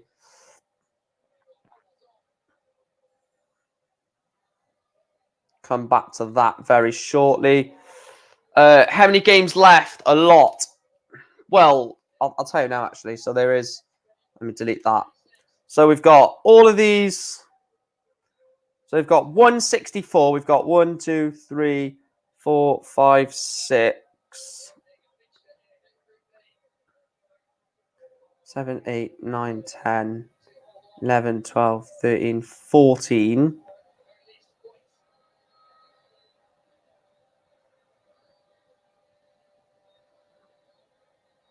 A lot, basically. Yeah, a lot. There's. Don't forget, we're not done, because as soon as the UK is done, we're going to be going over to the EU side of things and seeing how they're getting on, because they're still in the 128 over there. Yeah, so they're miles away from finishing in Niedenhausen, Germany. I reckon we're probably looking at a 6 o'clock finish. Maybe 6 o'clock, I reckon.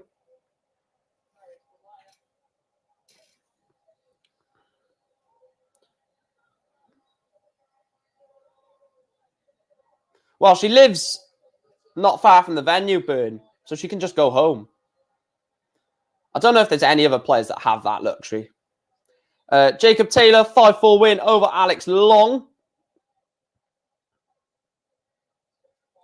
David Pallett is 4-1 up on Sean Fisher. How many more have we got that's guaranteed? So 55 out of the 86 are guaranteed their prediction position on the final stage over in Germany. Jimi Hendrix and Michael Verbeek have not guaranteed progression through like winning a day, but they've both got 9 points. So they've won 9 points and they've still failed to get into it by the last 8. Sorry. Some big hitters jumping in tomorrow. Scott and Lisa will be up for it. So will Matt Edgar. Right, actually, let's tell you the players that the current players without updating the players that are going to be winning it through like the order of merit. And today, as it currently stands, update from yesterday. The final stage for UKQ School as of yesterday evening will be Lisa Ashton, Michael Barnard, Aaron Beanie, Darren Bedfridge, Gary Blake, Steve Brown, Joshua Birchfield, Jared Cole, Reece Colley, Matthew Dennett, Matthew Edgar, Ted Everts, Michael Flynn, Nick Fowell, Kevin Garcia, Sean Griffiths, Andy Hamilton, Connor Hennigan, Ryan Hogarth, Peter Jakes, Wayne Jones, Keelan Kay, Nick Kenny, Kai Fan Learn, Mickey Mansell, Liam Meek, Cameron Menzies, Sean McDonald, Matt McGeaney, Ryan Murray, John O'Shea, Josh Payne, Darren Penhall, Hi Pi Puha, Nathan Rafferty, Robert Rickwood, Greg Ritchie, Reese Robinson, Josh Rock, Alan Tabben, Dom Taylor, Kieran Teahan, Martin Thomas, Graham Usher, Scott Waite, Darren Webster, Sean Wilkinson, and James Wilson. That is stacked. And then final stage for European, as it currently stands, Tony Alcina, Sebastian Bielecki, Stefan Belmont, Ryan De Vriend, Kevin Doertz, Paulo Ferreira, Kai Gulthart, Andreas Harrison, Dragutin Hovat, Jose Justicia, Christoph Kachuk, Jelle Klassen, Daniel Close, Bent Lamberston, Harold Leitner, Tony Martinez, Damian Moll, Kenny Nayans, Jesus Noguera, Stephen Noster, Luke Peters, Ricardo Piechesco, Wesley Placier, Cristo Reyes, if he turns up, Rowby John Rodriguez, Fabian Schmutzler, Karol Sedlacek, Stefan Seatman, Nico Springer, Dirk Telnikes, Tribo Tricol, Mario Vanden Bogard, Jurg van der Velde, Lucas Venig, and Jens Ziegler. Wow. That is stacked. I'll read your comment in a minute, Bern, but I just want to put this up and say thank you so much for tuning in, Dave, calling it a night. When you tune in tomorrow, we will be giving some talk ads out on tomorrow's stream. Well, not me, but PDC. That's crazy. Going to be some tense and amazing matches. Yeah, it's gonna like some of. If we look at UK, for example, just look at some of the big names. So James Wilson been on the tour for a long time. Darren Webster was top 8 one time. Scott Waite's 3-time BDO champion and Grand Slam of Darts champion. Alan Tabern, very good player. Nathan Rafferty, World Youth Championship semi-finalist, sorry, runner-up. Who else? Andy Hamilton, another capable player. And then Ted Everts, World Youth Champion. Matthew Edgar, been on the tour for like 7 years. Jared Cole, very good player. Aaron Beanie, another decent player. Steve Brown, decent. Lisa Ashton, 3-time Women's World Champion. So there's a lot of players, and that's just UK. Adding to the fact, we've got Fallon Sherrock, we've got Robert Thornton as extra players. It's going to be mental tomorrow. What time does it start tomorrow? I think it's 11 o'clock tomorrow. Someone might be able to clarify that in the chat, but I think they've changed it to 11 o'clock. So an hour later. Is that Michael Flynn, the old county gaffer? No, it's not that Michael Flynn. Robert Thornton, 5-3 win over Thomas Lovely. An all Welsh affair there between Justin Smith and Richie Burnett. That'll be a good game, I think. Let's have a look at the order of merit. So let's look at some. I'm trying to look at for the Welsh players that are in there. So Robert Owen, Mike Warburton is in there. Richie Burnett, Sean Fisher. I'm trying to look down the list. Michael Huntley. How many tour cards get handed out? So there's 32 tour cards being made available. 32, and it will be 17 given out to UK, 15 for EU. So 32 get given out, 17 and 15, 17 in favour of the UK Q School. So basically, half of the players that recently just lost their tour card could just get it straight back. And these last 3 days could turn out to be irrelevant. But obviously, I don't know what the percentage of that actually happening. And I don't really want to know, to be truthfully honest. But there's a chance that we could have basically these last couple of days seem irrelevant.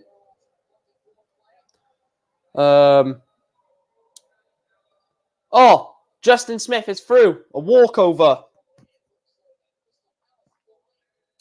Justin Smith. So Richie Burnett has pulled out. I don't know. Maybe that's because he's already through.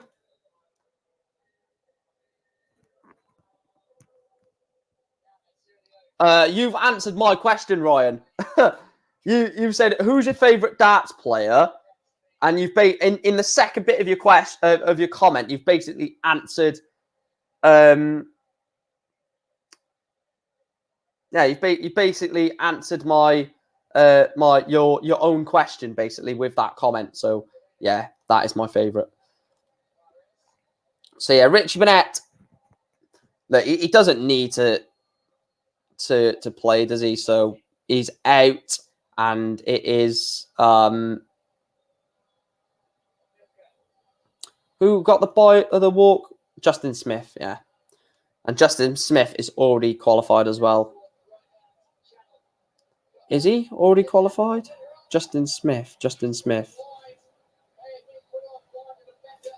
Can't see him. Justin Smith. Right, we're going to have to type it.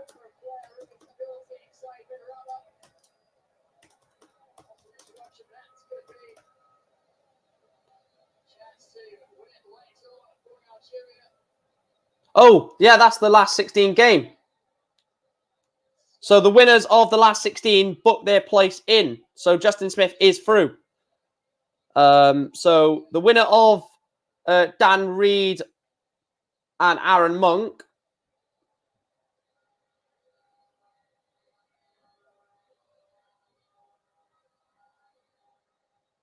There we go. Put that on there. Michael Smith is my favourite. Gerwin gets a lot of stick. Yeah, we all know why he gets a lot of stick, don't we? So I'm not going to really keep going on about that because I think some people are a bit annoyed about the fact that I keep going on about Gerwin Price all the time. I tell you what, how Sierra Leone have held Algeria in this match, I have absolutely no idea. Algeria have just been like a bullet at the gate. They've just not stopped. Just hammering the Sierra Leone goal. And Price comes from Markham, which is a valley in Wales, safe Wales. I am a right fan, but I don't mind Price. His energy is fun to watch and good for the tour. People dislike it's excessive and silly. Look, getting Gerwin Price on the tour all them years ago was probably the best thing the PDC has had happen to them, because he's like a pantomime villain, and people love pantomimes. They love cheering against. They love booing against someone they don't like, and they love cheering the good people in a pantomime. And relate that to that. They love cheering on a certain player, and they love booing Gerwin Price. That gets him up for the game. Gets his sort of average up because he's more up for it. He's more wanting to shut them up behind him, and it's just only good for the game to have someone like that. When it goes too far, like to the fact that it gets to xenophobia and calling him a you know what, then that gets a bit over the line. That's passing the line. But booing him, he absolutely thrives off it. He loves it. You watch. You probably do, but you watch Gerwin Price's next match. You watch when he walks out, when he gets booed. Watch his reaction. He's stood there smiling, thinking, you're sat in the crowd whilst I'm not at the moment, but whilst I'm the best player in the world for the last 12 months. So he loves it, and why shouldn't he? EUQ school, let's just have a look over on that side of things. As it stands, we have 58 through. I think that is 18 to go. No, 28 to go, isn't it? Yeah, 28 to go. I've literally just said that, Sean, that he gets booed. Literally just said that.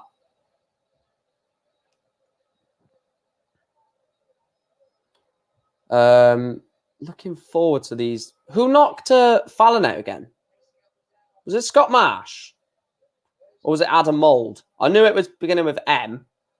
Or was it Mostyn? I'm going to have a look. Fallon Sherrock. Oh, Scott Marsh. 92 average, not bad. Who's Robert Thornton got then? So Robert Thornton has got Connor Scott, has he?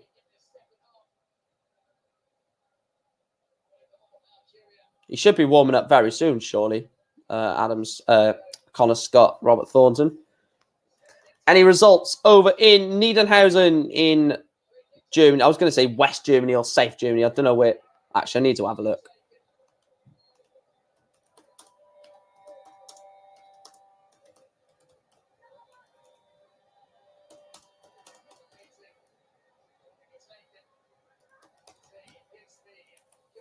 Niederhausen is...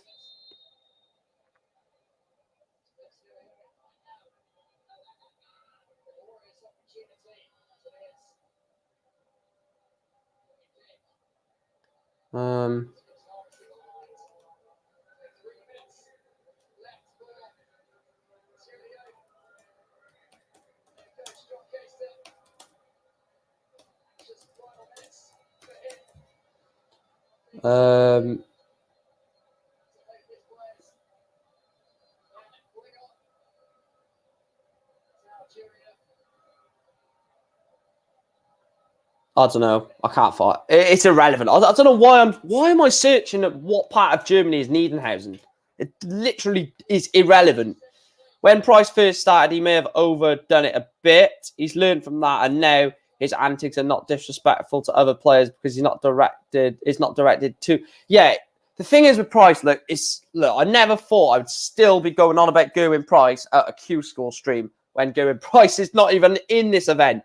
But yeah, it's now it's more, and people are realizing it's not to them, it's to get him up for it.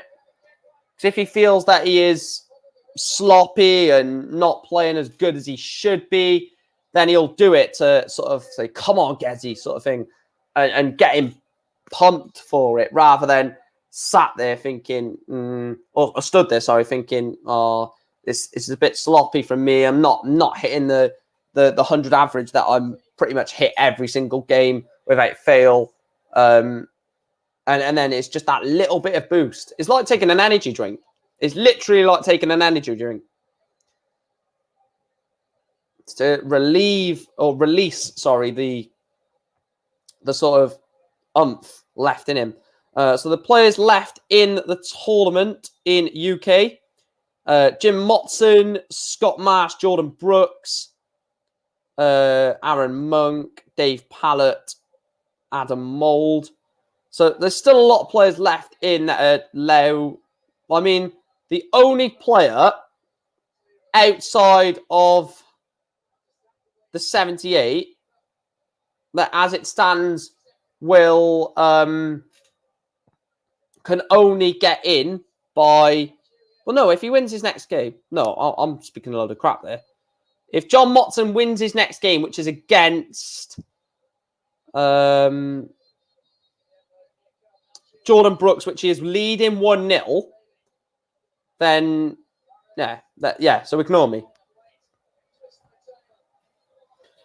People need to realise that what Gezi does is... Oh, I forgot to delete this. Oh, look at everyone voting now saying, yes, Fallon will get it. Yeah.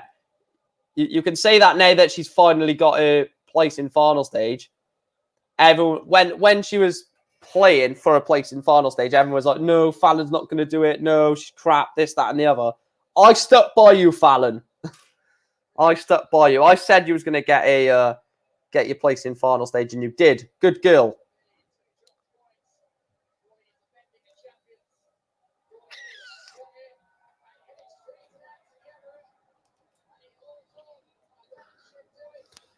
We are waiting for...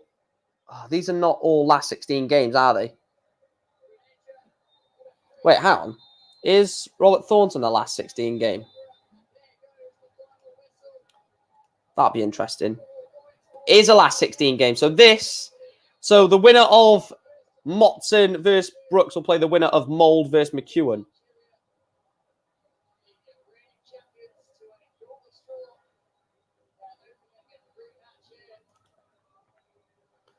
Right, so we will finish the conclusion.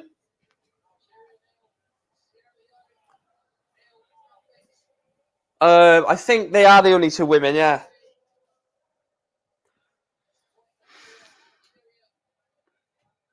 Wait, did Corrine Hammond get through? I think Corrine Hammond got through. I'll have a look now.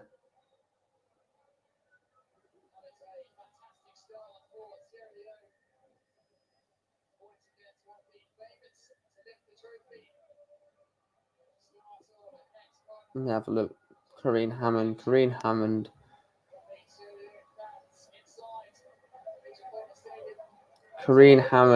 Hammond. No, she missed out by... How much did she miss out by? Oh, bloody hell. She was lower down than what I thought. Jesus Christ. Where was she? Yeah, she was like 3 points off. Oh, I thought Corrine Hammond was in then for a second. Yeah, but there is only two. Lisa Ashton and Fallon Sherrock.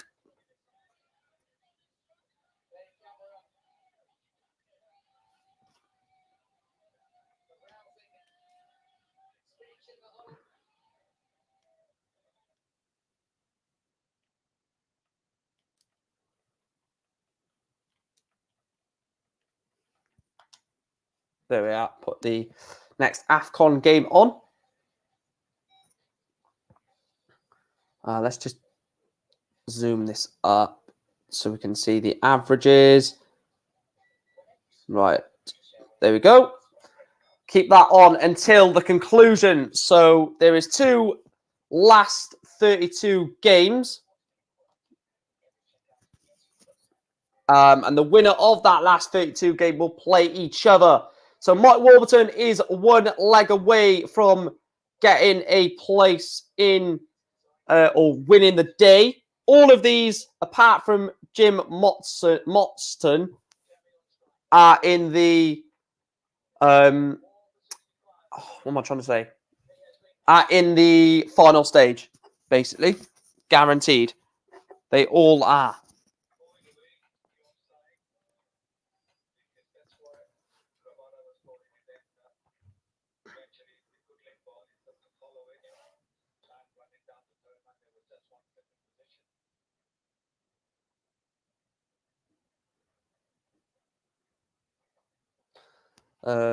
Let's see how many likes we are on.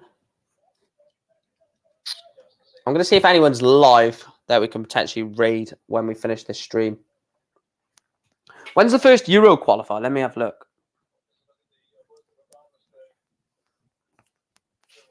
First Euro qualifier is Friday the 11th of February is the first Euro qualifier. I will do a watch along for that. Then there's two Pro Tours, then a Premier League, then a Premier League, then so the first European tour is the 25th of February. That is the first European tour. Yeah, that's the first European tour. What did I say? The 25th of February. Yeah, the 25th of February to the 27th of February, the first Euro tour.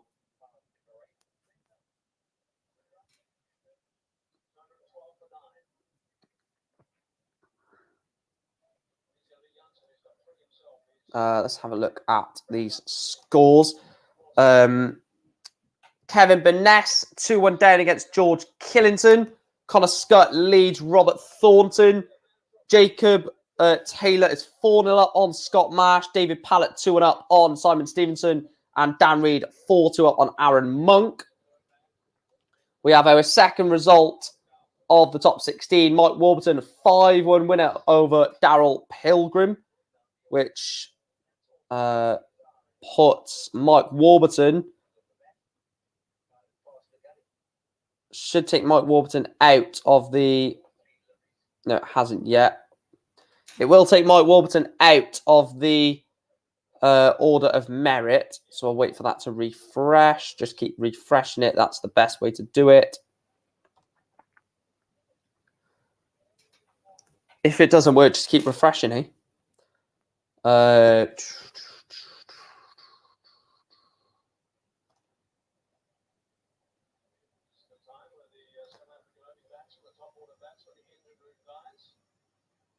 Where is Mike Warburton? Mike Warburton is... So Mike Warburton did finish 18th on the... Well, no, I don't think he would, because obviously he's won a day, hasn't he? Mike Warburton. Hurry up and update it. Darts rankings. Otherwise, I'm going to have to call you Darts Wankins. I haven't yet, Iron Force. I've done it a weird way. I've waited a long time to get good at darts before I attempt to go for a team, which I will do very shortly. But I've wanted to practice a lot more before I go, because I don't want to get embarrassed playing for a team.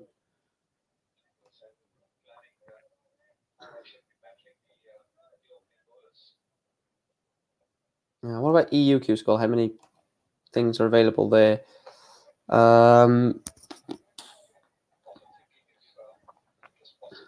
63 have been guaranteed, with a further 23 to go from there.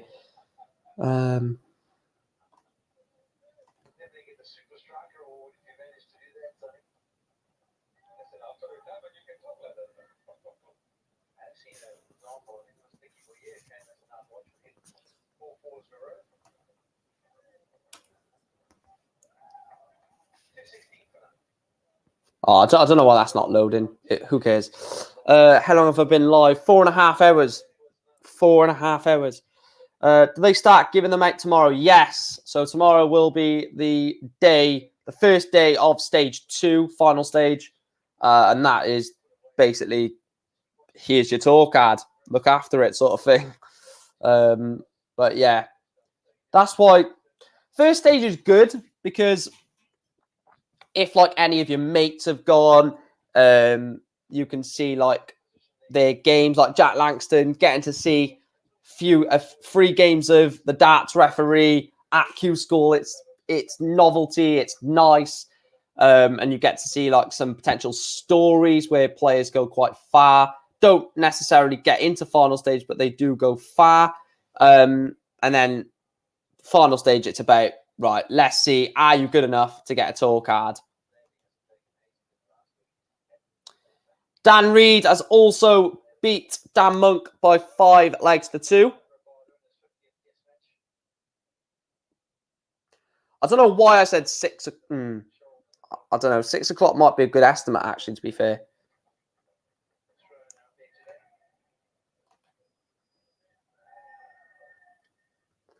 So, everyone has moved up a place, which means there is now only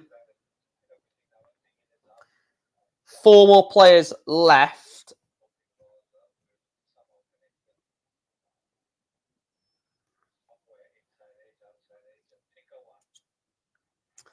Four places left available to be won from the day. So 4 players will win their place in final stage on the day, and then the 72 from that haven't won it will sort of get that sorted. So it could start to get confusing, I think, if Jim Motson beats... Who's he got? If Jim Motson beats Brooks and then beats Mould or McEwen, then I think it could start to get confusing, because he would then drop, the 76th player would then drop, Motson would go up, but they would all... Yeah. So let's just hope Motson doesn't get through. Sorry if you're watching, Jim. Obviously you're not, because you're going to be playing, but...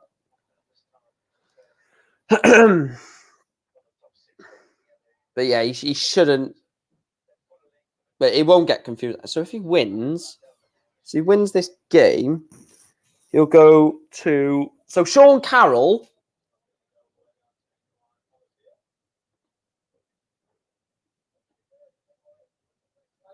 So if he wins, he'll go on 4 points with a plus. Yeah, so if Jim Motson beats... Or if Jim Motson beats Jordan Brooks, if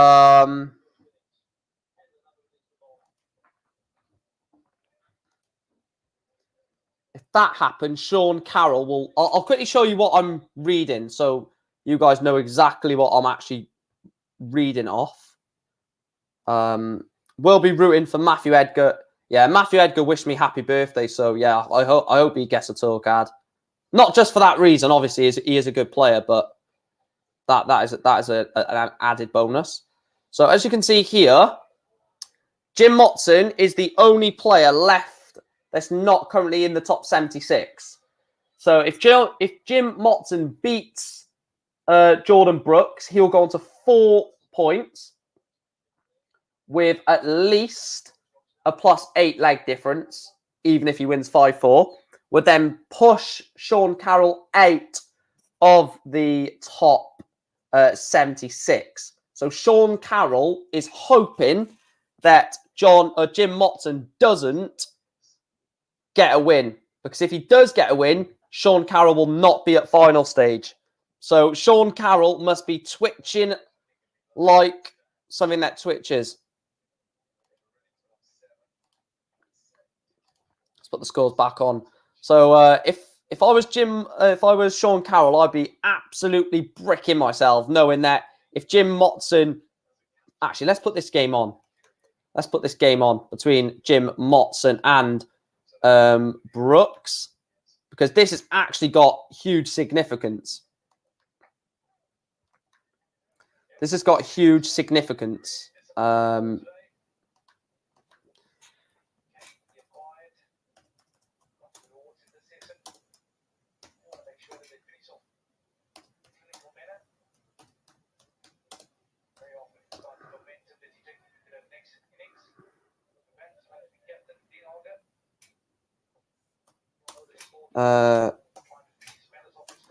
Race for 76th place.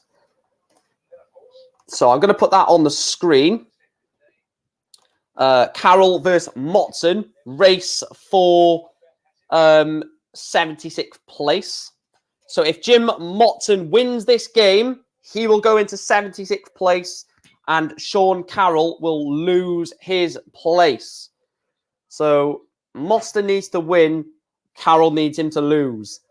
Is Fallon through? Yes, Fallon is through. Hopefully, well, no, I can't say. I don't want to be rude, but if she gets a tour card, she gets a tour card. But I think she's going to get a place in the Premier League either way, which is still ridiculous. But we move.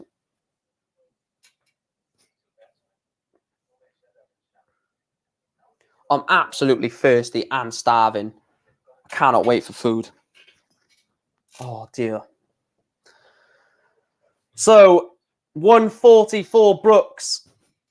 Hits a ton. So, Sean Carroll will be praying that this ton goes. Because if Motson was to win this match, Carroll will not get a place in final stage. This is huge pressure for Brooks on the shoulders of Sean Carroll.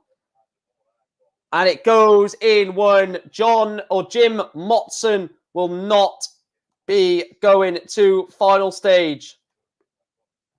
It is a 5-2 victory for Jordan Brooks, which now clarifies the fact that he will not, he being Jim Motson, will not be going to final stage. Loses by 5-2.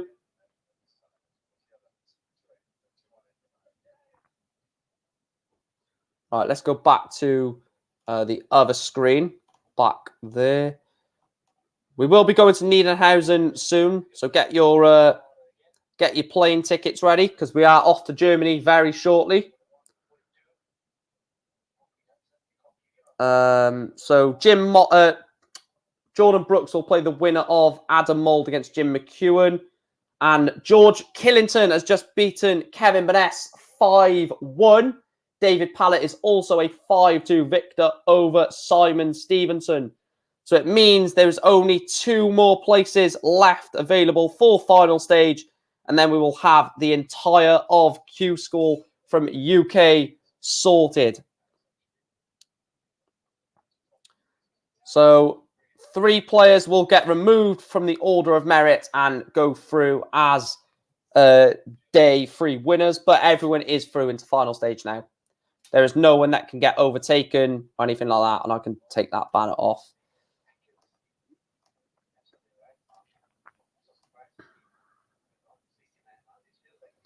I'll read your comment in a minute, mate. 2 seconds.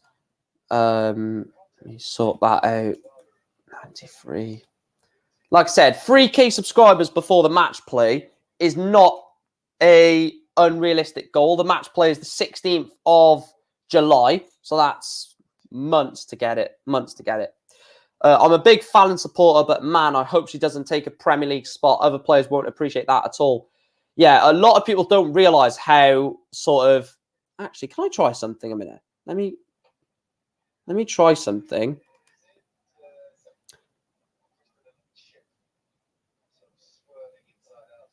If this goes wrong, don't worry, I will take it off. But I'm just going to try something to see if this works. Because I think it might add a little bit extra to the stream. No, that has gone awful. What about this?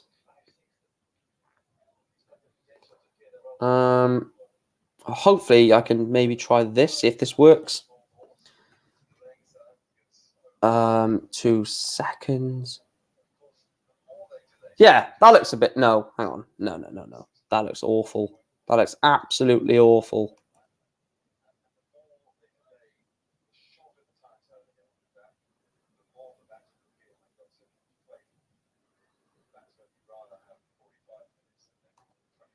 No, I'll just leave it black. Like, can you imagine if Fallon gets a spot and Ryan Searle doesn't? That would not be fair. Not even Ryan Searle. Can you imagine if Joe Cullen doesn't get a spot? If Fallon does? I mean, you look at the order of merit, right? Has anyone else gone through? We have another winner.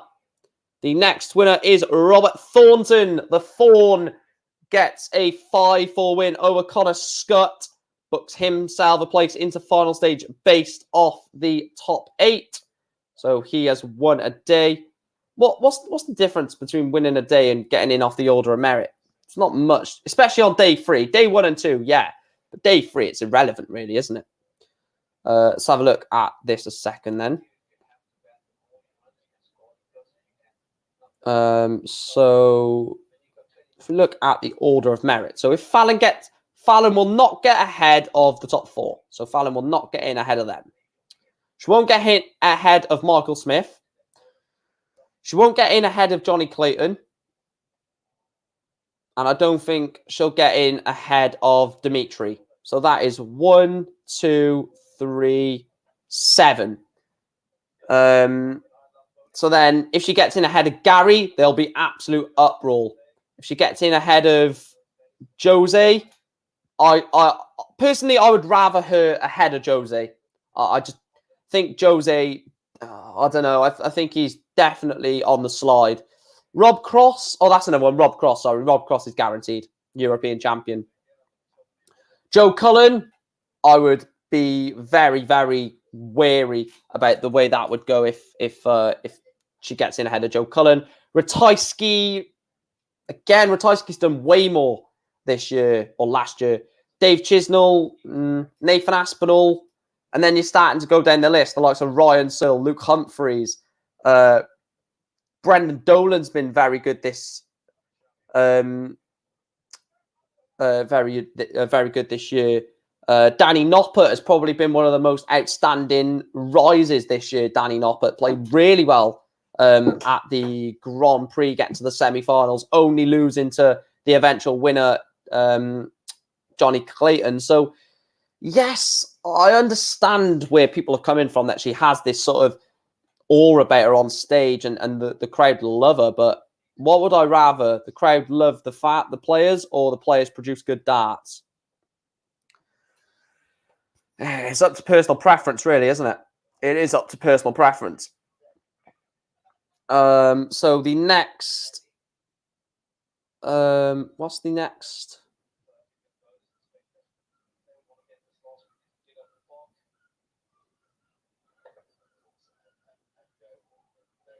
Hang on, 1, 2, 3, 4, 5, 6, 7, 8. So where is? I'm so confused with what is going on. So, no, I'm not. That was I keep forgetting that game between Motson and Brooks was the last 32 game. So the last 16 game, the last 16 game is Jordan Brooks against Jim McEwen. I will put that game on once it is on. So once this game is started, I'll put it on. It is the last game of the last game of UKQ School first stage. We have finally come to the end of UKQ School for the first stage. Once we have this last game between Jordan Brooks and Jim McEwen. And it should only be 73 on the order of merit. There it is. When the game finishes as well, I will go through the entire field that will be progressing to final stage. EUQ School, what are we looking at there? We're looking at current of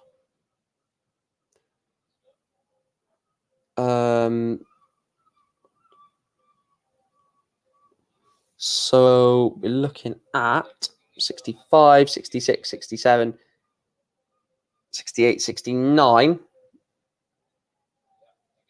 Why are these players in sort of yellow? Oh, I'm guessing they're in for... I have no idea. If anyone knows about EUQ School, why has Danny Tessman,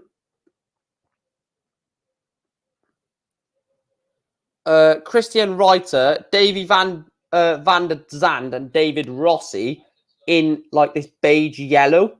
I don't know why that is.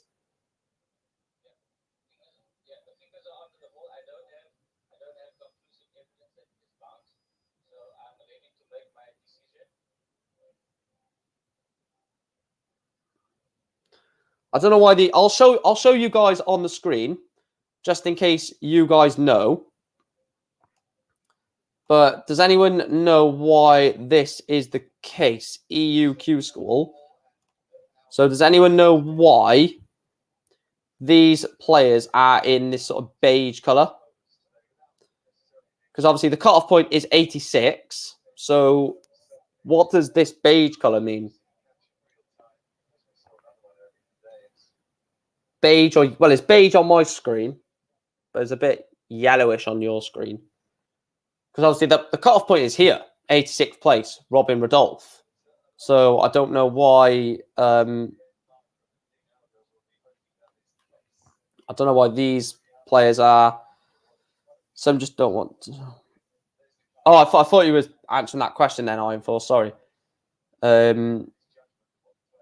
I have no idea why that is the case. If anyone, like I said, if anyone in the chat or has an idea of what that is, let me know. Because as you can see, you've got here dark green players that have already qualified, green in qualification spots, and then you've got these players in this sort of beigey yellow.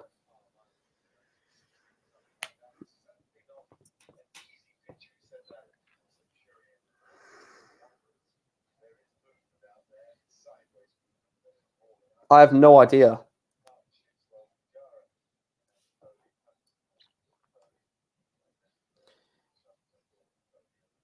Means last chance. Yeah, but Dan Tessman, Reiter, and Rossi are not in the day anymore. They're not playing. I can understand the Davy Van der Zander one because he's still in the tournament, so he could still push up there, but these can't. Oh, no. I know what it is. These could drop legs. These could drop legs and drop down. Right, now I understand. So Rodolph could lose 5-0 in his next match, would still be on 3 points, but would be on -4. So he would go down one, and Tessman would go into the 36, into the 86. That's what that means. I knew it meant something. So one drops down as one comes up, basically. Because there's 4. And there is 1, 2, 3.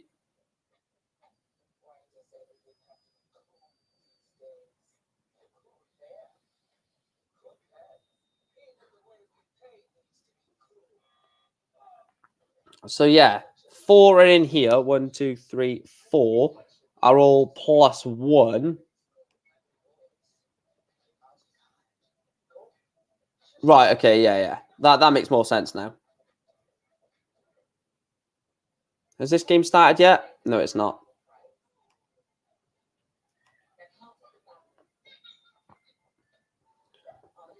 I knew it was something. I was like, well, why is this just coming up with 4 yellow squares with no reason behind it?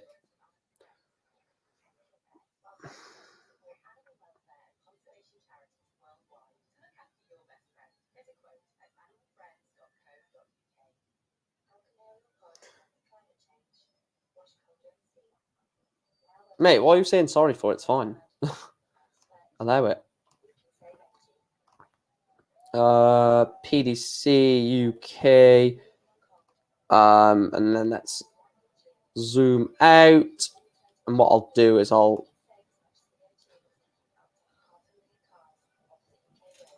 so there we are, waiting for this game to get underway.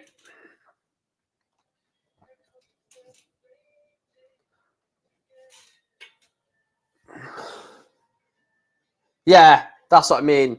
So if 2 or 3 people lose, and obviously lose by enough, they drop down, and then those 4 in the yellow will then go above because of the leg difference, because they're already out, so they can't affect their leg difference, but the players losing could drop legs off their leg difference.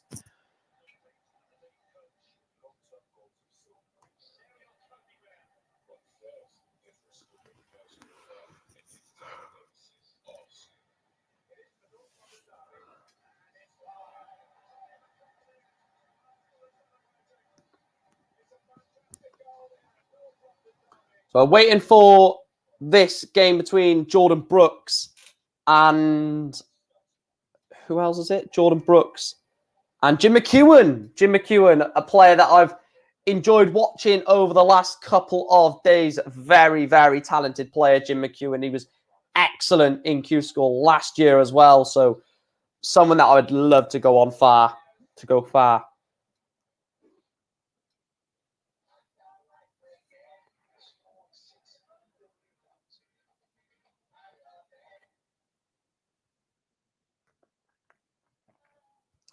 I'm glad Thornton is through to the final stage, played well today. Do you want to jump on, Ben, after this UK Q School and run through EU?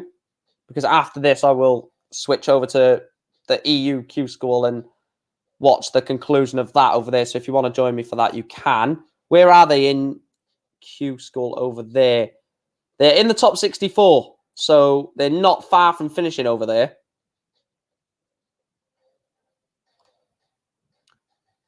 So UKQ School is nearly finished.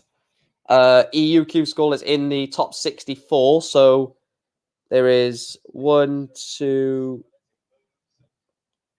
3, 4, 5, 6, 7 top 64 games left, I think, if I've done my calculations right. Niels Heinso is 4-3 up over in EU. Mindaugas Barauskas, the partner of Darius Labanauskas in the Lithuanian World Cup team, is 4-1 up, 1 away from victory. Pero Lubic, the Croatian, is 1-0 down against Denis Dobrit. Anyone else looking good? Michael Rastovic is warming up against Robin Bager. Roxy James Rodriguez is also warming up. So is Patrick van der Bogard. Who else is through into the next round? Fabian Mayer. Any decent averages? Marvin Cook got a 91.41 average there. Andreas Toft Jorgensen, 95 average in his top 64 game. And that's pretty much it from there. Jose Marquez as well. Jose Marquez is winning 4-2. Mindaugas Barauskas has won 5-1, averaging 69.4. So a 69 average has got him through 5-2 or 5-1 victor. I can't remember what I just seen.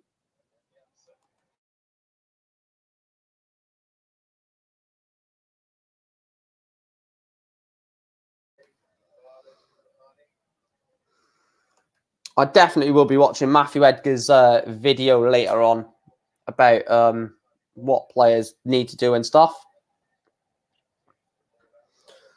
For some reason, I always thought there was a gap between the first stage and the final stage, but there's not, is there?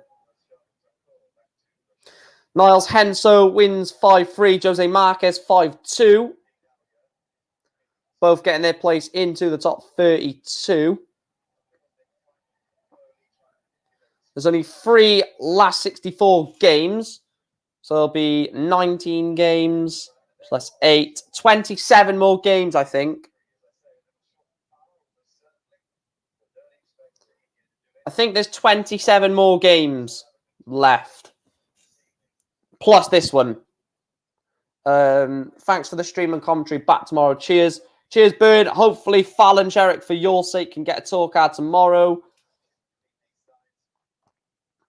Ben says, just having food. May jump on towards the end of the stream. No worries. Just let me know if you want to, and I'll chuck the link in the chat for you. So the last place on the Order of Merit will be decided between... actually, let me just put that as a banner.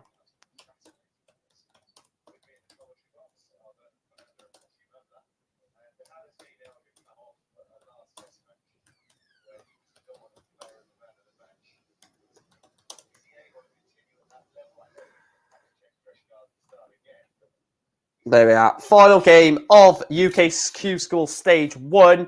So this is the final... Well, it's irrelevant. This game is basically a dead rubber. It doesn't mean absolutely anything whatsoever. Because if Brooks wins, he just goes through as a day winner. If McEwen wins, he just goes through as a day winner. Whoever loses, they still sort of get in as a top 72 player anyway. So it's basically a dead rubber, but it's also a chance to see how good they are. And is their mind still there? 100 followed up by a 97. Bear with me. 2 seconds.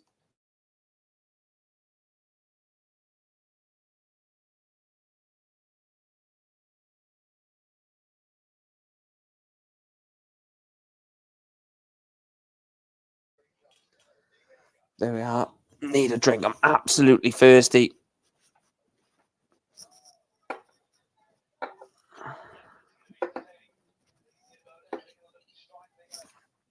There we go.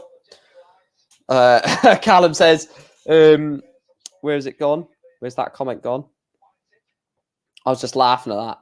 Oh, I've retracted it on YouTube, but I can see it here. It says, Ben, get in after your lunch, lad. From Callum there. Oh, God. We're nearly done. Nearly done from the first stage of Q School. We've seen some upsets. We've seen some shocks. Seen some stories unveil. Jack Langston got... How many legs did he get over the 3 days? He lost 5-1 first game. Then he lost 5-3 yesterday. Did he lose 5-0? I think he lost 5-0 today, didn't he? I can have a look. I think it was 5-0. I'm going to have a look. PDC events. Let's have a look. So,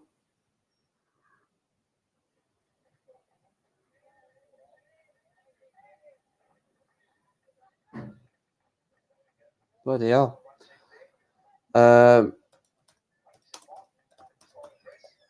Jack Langston. So, yeah, 5-0. So he lost the first game 5-1. He lost in day 1 5-1. He lost day 2 5-3, and he lost today 5-0. So 4 legs from 3 days. Not bad, to be fair, considering he's not a darts player. Jim McEwen takes out tops in 1 dart. Levels up this last 16 tie between him and John Brooks. Jordan Brooks, sorry, not John Brooks. John Brooks is the American centre-back for Wolfsburg. I don't know. I don't know if he still plays for Wolfsburg, to be fair. 40 from Brooks.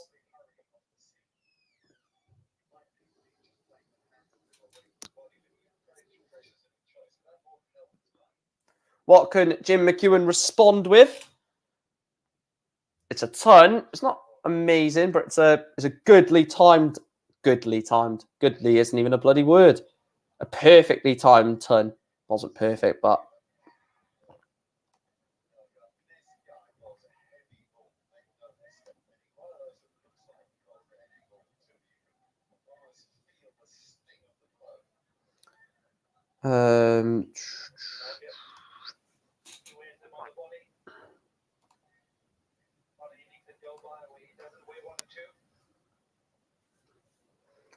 Sort that out.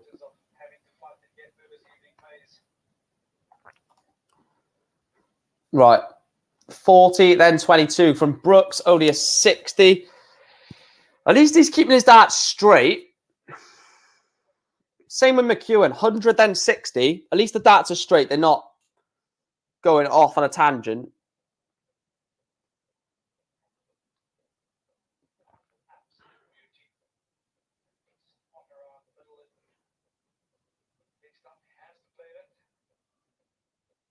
Cheers, Callum.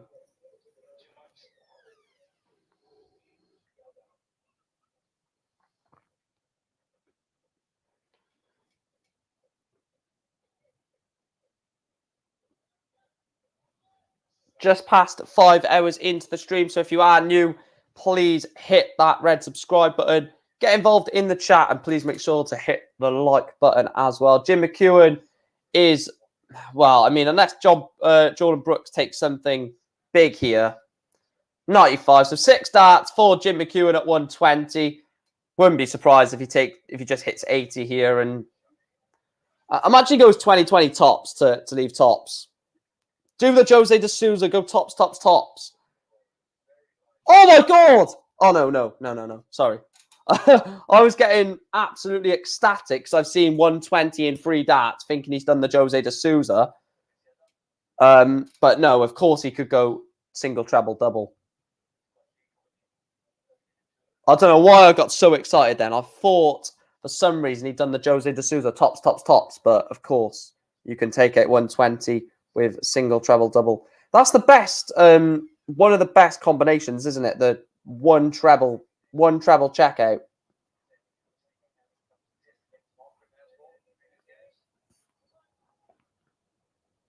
One treble checkout. That's the best checkout you can do.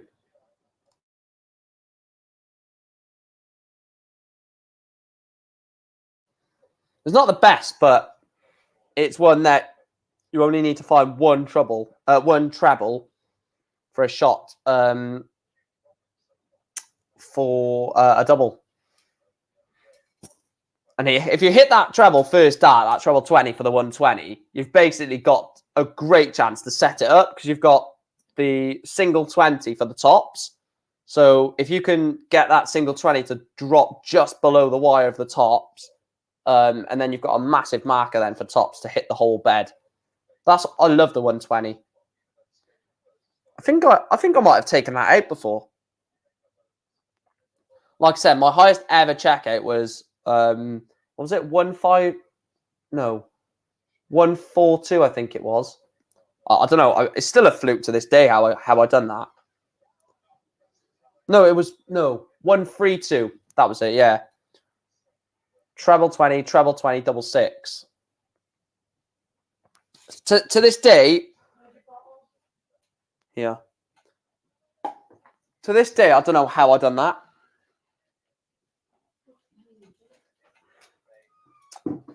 To this day, I don't know how I took that 132 out. But definitely take that to the grave with me. Definitely take that to the grave. 132. 60, 60, double 6, sorry. I've never hit a 170. I swear to God. The moment I hit a 170, do you know what? I might have a go at that later. I might have some darts to try and hit the 170. And every time I miss the first dart, this is a miss. That'll be quite entertaining, that will. I said yesterday, didn't I, after yesterday's stream, I was going to jump on the dartboard for a little bit and have a few throws, but I just didn't, to be fair. So only one last 64 game in Niedenhausen in Germany.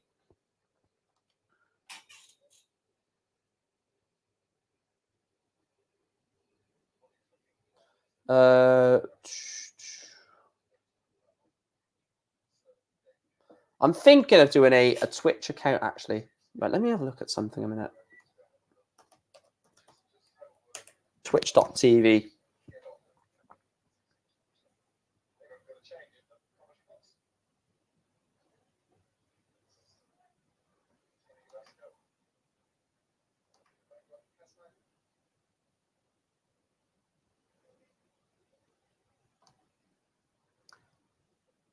I'm not really focusing on this. Let's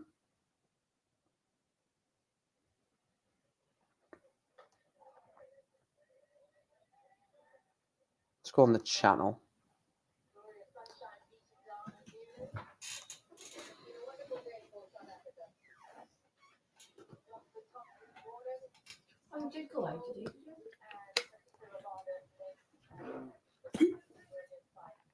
Let me get that off.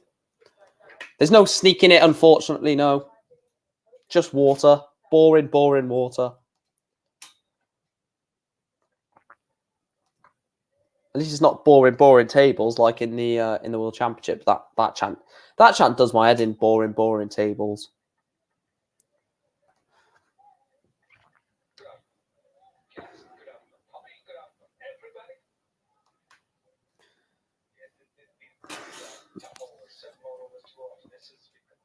Let me sort this out.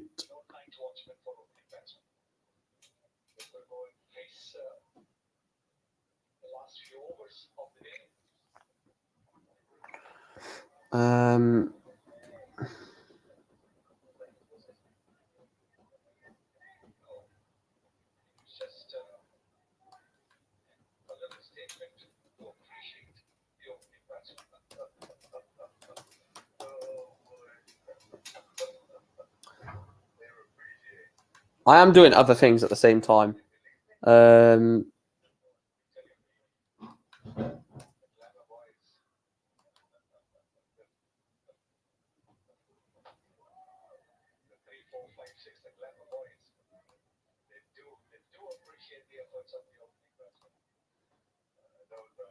Right, let me try and sort something out.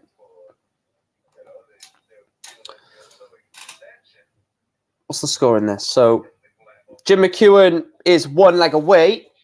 He might have no, he probably will just have 3 darts at 1-2-5, depending what Jordan Brooks leaves.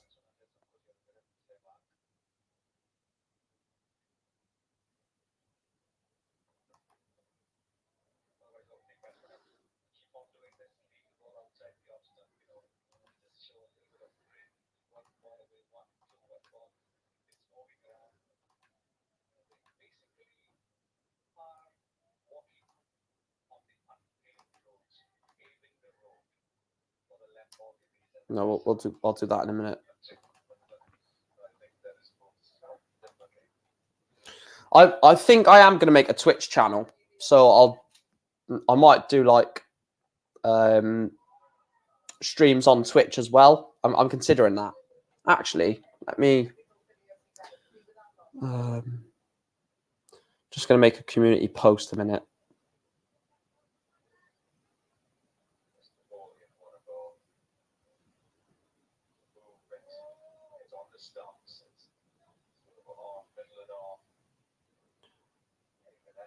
Twitch account and dual stream.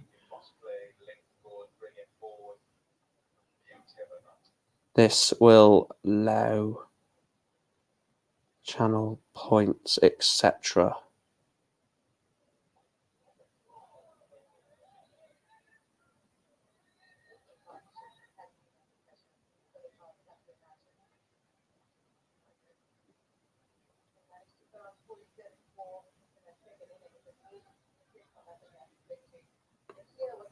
Right, get voting if you're in here and you are subscribed. Get voting on the thing that I've just put on my community post. I've just put basically for the dart stream. Shall I make a Twitch account and dual stream? This will allow channel points, etc. Don't know whether to do a dart stream for that. What am I saying? Don't know whether to do a Twitch account to do that.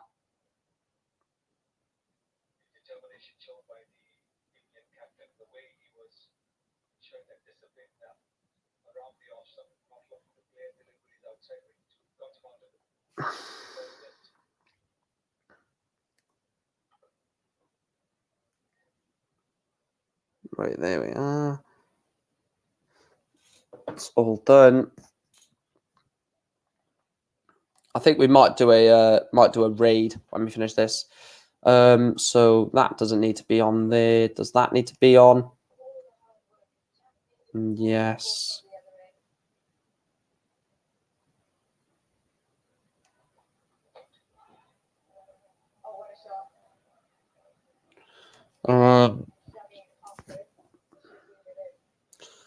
There's one last 64 game left in Germany. Jim McEwen, 5-1 winner over Jordan Brooks. So let's go over to the UK first stage order of merit, and we can.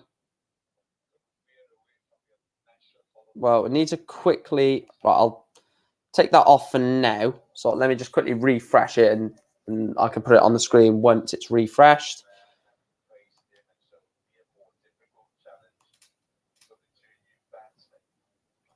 But basically, I will put on the screen the order of merit. Let me take that off there. Delete.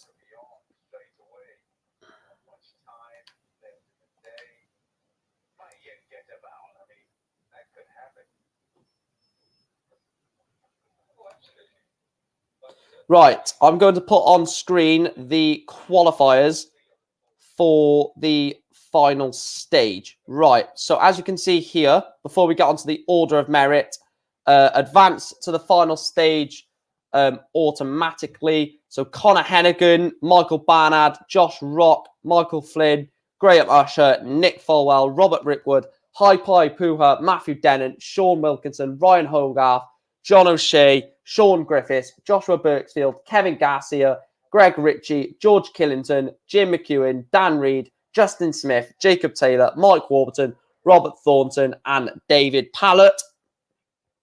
Those are the 8, 16, 24. I don't know why I needed to do that. Those are the 24 players that have got into final stage based off the day winners.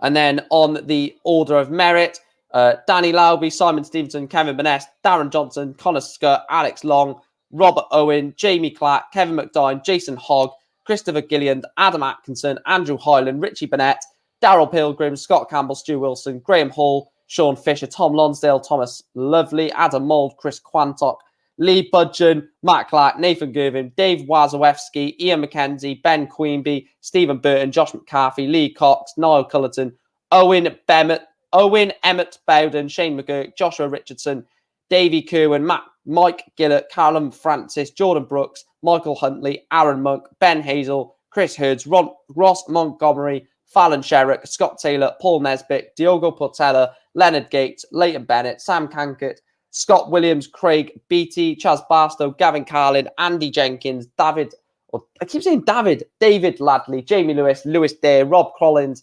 Mark Layton, Nathan Tredgegold, Richard North, Scott Marsh, Gary Stone, Ryan Furness, Daniel Day, Adrian Gray, Reese Hayden, Sean Carroll, and Kevin Lane. Players that missed out on leg difference. So players that missed out on leg difference. Christopher Wickenden, Charlie Simmons, and Tony Newell missed out by one leg. One leg there, unfortunately for you. Ben Robb and John Bowles miss out by 2. Patterson and White miss out by 3. Motson misses out by 4. Nelson and Hart miss out by 5. And then as you go down, the ones on -5 were never really going to trouble that. So UK Q School for stage 1 is done and dusted. Finito over in Milton Keynes. So we will be back there tomorrow in MK for the conclusion, or not for the conclusion, for the start of stage 2, where players are going for their tour card. And then we're going to go over to Germany. So get your plane tickets, because I have just booked the plane for Germany over in Niedenhausen. We've got one last 64 game between Roxy Jake Rodriguez and Thomas Hajek. But apart from that, it is all round 32. Players into the round of 32. Any big names? Pero Ljubic won 5-2 against Marcel Hexel. Michael Rastovich beat Nico Kurtz, which is a big shock there, to be truthfully honest. Jose Marquez got through 5-2. Niels Henso got through 5-3. Any others? Barauskas got through 5-1. Vincent van der Meer 5-1 as well. Any more? Patrick van der Bogard beat Roman Benecki. Roman Benecki lost yet again in Q School to the same man. Of course, that has to be, that's got to be demoralizing, losing to the same man twice. Signats, I don't want to butcher this name. Sagansky.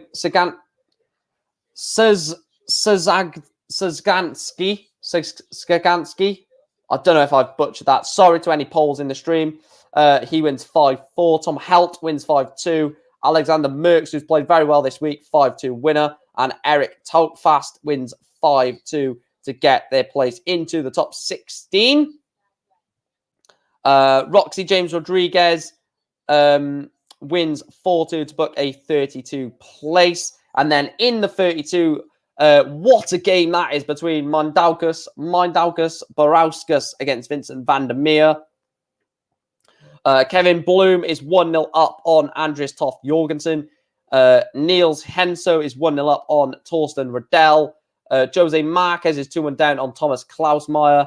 Johan Engstrom is 2-1 up on Michael Ringoat. Patrick Mott is 2-1 up on Mario Schultz. Perry Nordermeer is 3-1 up on Christian Schmidt. Danny Van Tripp is 3-0 up on Romeo Monian. Michael Rastovich is level 3 legs apiece with Robin Bager. Patrick van der Bogard is 4-2 up on Marvin Koch. Pero Ljubic is 4-4 with Dennis Dobrint.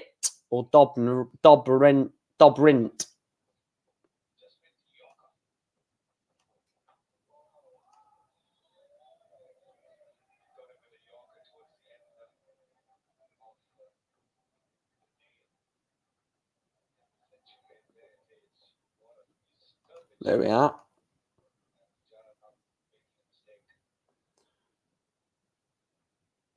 There we go. That is all ready for the conclusion of PDC Q School over in Niederhausen. And Pero Ljubic books his place into the last 16. Pero Ljubic 2 wins away from a place in final stage. I think he might already have that, to be fair. Let's have a look at the order of merit over in Niederhausen. So there is 82, 83. So 83 places have been confirmed. So we're trying to find the last 3 places for European Q School.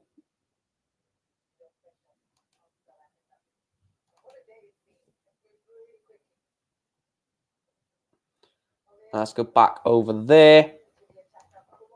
Back to that tab. If you are new to the channel, guys, please do hit that red subscribe button. Like the stream as well. Let's try and hit 40 likes. We are 6 away from that as well. So please make sure to hit the like button. But let's call these scores in then. Roxy James Rodriguez, like I said, is playing against Thomas Hayek in the last of the last 32 ties.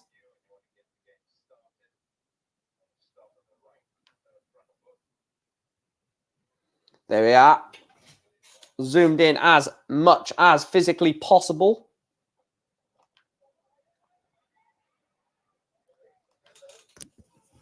Perry Nordermeer goes 4-2 up on Christian Schmidt.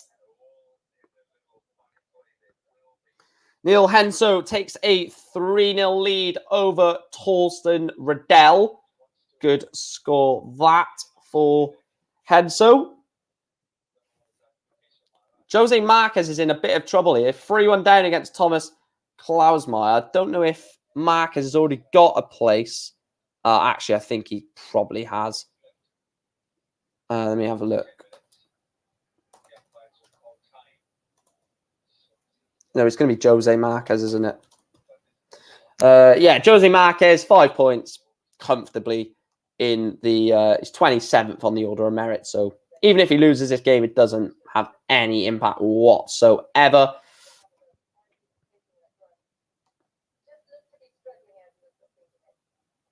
Is there any games warming up? So we got 1, 2, 3, 4, 5. Hang on.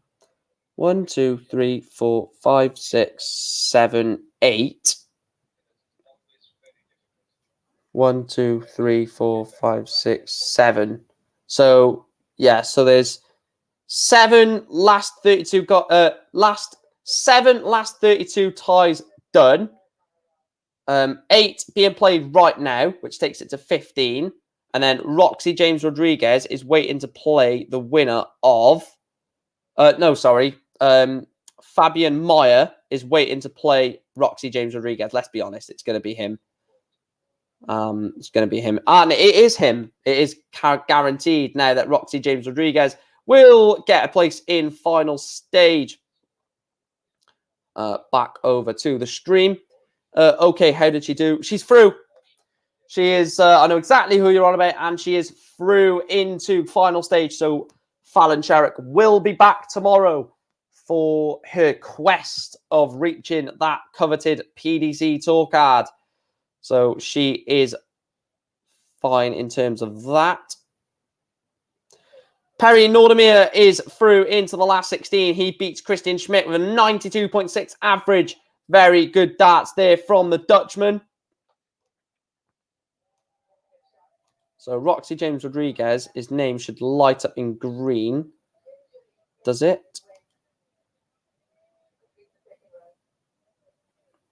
It will.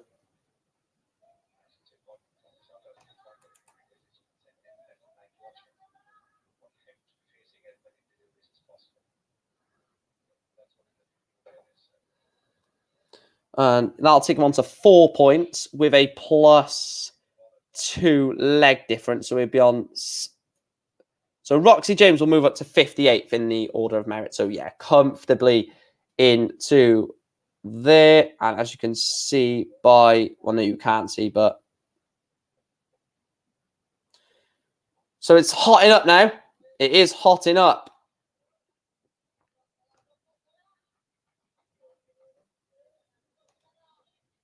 Is there any way I can... I wish I could do both of them, but I can't.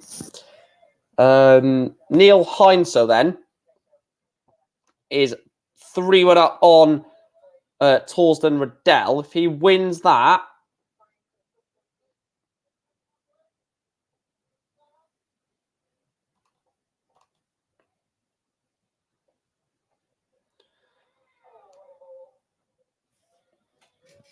yeah, so Boo, she is through, mate. You said Connor Scott as well, didn't you? You like the look of Connor Scott. He's also into final stage. And how far off was John Part? John Part was 2 legs. No, was 2 points and 12 legs off. So he would have needed to win 2 more games with a swing of 12 legs. So yeah, so he would have needed... So he would have needed to win one of it. He would have needed to win his game 5-0 that he won 5-2, and then 2 5-0 wins, and he would have been into final stage. But unfortunately for Party, we will not have any Star Wars walk-ons or on the tour, I should say.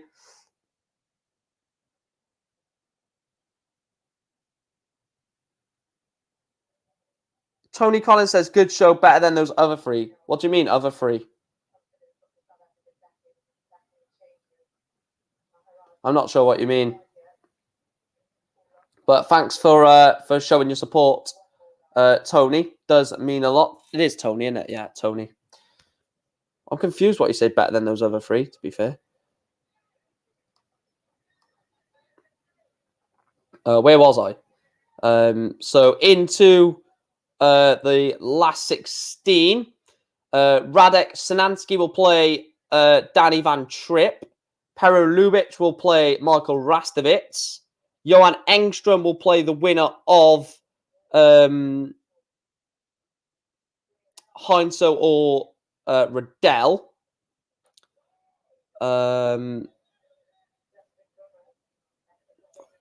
6, 7, 8. Then it will be the winner of Jose Marquez against Klausmeier against Jorgensen or Bloom. And then it will be Helt against Nordermeyer. Alexander Merck will play the winner of Barauskas van der Meer. And then it will be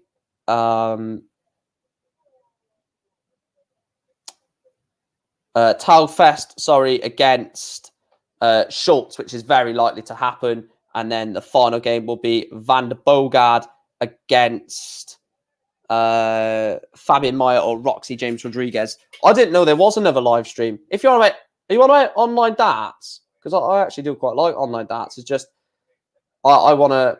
I used to watch their streams, but I'd rather do it myself now. To be fair, I'd rather have the thing of doing it myself and giving myself some sort of, not praise, but some sort of, what's the word? Basically, I want to start doing a lot of cover darts myself because I would like to get into any journalism for football or darts, to be truthfully honest, because it's a good spot for that, isn't it, for journalism?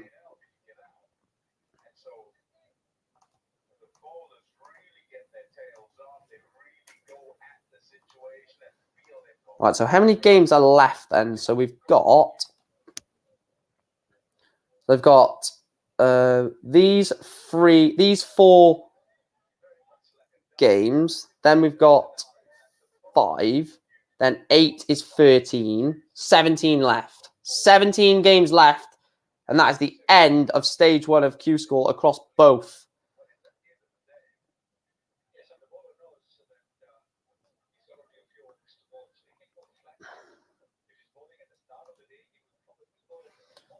So, hang on. I thought I was meant to be watching Nigeria against Egypt.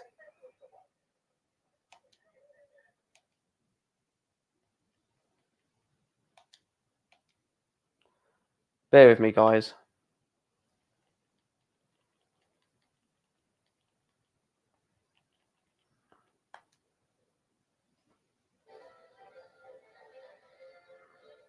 There we are. Nigeria, Egypt in the Africa Cup of Nations. Jose Marquez loses to Thomas Klausmeier. Klausmeier will play.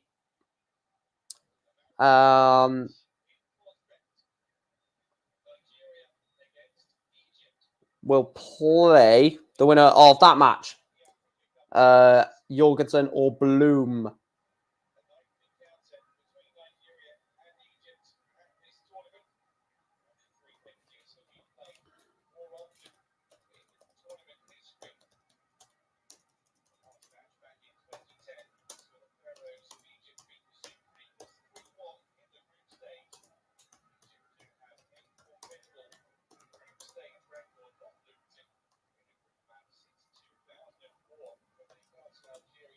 There we are, just putting that on the banner because it is the final games of EUQ School.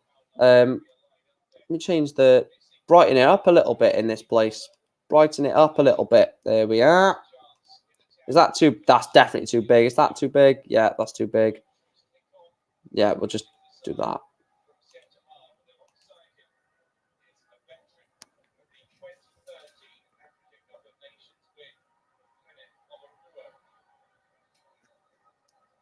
Come on, Nigeria.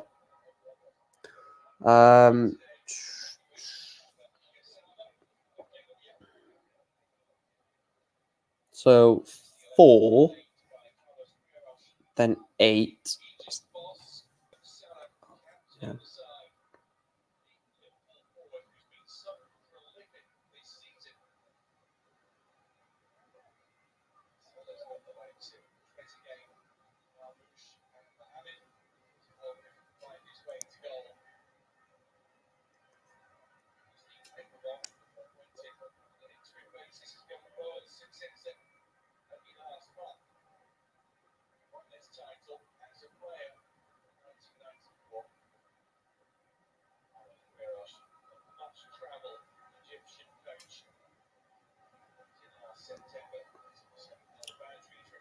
Five, 3-2. Jorgensen gets the win over Kevin Bloom. Let me just refresh the order of merit. Have we got any sort of updates?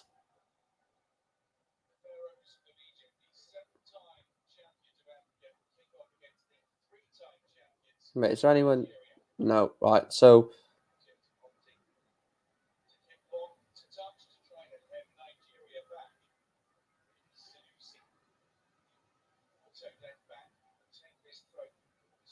it's the battle for the 86th spot then in EU Q School.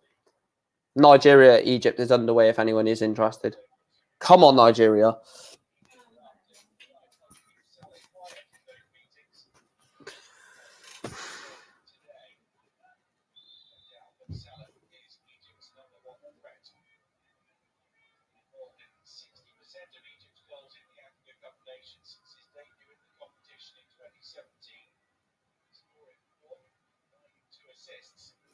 Salah has been involved in 60% of Egypt's goals. Wow. In the Africa Cup of Nations, by the way, not in general.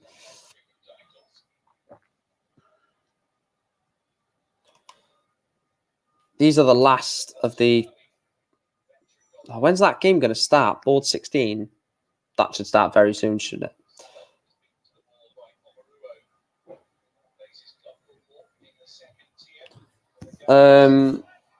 Hi, how has the last 2 days been? Ain't been in since day one. Fallon Sherrick is through. Robert Thornton through. Big names. Other big names that are through. Kevin Burness, Danny Lauby, Simon Stevenson, John O'Shea, Michael Flynn, Hi Pi Puha.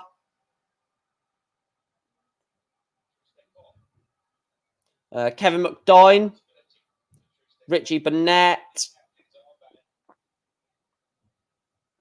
Aaron Monk, Diogo Portela, Chaz Barstow, Jamie Lewis, Richard North. A lot of players.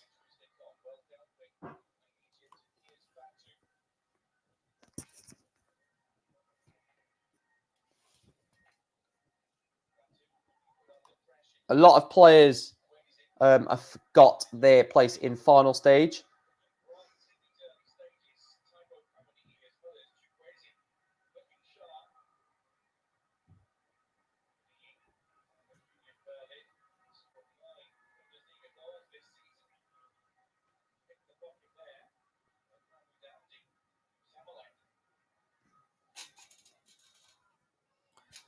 Niels Heinsoe has beaten Torsten Riddell by 5-3 to book his place into the last 16. There's only 2 more last 32 games left. That's referee Jack Langston. He lost the first game 5-1. No, he lost in day 1 5-1. Day 2 he lost 5-3, but did take out the 109 checkout, which was ridiculous on stream. He took that out, and then today he lost 5-0. So across the 3 days, he's lost 15-4 on average. Not bad. 15-4 over 3 days. He said, to be fair, he did say in preparation, I'm probably going to lose 5-0, 5-0, 5-0. And he actually got 4 legs. Nearly won a game yesterday.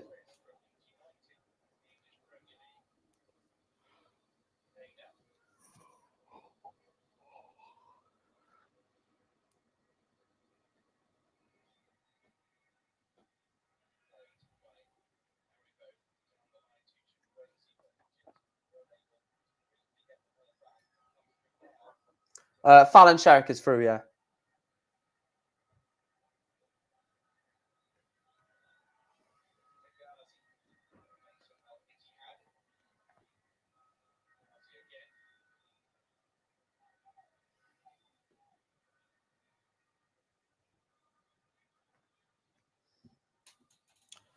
To be fair, like for someone who doesn't play darts like Jack, to get 4 legs from 3 days of action, averages a leg a game.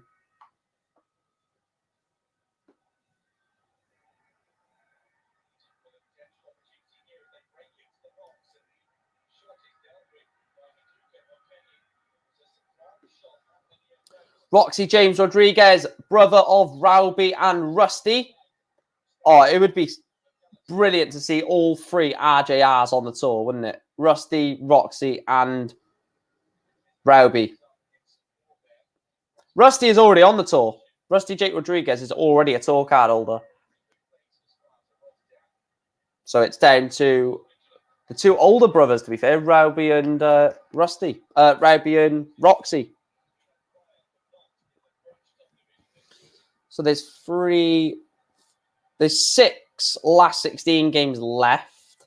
So that's 6 games there. 2 last 32 games, so that's 8. 12 games left. So there's 12 games left of EUQ School Stage 1. And then we'll be back again tomorrow for final stage. That is.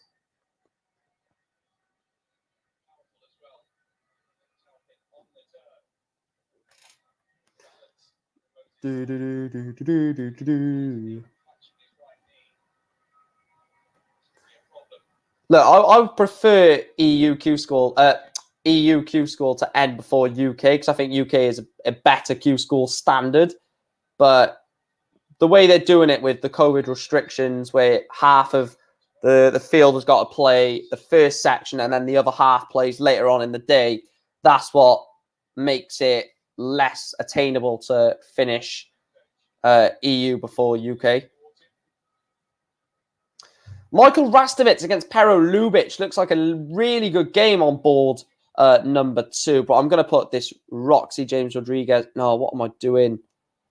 Right, let me know what game you think I should put on. Let me know what game you guys want on.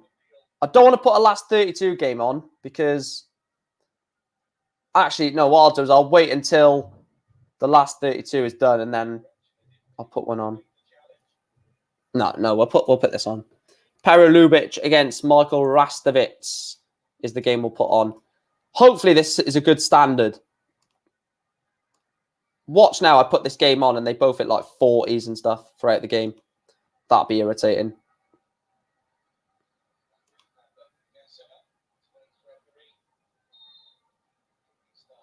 I've got the latest scores to the side of me as well anyway, so I can flick back and forth. So 105 for Rastovitz, leaves himself 116. What can Pero Lubitsch do? Darts referee, day 1, Callum, he lost 5-1. Day 2, he lost 5-3. And today he lost 5-0. 96 from Pero Lubitsch. 96 from Rastovitz, sorry. Pero Lubitsch not on a finish, sat on 176. 171 to leave 5? No. Looking forward to Matthew Edgar tomorrow. That's going to be class. Matthew Edgar should get a tour card. Michael Rastovitz against Pero Lubitsch. Looks like this could be a good game. It's 3-1 to the Austrian Michael Rastovitz at the moment. A last leg decider between Mindaugas, Barauskas and Vincent Vandermeer. Barauskas, of course, is the partner to Darius Labanauskas at the World Cup for Lithuania.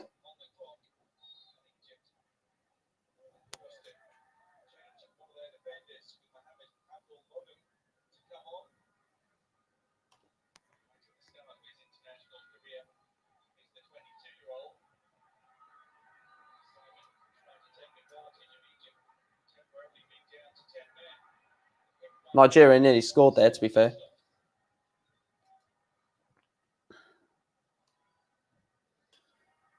Any goals? Barauskas, like I said, last leg decider. Let's call this in. I won't put it on the screen because there'll be no point, but I'll just call it in.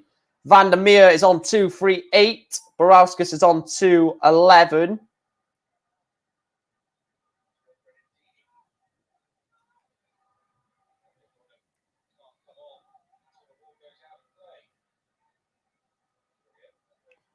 So 2-11 hits 45 to leave 1-6-6. What can Vandermeer do? 60-60 for double 12. Oh, that's poor board management from Barauskas. He's left himself 1-6-6.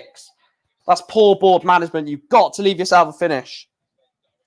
You've got to leave yourself a finish because now Vandermeer has 3 darts at 56. Because you can't finish 1-6-6, of course, with 3 darts anyway. 16 for tops or 20 for double 18 for Vincent Vandermeer to win 5-4.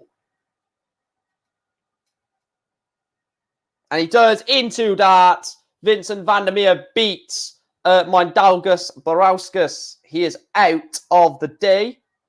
Is Barauskas still on course to get a final stage place? Barauskas. Yeah, he's definitely on course for it.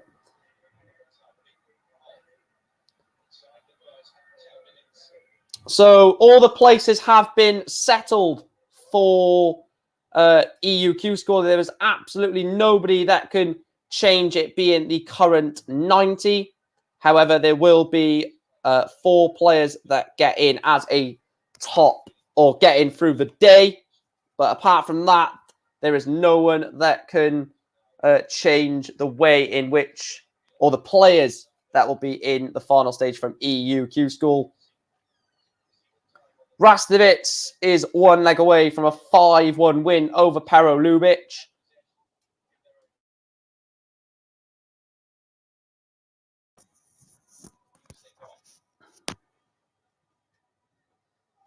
So he's got 250. A 180 leaves 70. 140 leaves 110. Only a ton to leave 150. I dare you to go bull, Michael. Do you know what? If someone does that, bull. You don't know, though, because he could go treble 20, double 15. So you don't know if it would be a bull finish. It wouldn't. Oh, I can guarantee you it wouldn't. I would have to find Michael Rastovic on Twitter, message him and say, oi, did you take bull when you sat on 150 for the match? If this goes now, that's going to be at the back of my mind. It's not. 78, so he did go 60. Then he must have went... No, he must have went 20. Then... don't know. Lubic takes leg 6 anyway. Pero Lubic gets it back to 4-2. Scores elsewhere in the last 32. Roxy James Rodriguez is 2-0 on Fabian Meyer in the last 16 games. Perry Nordemir is 2-0 up, on Tom Hert. Mario Schultz is level with Eric Toutfast at 1 leg apiece. Danny Van Tripp is 3-2 up on Radek Sagansky. And Jorgensen is 1-0 up on Klausmeier. That 2-0 lead for Perry Nordemeyer is now a 3-0 lead. And there is 2 games warming up. Are they both last 16? They are both last 16 between Neil Henso and Johan Engström and Vincent Vandermeer versus Alexander Merckx.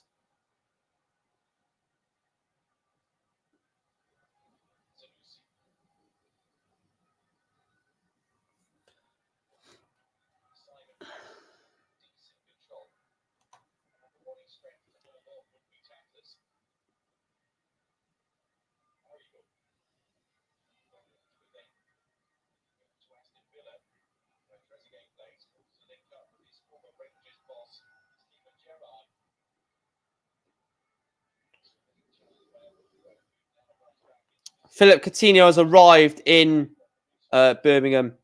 big news there for Aston Villa fans.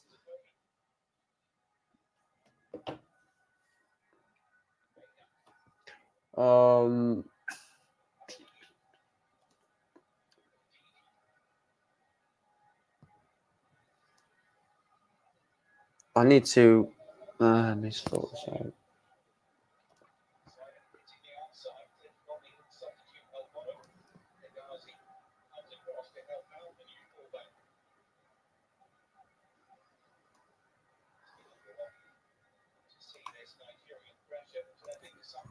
There we are.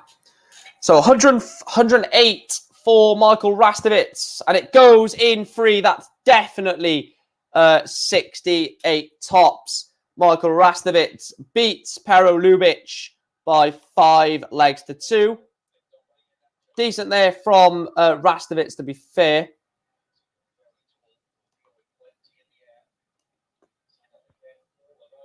What was the average? I didn't see what the average was. 91.74, good average. Who are we going to put on next? Let's put on Roxy James Rodriguez, the last of the last 32 games. Last of the last 32 games between Fabian Meyer and Roxy James Rodriguez. Right, I'll take that off charge.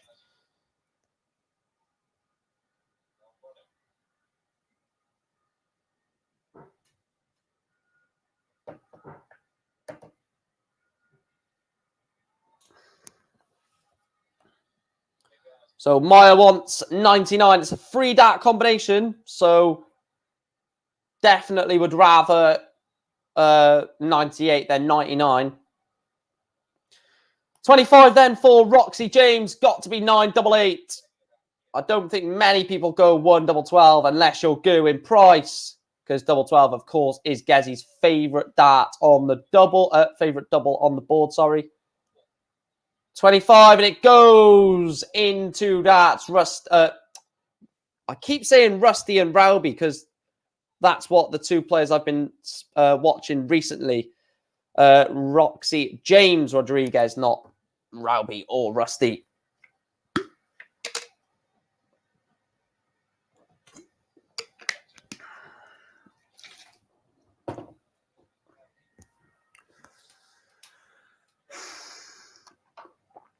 $41 followed by 97, 84. Fabian Meyer needs to hit something big to push himself in a bit of... Well, no, not really. Because I think Roxy James has got this game sorted. Has Fabian Meyer... Yeah, Fabian Meyer has got his place sorted. So this game is near on irrelevant, really. Hence why I think... I personally would throw this game. I would just withdraw and say, you can have the win, pal.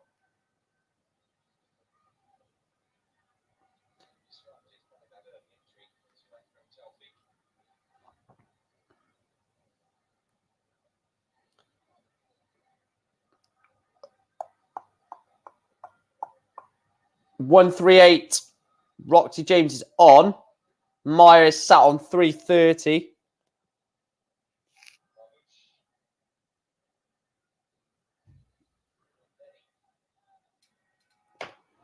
So 138 for Roxy James Rodriguez. 6 darts at this for 5-1. And that's a great setup shot. 98 to leave tops with Meyer sat on 230. Great darts that from Roxy James Rodriguez. So tops then for the match. 5-1 victory to get the job done in relative ease. Is it going to go? It does go. First dart at tops. First dart gets at tops. Roxy James Rodriguez books his last 16 place. Comfortable win for Roxy James over Fabian Meyer. We are now in the territory of the last 16 games. I'm going to put this game on. This game looks like a decent little game. You'll see it in a minute. I'm not spoiling it. I'm not spoiling it. Neil Henso against Johan Engström. Both have played pretty decent. This could be a decent little game. Hang on, why has he got that flag? Right, his flag is proper glitched out. No, I'm not having that. That looks bloody woeful. Why is his flag glitched out like that?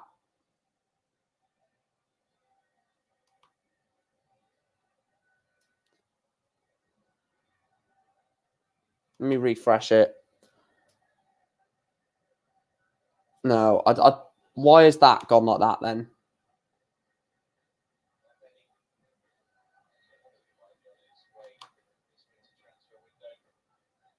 Please say it's gone. Oh, I can't. I know it's very petty, but I cannot watch a game with the wrong flag. It's just going to do my nut in. Right, we'll put this game on. The thing is, it's actually a good game as well. That game is, but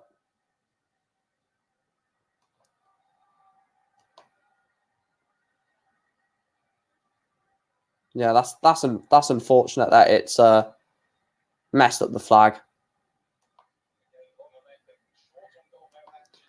I'm very OCD with stuff like that. I can't watch a game that's got the wrong flag. It's just going to do my head in watching it. 100 for Klausmeier with Jorgensen sat on 5. This 100 has to go, really. So Jorgensen wants 5 then for a hold of throw. And he's busted it. Klausmeier to break the throw at 3-2. And he will be throwing for 4-2. And he has. 3-2 Klausmeier.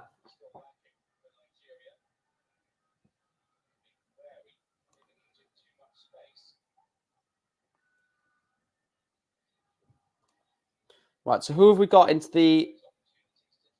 So Shagansky will play Rastovitz for a place to win the day.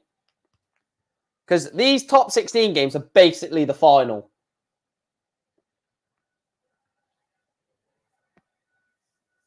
They're basically the final.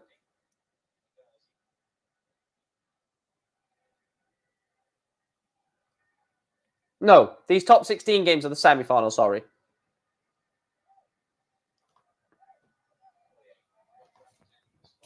Right, let's watch this game then. Klausmeier against Jorgensen. 140 to leave 171.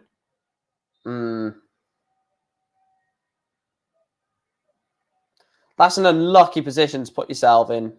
It's a good job Klausmeier's on 227, because putting yourself on 171. Great 97 there to leave 74. To break the throw back, Jorgensen will want 74. Unless this is a 180, I don't see it being. It's only 78. So 74 then for a break of throw.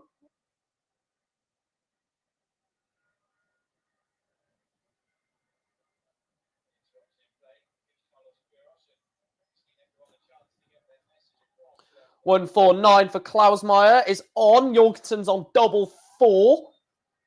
So double 4 for Jorgensen.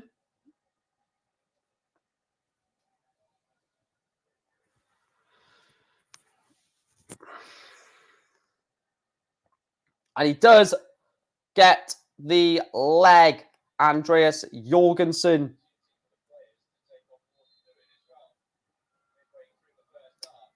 Jorgensen hits off with a maximum. Are we going to see the 9? That is 9 perfect darts. 180, 180, 141 is the conventional route. Are we going to see back-to-back maximums for Jorgensen? This will boost your average up. Oh. From finding free travels to finding none. Turn 3-4. Tell you what, the standard in this leg is ridiculous. Well, not ridiculous, but good. Steady. 112 average, plays 114 average in this leg. 73 plays 78 in the match. 104 for Klausmeier. That's a very, very good shot there. 104 to leave the fish. Jorgensen has hit 36. That's a poor visit. That's a very poor visit. The big fish, Klausmeier. No, 42.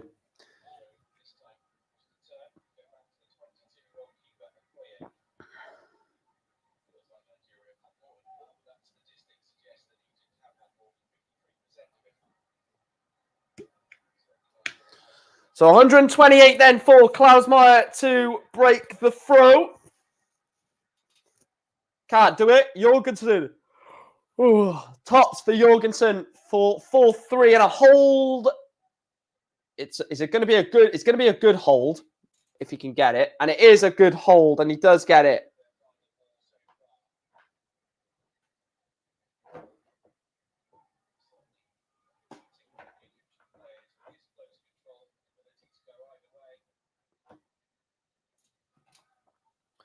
$47 and $57, not the best of starts to a leg.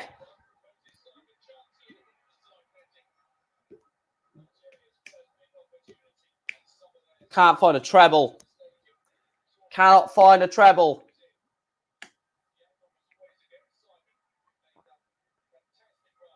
Well, a big treble anyway.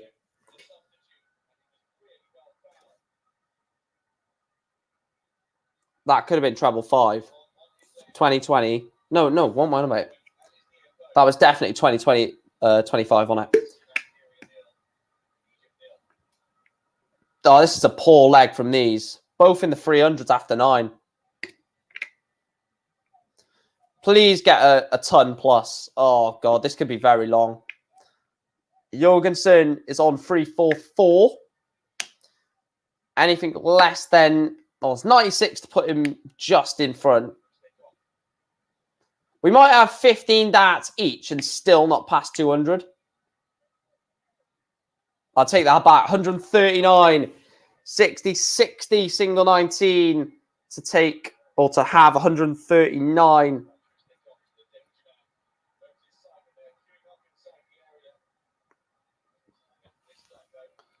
Jorgensen is left on 156. So this, to set it up nicely, 98 would be a brilliant setup here.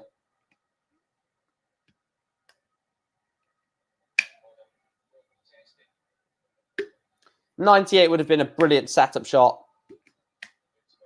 So ton 40 to leave double 8. That's a great setup. That is a fantastic setup shot.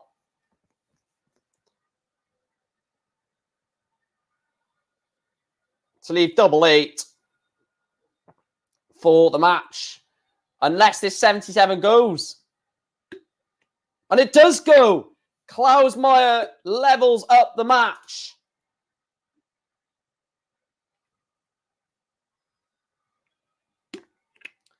Starting with a ton 40, Jorgensen.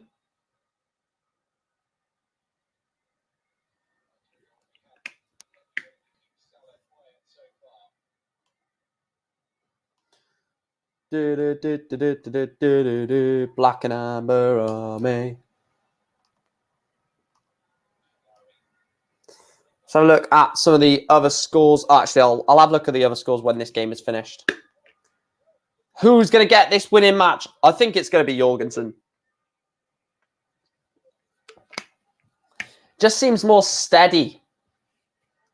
140, 60, 81. See what I mean? It's all the darts are straight. Because even the 81, it's a straight dart.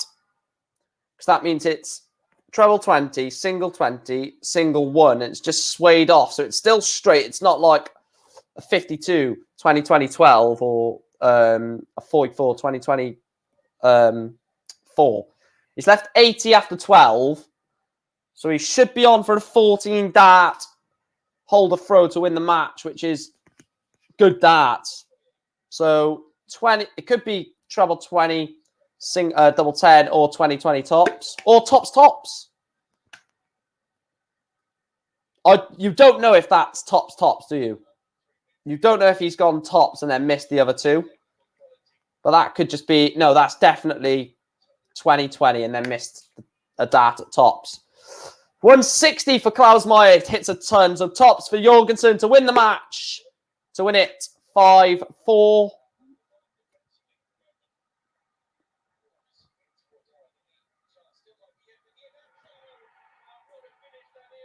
Iheanacho has scored for Nigeria, and Jorgensen has beaten Klausmeier by 5 legs to 4. Last leg decider in that one.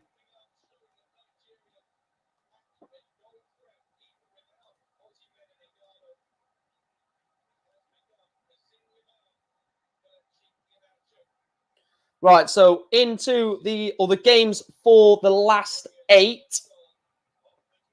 So Radek Sagansky will play Michael Rastovitz.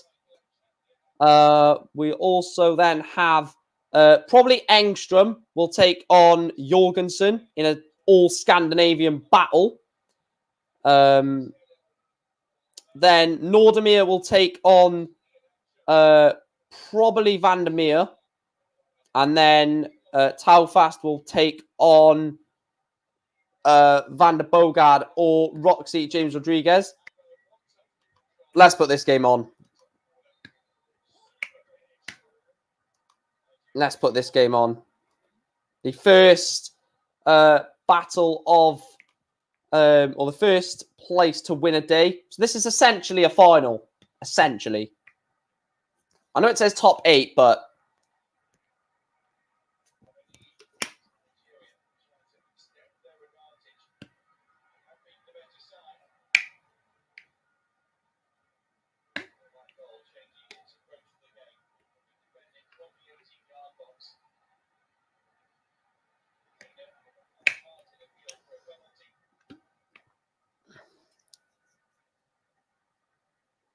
let me sort this out. So let me have a look at the other scores. 1, 2, 3, 4, 5. There's 3 last 16 games left, isn't there? Patrick Van der Bogard against Roxy James Rodriguez. Vincent Van der Meer against Alexander Merckx. Neil Henso against Johan Engström. Is Engström close to winning in that one? You want 65 for the match, Johan Engström. I'll stay with you to see if he gets it. Johan Engström wants 25 for tops. And he misses the top. So Henso wants 110 for a holder throw to take it to 4-2. Don't go. Please don't go, Niels.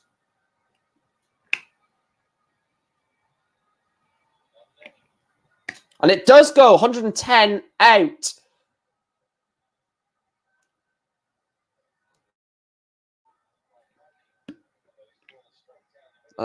What did I want to do? Let's just zoom in on this for now.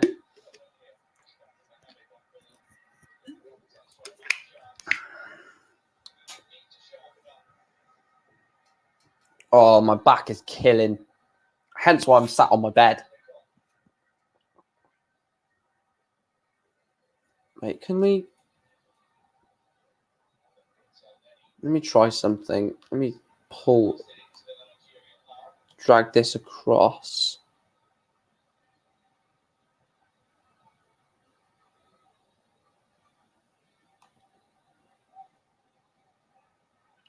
I am just doing something to try and figure something out. Bear with me. I think I can make something look really good.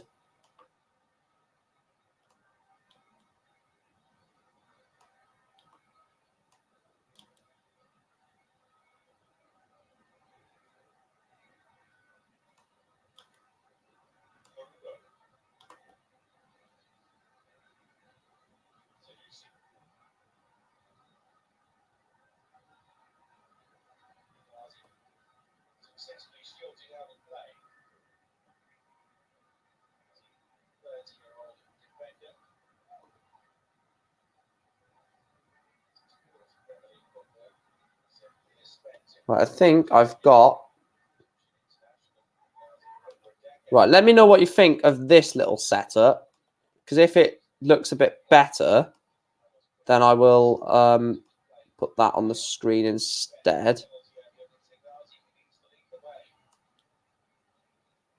What do you think of that? Does that look better? Let me have a look. Let me just see as the score goes off.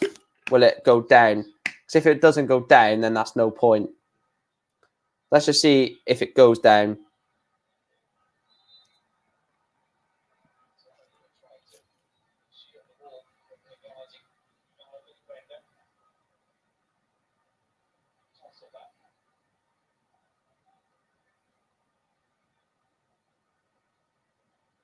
No, it doesn't. Right, we won't do that.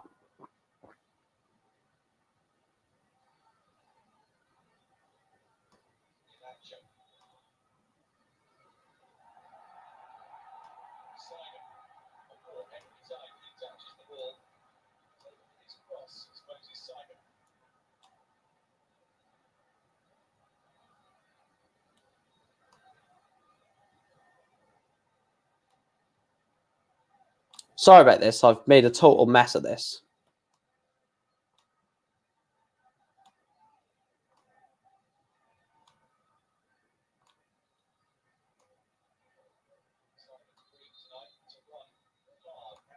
Right, there we go.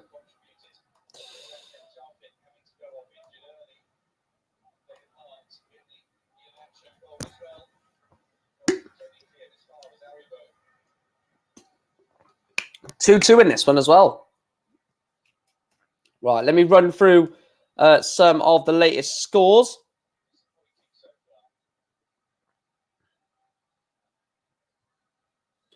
Still 3 last 16 ties getting underway. Patrick van der Bogard is winning 2-1 against Roxy James Rodriguez. Vincent van der Meer is 1 away from victory against Alexander Merckx. And Johan Engström is 1 away from victory against Niels Heinso.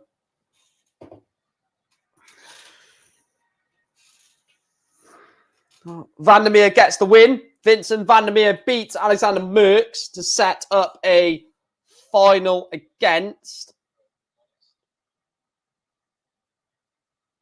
Perry Nordmeer.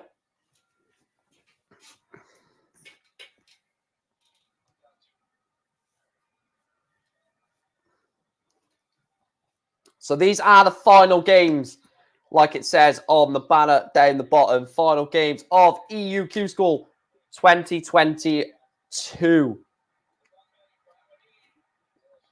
Stage 1, by the way, not stage 2.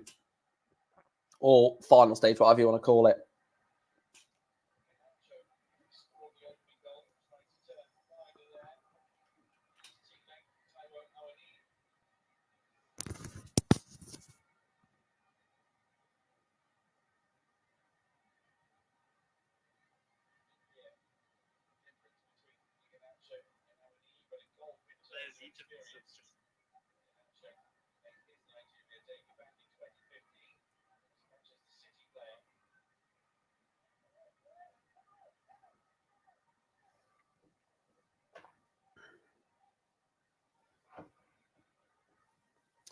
So Sagansky wants 62 for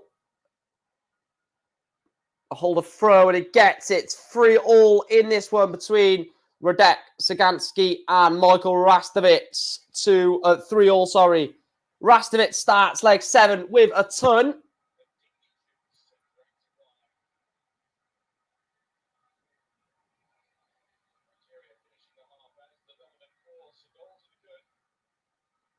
I loved Nigeria's kit at the World Cup the other year, 2018.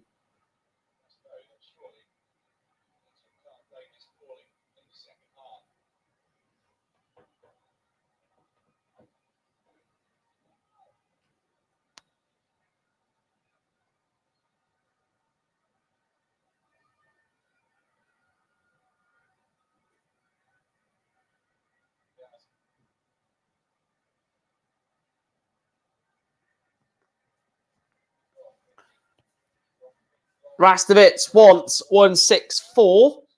Get the live chat on just in case. Oh, he's missed double. No. He sat that up. Yeah, sensible. Solansky wants... Oh, wow. Wow, only 40. He needed to get rid of the 140, not the 40.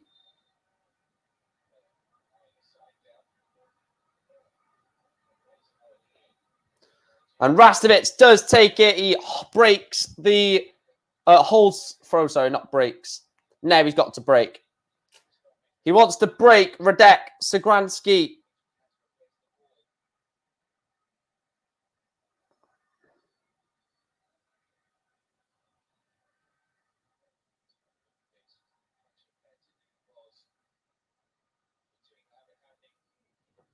Right, let me get that off there.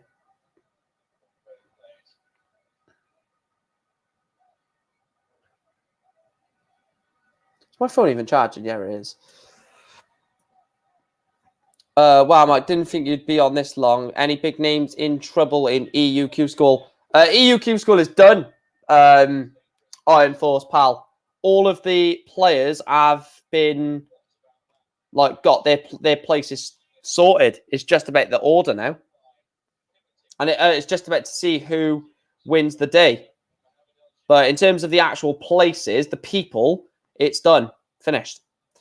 But this is what I mean. This is the horrible bit now because it's basically irrelevant whoever wins, but it's all about who wins the day. There is currently four. There's still 4 places up for grabs to win the day. 1, 2, 3, 4, 5, 6, 7. There's only one last 16 game left, and that is Patrick van der Bogard against Roxy James Rodriguez. And there is currently one last 8 game being played, which is the one I'm watching, Sagansky against Rastovic. And then there's 2 that are warming up right now. But yeah, mate, these streams are very, very long, Iron Force. Hence why I'm very looking forward to my dinner. And not just that, I've been looking forward just to sit down and go, wow. Because if I look at it so far, hang on. 7 hours, 45 minutes for day 1. So plus the 7 hours, so 14 hours and 48. Nearly 21 hours between just 3 streams. Ridiculous.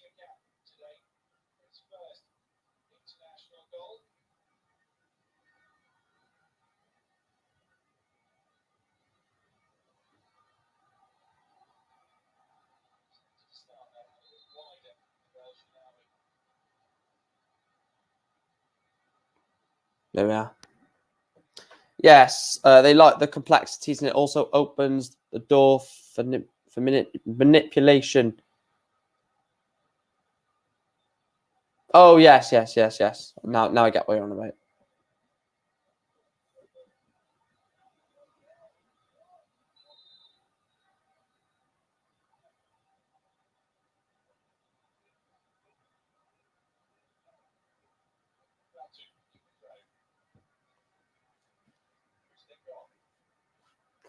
Troost-Ekong launches the ball forward in the Egypt-Nigeria game, but who cares about that? Rastovic wants 107 for the match, with Sagansky left on 56.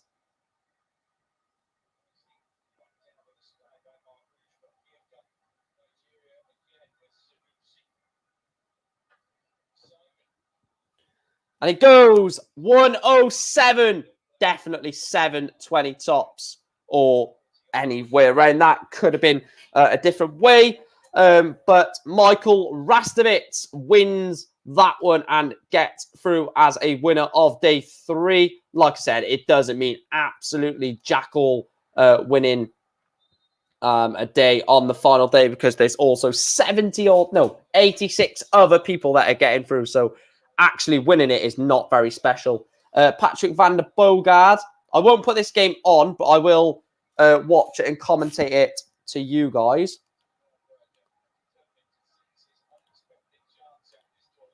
And I will put that on.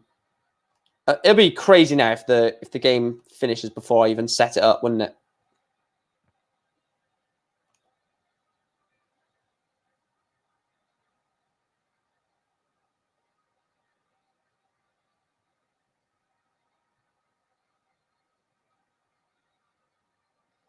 Right. I'll call the game through then. So Patrick van der Bogard has the... Oh, I may as well just show it. What's the point in me...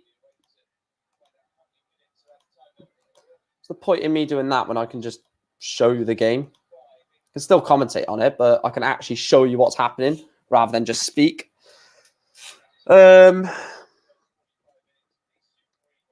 83, then 60. So Patrick van der Bogard has got a massive chance here. Oh, only a 96. I was going to say a massive chance to really dent Roxy James's chances of winning. So when Q School finishes on Saturday. We will be back on Tuesday for the first episode of the podcast. So that should be interesting. First episode of the podcast is going to be absolutely phenomenal. If you are new to the channel, though, guys, please do make sure to hit that like button, hit the subscribe button. It does mean a lot to the channel.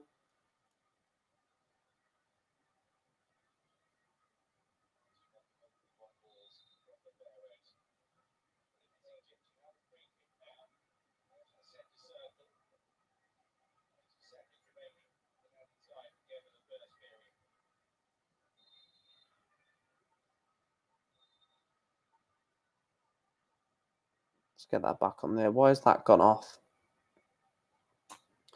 Van der Bogard has won 5-3. Let me get off that. Well, good example today was Fallon versus Wes match. What if she'd been playing someone already for tomorrow? Fortunately, both needed win for advancing. Yeah, because Wes Newton is not in it, is he? I don't think so. Did Wes Newton just missed out, didn't he? Yeah. Wes Newton missed out by 8 legs. So should Fallon have already been through, I don't know if she would have thrown a game. I don't know what Fallon's sort of mentality is when it comes to that sort of situation. We've never seen her in that situation. So Michael Rastovitz is through as a day 3 winner. Like I said, it means absolutely nothing. But there are 3 more players that will advance out of the day. Yeah, that was pivot. That was basically a knockout match. She knocked him out, but also knocked him out of any chance of getting a tour card. Well, final stage, but getting a tour card. So the other Nordemir against Vandermeer. No, that one's there. Engstrom against Jorgensen. That one's there. Oh, there's that one. Taufest against Van der Bogard.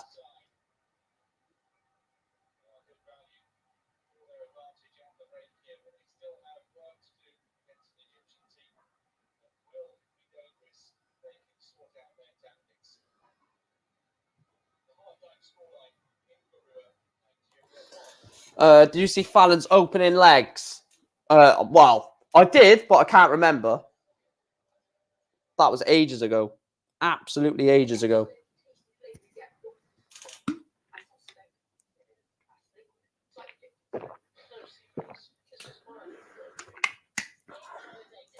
This is how we do it. This is how we do it. Da, da, da, da, da.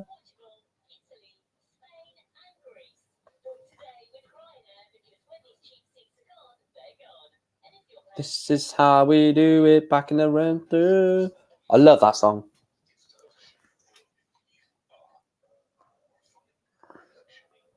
Uh,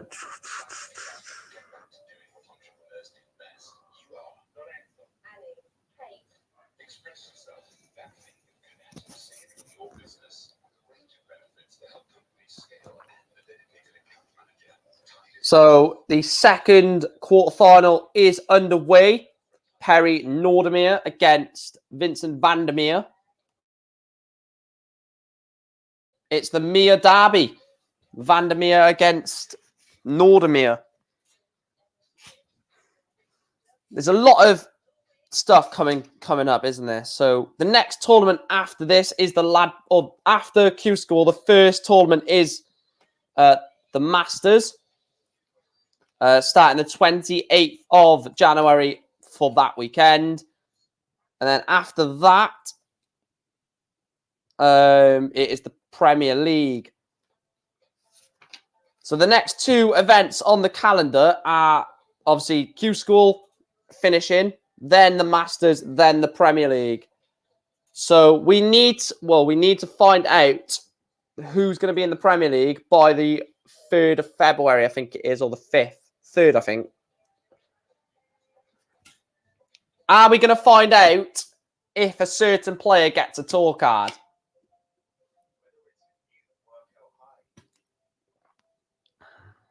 Imagine if it comes down to Fallon Sherrick versus Matthew Edgar for a tour card. Every single darts fan will be praying Matthew Edgar wins that. But then again, Fallon would win it on the order of merit anyway, so that we'd never get in a situation like that.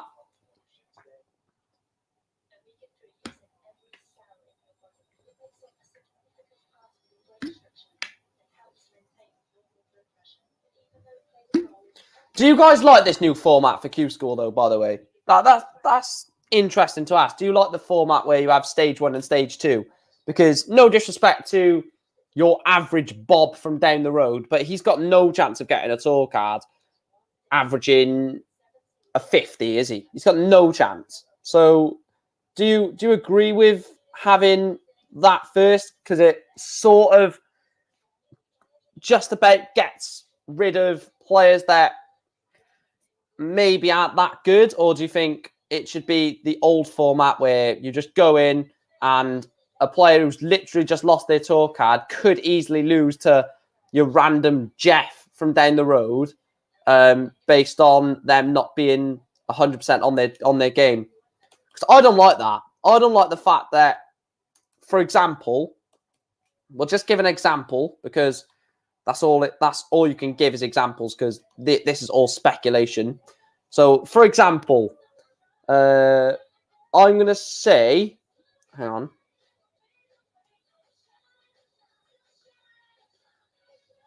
For example, let's say Raymond van Barneveld. Let's take Raymond van Barneveld, for example.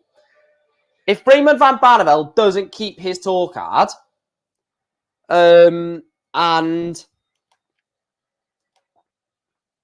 if Raymond van Barneveld doesn't keep his tour card and he has to go to Q School next year, I don't see the logic from the old format. I don't see the logic, of putting Raymond van Barneveld up against your local Jeff or your local Matt from down the road, because there's a huge chance that, not huge, but there is a slim chance that Raymond van Barneveld might not be on his game and he might lose that game.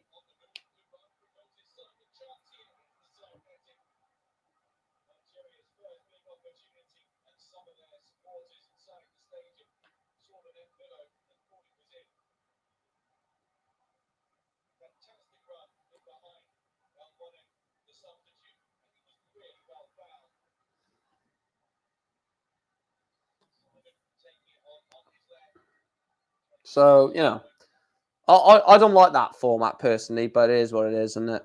It is what it is.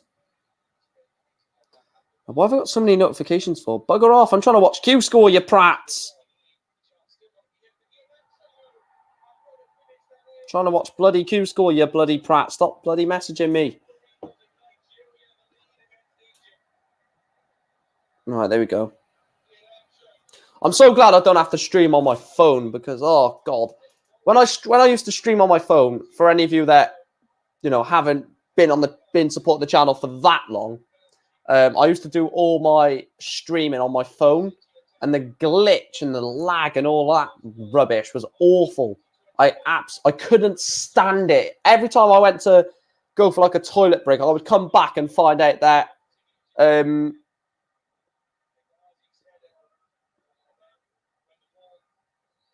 no, I'll explain what I'll explain what I mean in a minute, Boo. But what was I saying? I can't remember what I was saying now. Oh, what was I saying? I have no idea. I've literally lost all of what I thought I was saying. So let's just answer your question anyway. He says, yeah, but like a pilot would still get a wild card invites, not the Joe down the street. No, but the old format, players that dropped off the tour wouldn't be exempt. You just go into the Q school and go to win your card. Now it's actually a system where stage 1, if you do well in that, you get to progress to stage 2, where you play the players that have just dropped off the tour. Oh, that's what I was on about, phone, yeah. So I would go for like a toilet break if I needed a toilet, or go to get a drink. And when I come back, my stream would be down. And I'm like, oh, God. So you'd have to refresh the stream, refresh the software, and come back on it. It was doing my bloody head in. I was like, for God's sake, really? So I'm so glad I'm doing it on laptop, which means I can use my phone if I need to find any information out or anything like that. It just makes life 10 times easier. Kieran Fletcher, big up to you, pal. He says, all right, mate, I am not too bad. Hope you are good yourself. Hopefully you're enjoying Q School.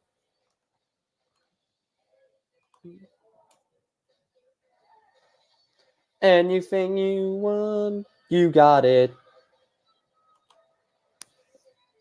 You got it. You got it.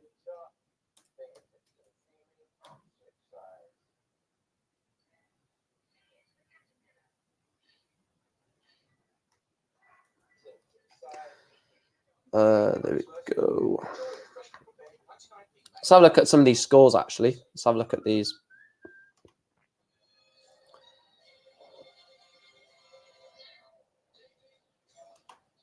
So Rastovitz is still the only one through. So we've got Johan Engström drawing 1 leg apiece in the all-Scandinavian derby against Andreas Toft Jorgensen. Perry Nordemir is 2-1 down against Vincent van der Meer, and Eric Toutfast has just started against Patrick van der Bogard.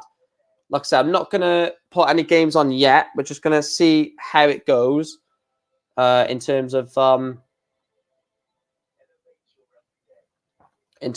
games, and then we'll put the last game on. That's probably what we're going to do. Just because I don't want to miss any results. So the last game on is the one that we will put as the featured game.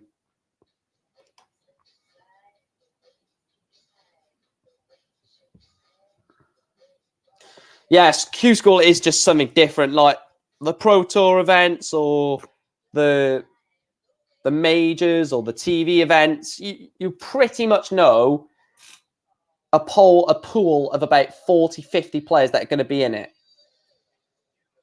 You know there's going to be not in it, but like go far. You know, a pool of about 16 to 20 players that are probably going to win pretty much every title.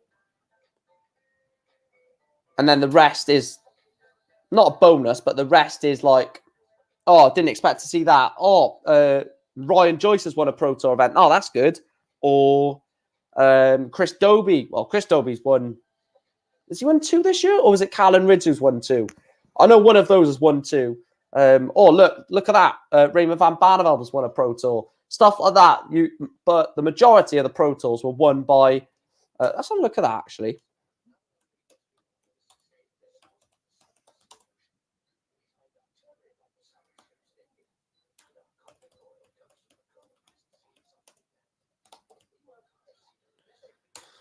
It'll be interesting to have a look at this.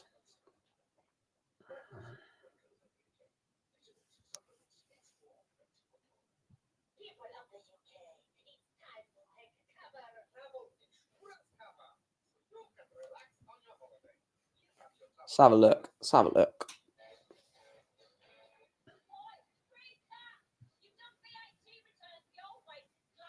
So the first game. So these are the Pro Tour winners from this year. So Joe Cullen, Callan Ridds, Raymond Van Barneveld, Johnny Clayton, James Way. Brendan Dolan. Shock name there. Right, let's have a look at shock names just for a little bit something. So Joe Cullen, Johnny Clayton, not a shock. Callan Ridds is 1 shock. Raymond Van Barneveld is 2 shocks. Brendan Dolan is 3. 3, still 3. Dirk van Duivenbode is 4.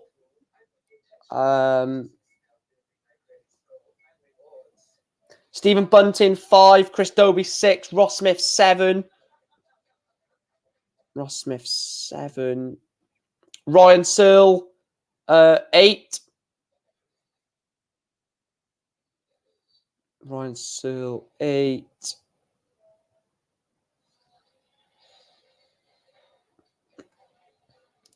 Ridds 7.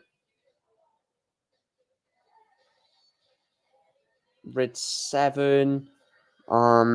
Dobie 8 again. Ratajski 9. So 9 shock winners over 30 Pro Tour events.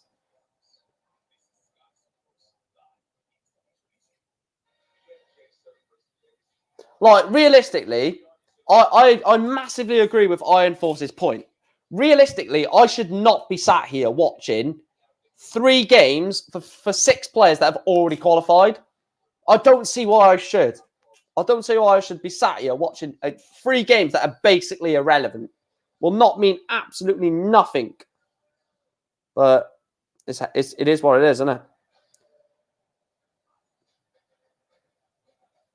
Is the PDC to get more money?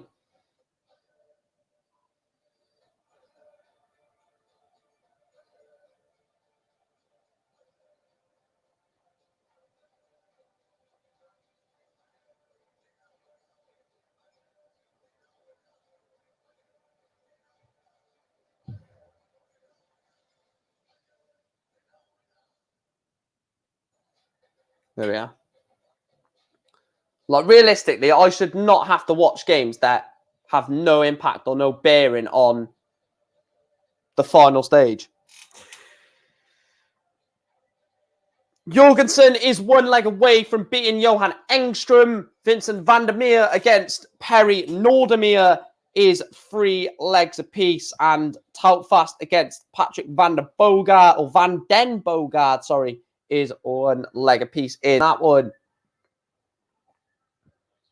The thing is, this is not even for a tour card either. If it was for a tour card, then fair enough.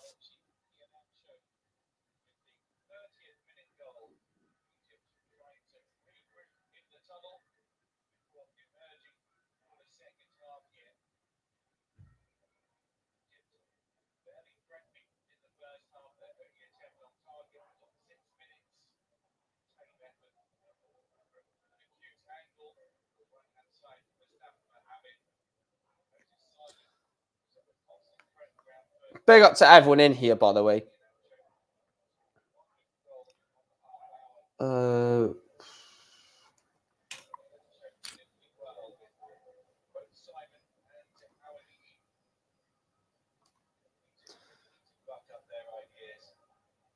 Edgar, yeah. Edgar is too good to not get a tour card. That's not me saying he's going to breeze through it, by the way. You know, players that think they're going to breeze through it very rarely breeze through it. I think he will get a tour card. I don't know if he'll win a day. Controversially, I think Matthew Edgar might win it on the order of merit. I don't think he wins a day. And that is a big shock, but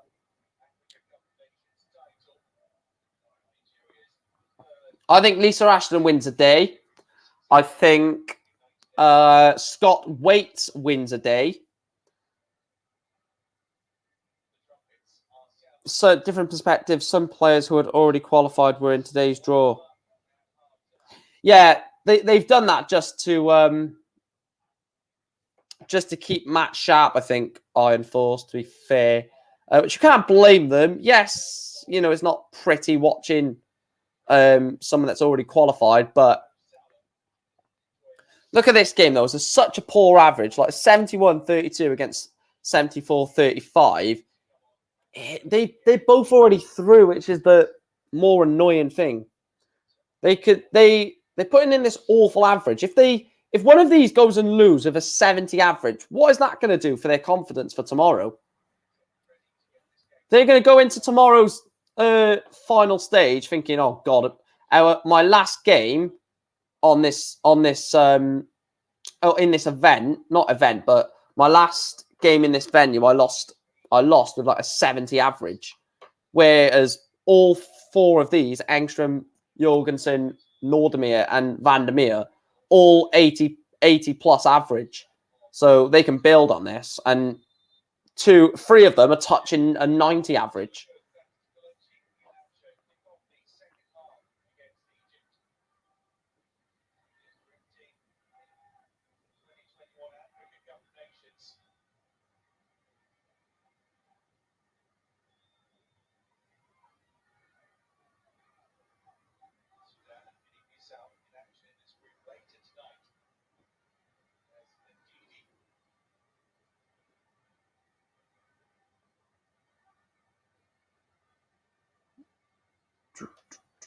Right, where's that? I didn't see you won that. I'm going to have to go back and have a look, aren't I? Opens doors for corruption. If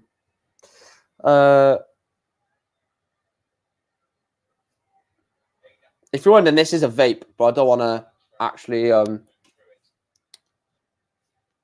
do it on stream. But so let's have a look at. I didn't see that game.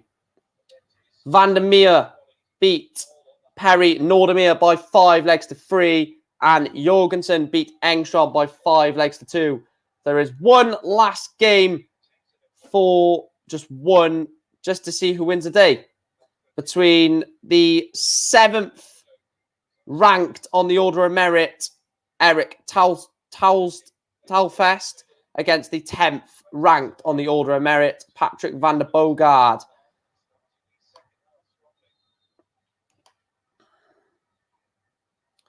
Let's put this game on, the last game of the day, and then we can call it a day.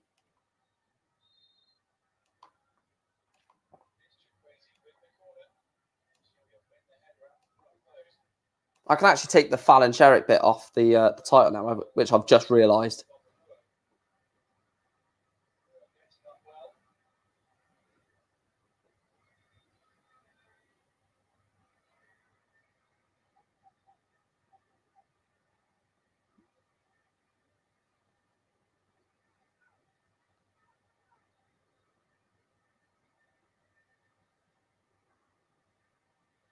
Right, there we go. If this goes 5, is he 5-3-1 up? Is he, or 3-2 up? 3-1 up. If this goes 5-1 now, it's going to be a bit relieving, I guess. I want this game to last as least time as possible, because otherwise it's just, if this goes 5-4, I'm going to be really annoyed. Look, I'm all for enjoying games, but when the game means nothing.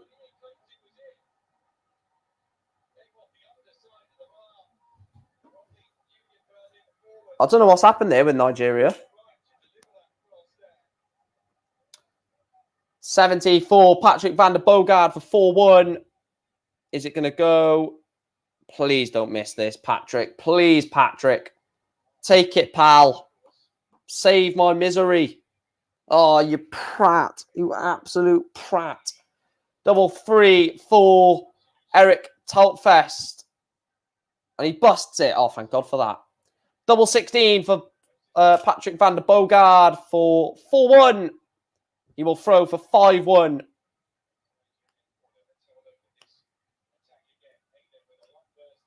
And he gets it. 4-1. Patrick van der Bogaard is throwing for the match. About time.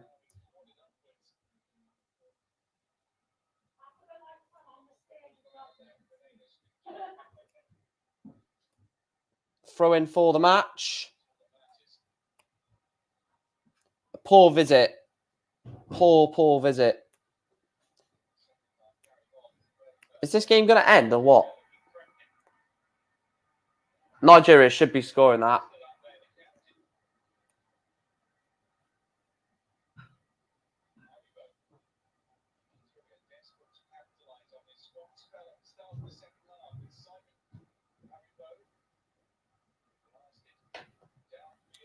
So 3-4-3 to get it down to something reasonable.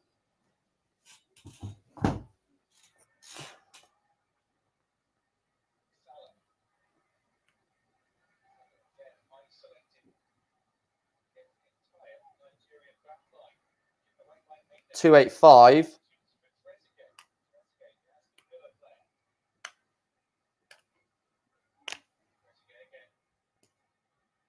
Hit 96.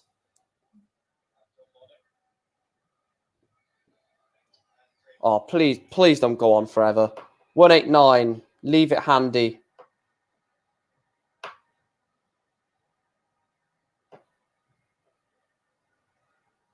It's on 40 to leave 49. That's good darts. Good darts, to be fair. Shavings. So 49 for the match to end this. Please just end this. Watch him not take this. Watch him bust it.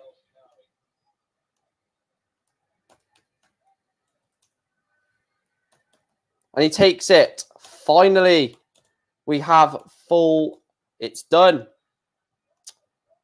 Right, I will run through the order of merit, but we have finally ended the day. It's finally ended.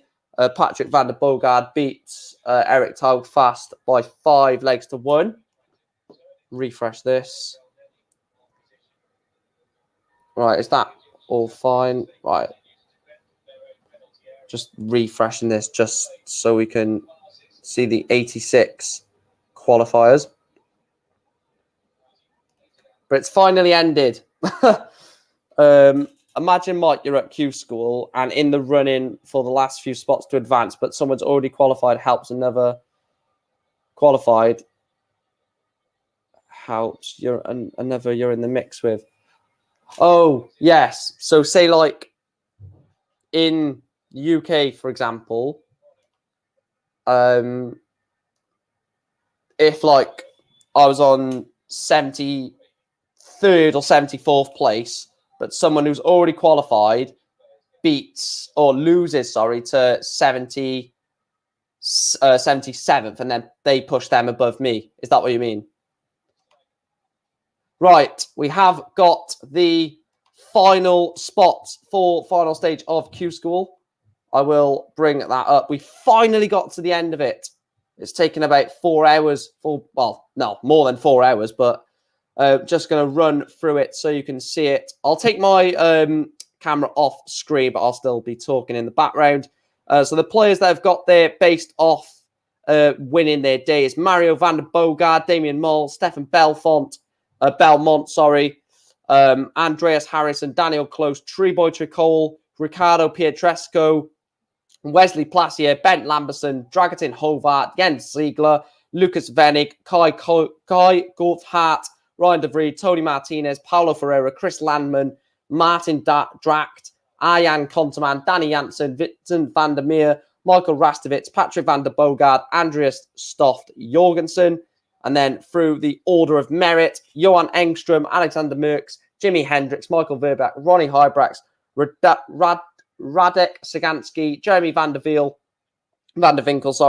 Eric Taugfast, Jan de Vert, Gillian Kuhorn, Jules Van Dongen, Gianni Kessinkakis, Mario Schultz, Vladimir Anderson, Kevin Bloom, Robin Bager, Nico Kurtz, Michael Hertz, Thomas Hudek, Max de Jong, William Mandigers, Owen Rolfs, Tobias Schieffel, Marcus Kessler, Franz Roach, Jose Marquez, Patrick Kovacs, Perry Nordemir, Danny Van Tripp, Andrew Beaton, Jamai Van der Herrick, Christian de Boer, Roxy James Rodriguez, Jackie Labre, Muta Vass, Davy Prouston, Perry Lubitsch, Andreas Vinterling, Jeroen Miok, Stefan Schroeder, Fabian Meyer, Philip Hagman, Patrick Peters, David Venken, Francois Schweyen, Robbie Knops, Mondaungus, Barauskas, Christian Schmidt, Sebastian Steyer, Barry Zander, Thomas Hijack, Stefan Gries, Patrick Matt, Frank Peters, Brian Roman, Roy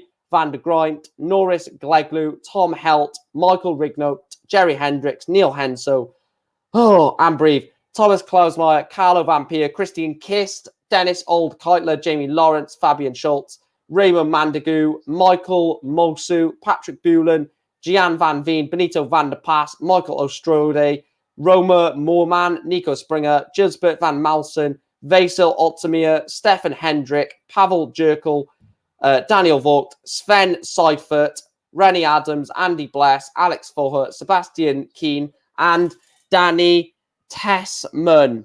Oh my God. So those are the qualifiers for the final stage. UK and European Q School is all done and dusted for the first stage. I will be back tomorrow for the final stage of action where everyone will be competing for their PDC tour card. If you have enjoyed the stream, please do make sure to smash us a like. Please make sure to subscribe to the channel. I will be live tomorrow. I'm not sure what time it is. I'm going to have to find that out. But I will be live, ready for day 4 of PDC Q School, but day 1 of final stage. Those are all of the qualifiers. If you want to go back, if you missed any, the rankings, actually I'll put where the rankings are available. If leaving the stream you want to check the rankings, that is the website for the rankings for everyone that's gone into the final stage. So you can check that out yourself. Let me just check if it's gone in the chat. It has gone in the chat. So if you want to check that, just click the link. It'll send you to EUQ School order of merit. You can just click across the top and it'll show you the UK version as well. I'll see you tomorrow, guys. Thanks. We'll quickly say a few comments. Michael says, cheers, mate. Appreciate the stream. Big up to you. And Kieran says, see you next time. Thanks for the stream. I'm going to get out of here because I'm starving, thirsty, tired, and tired. So I'll see you tomorrow, guys, for day 1 of final stage. Who's going to get their tour card? Matthew Edgar, Fallon Sherrick, Robert Thornton, Yana Klassen, Lisa Ashton. I'll see you there. Thanks, guys.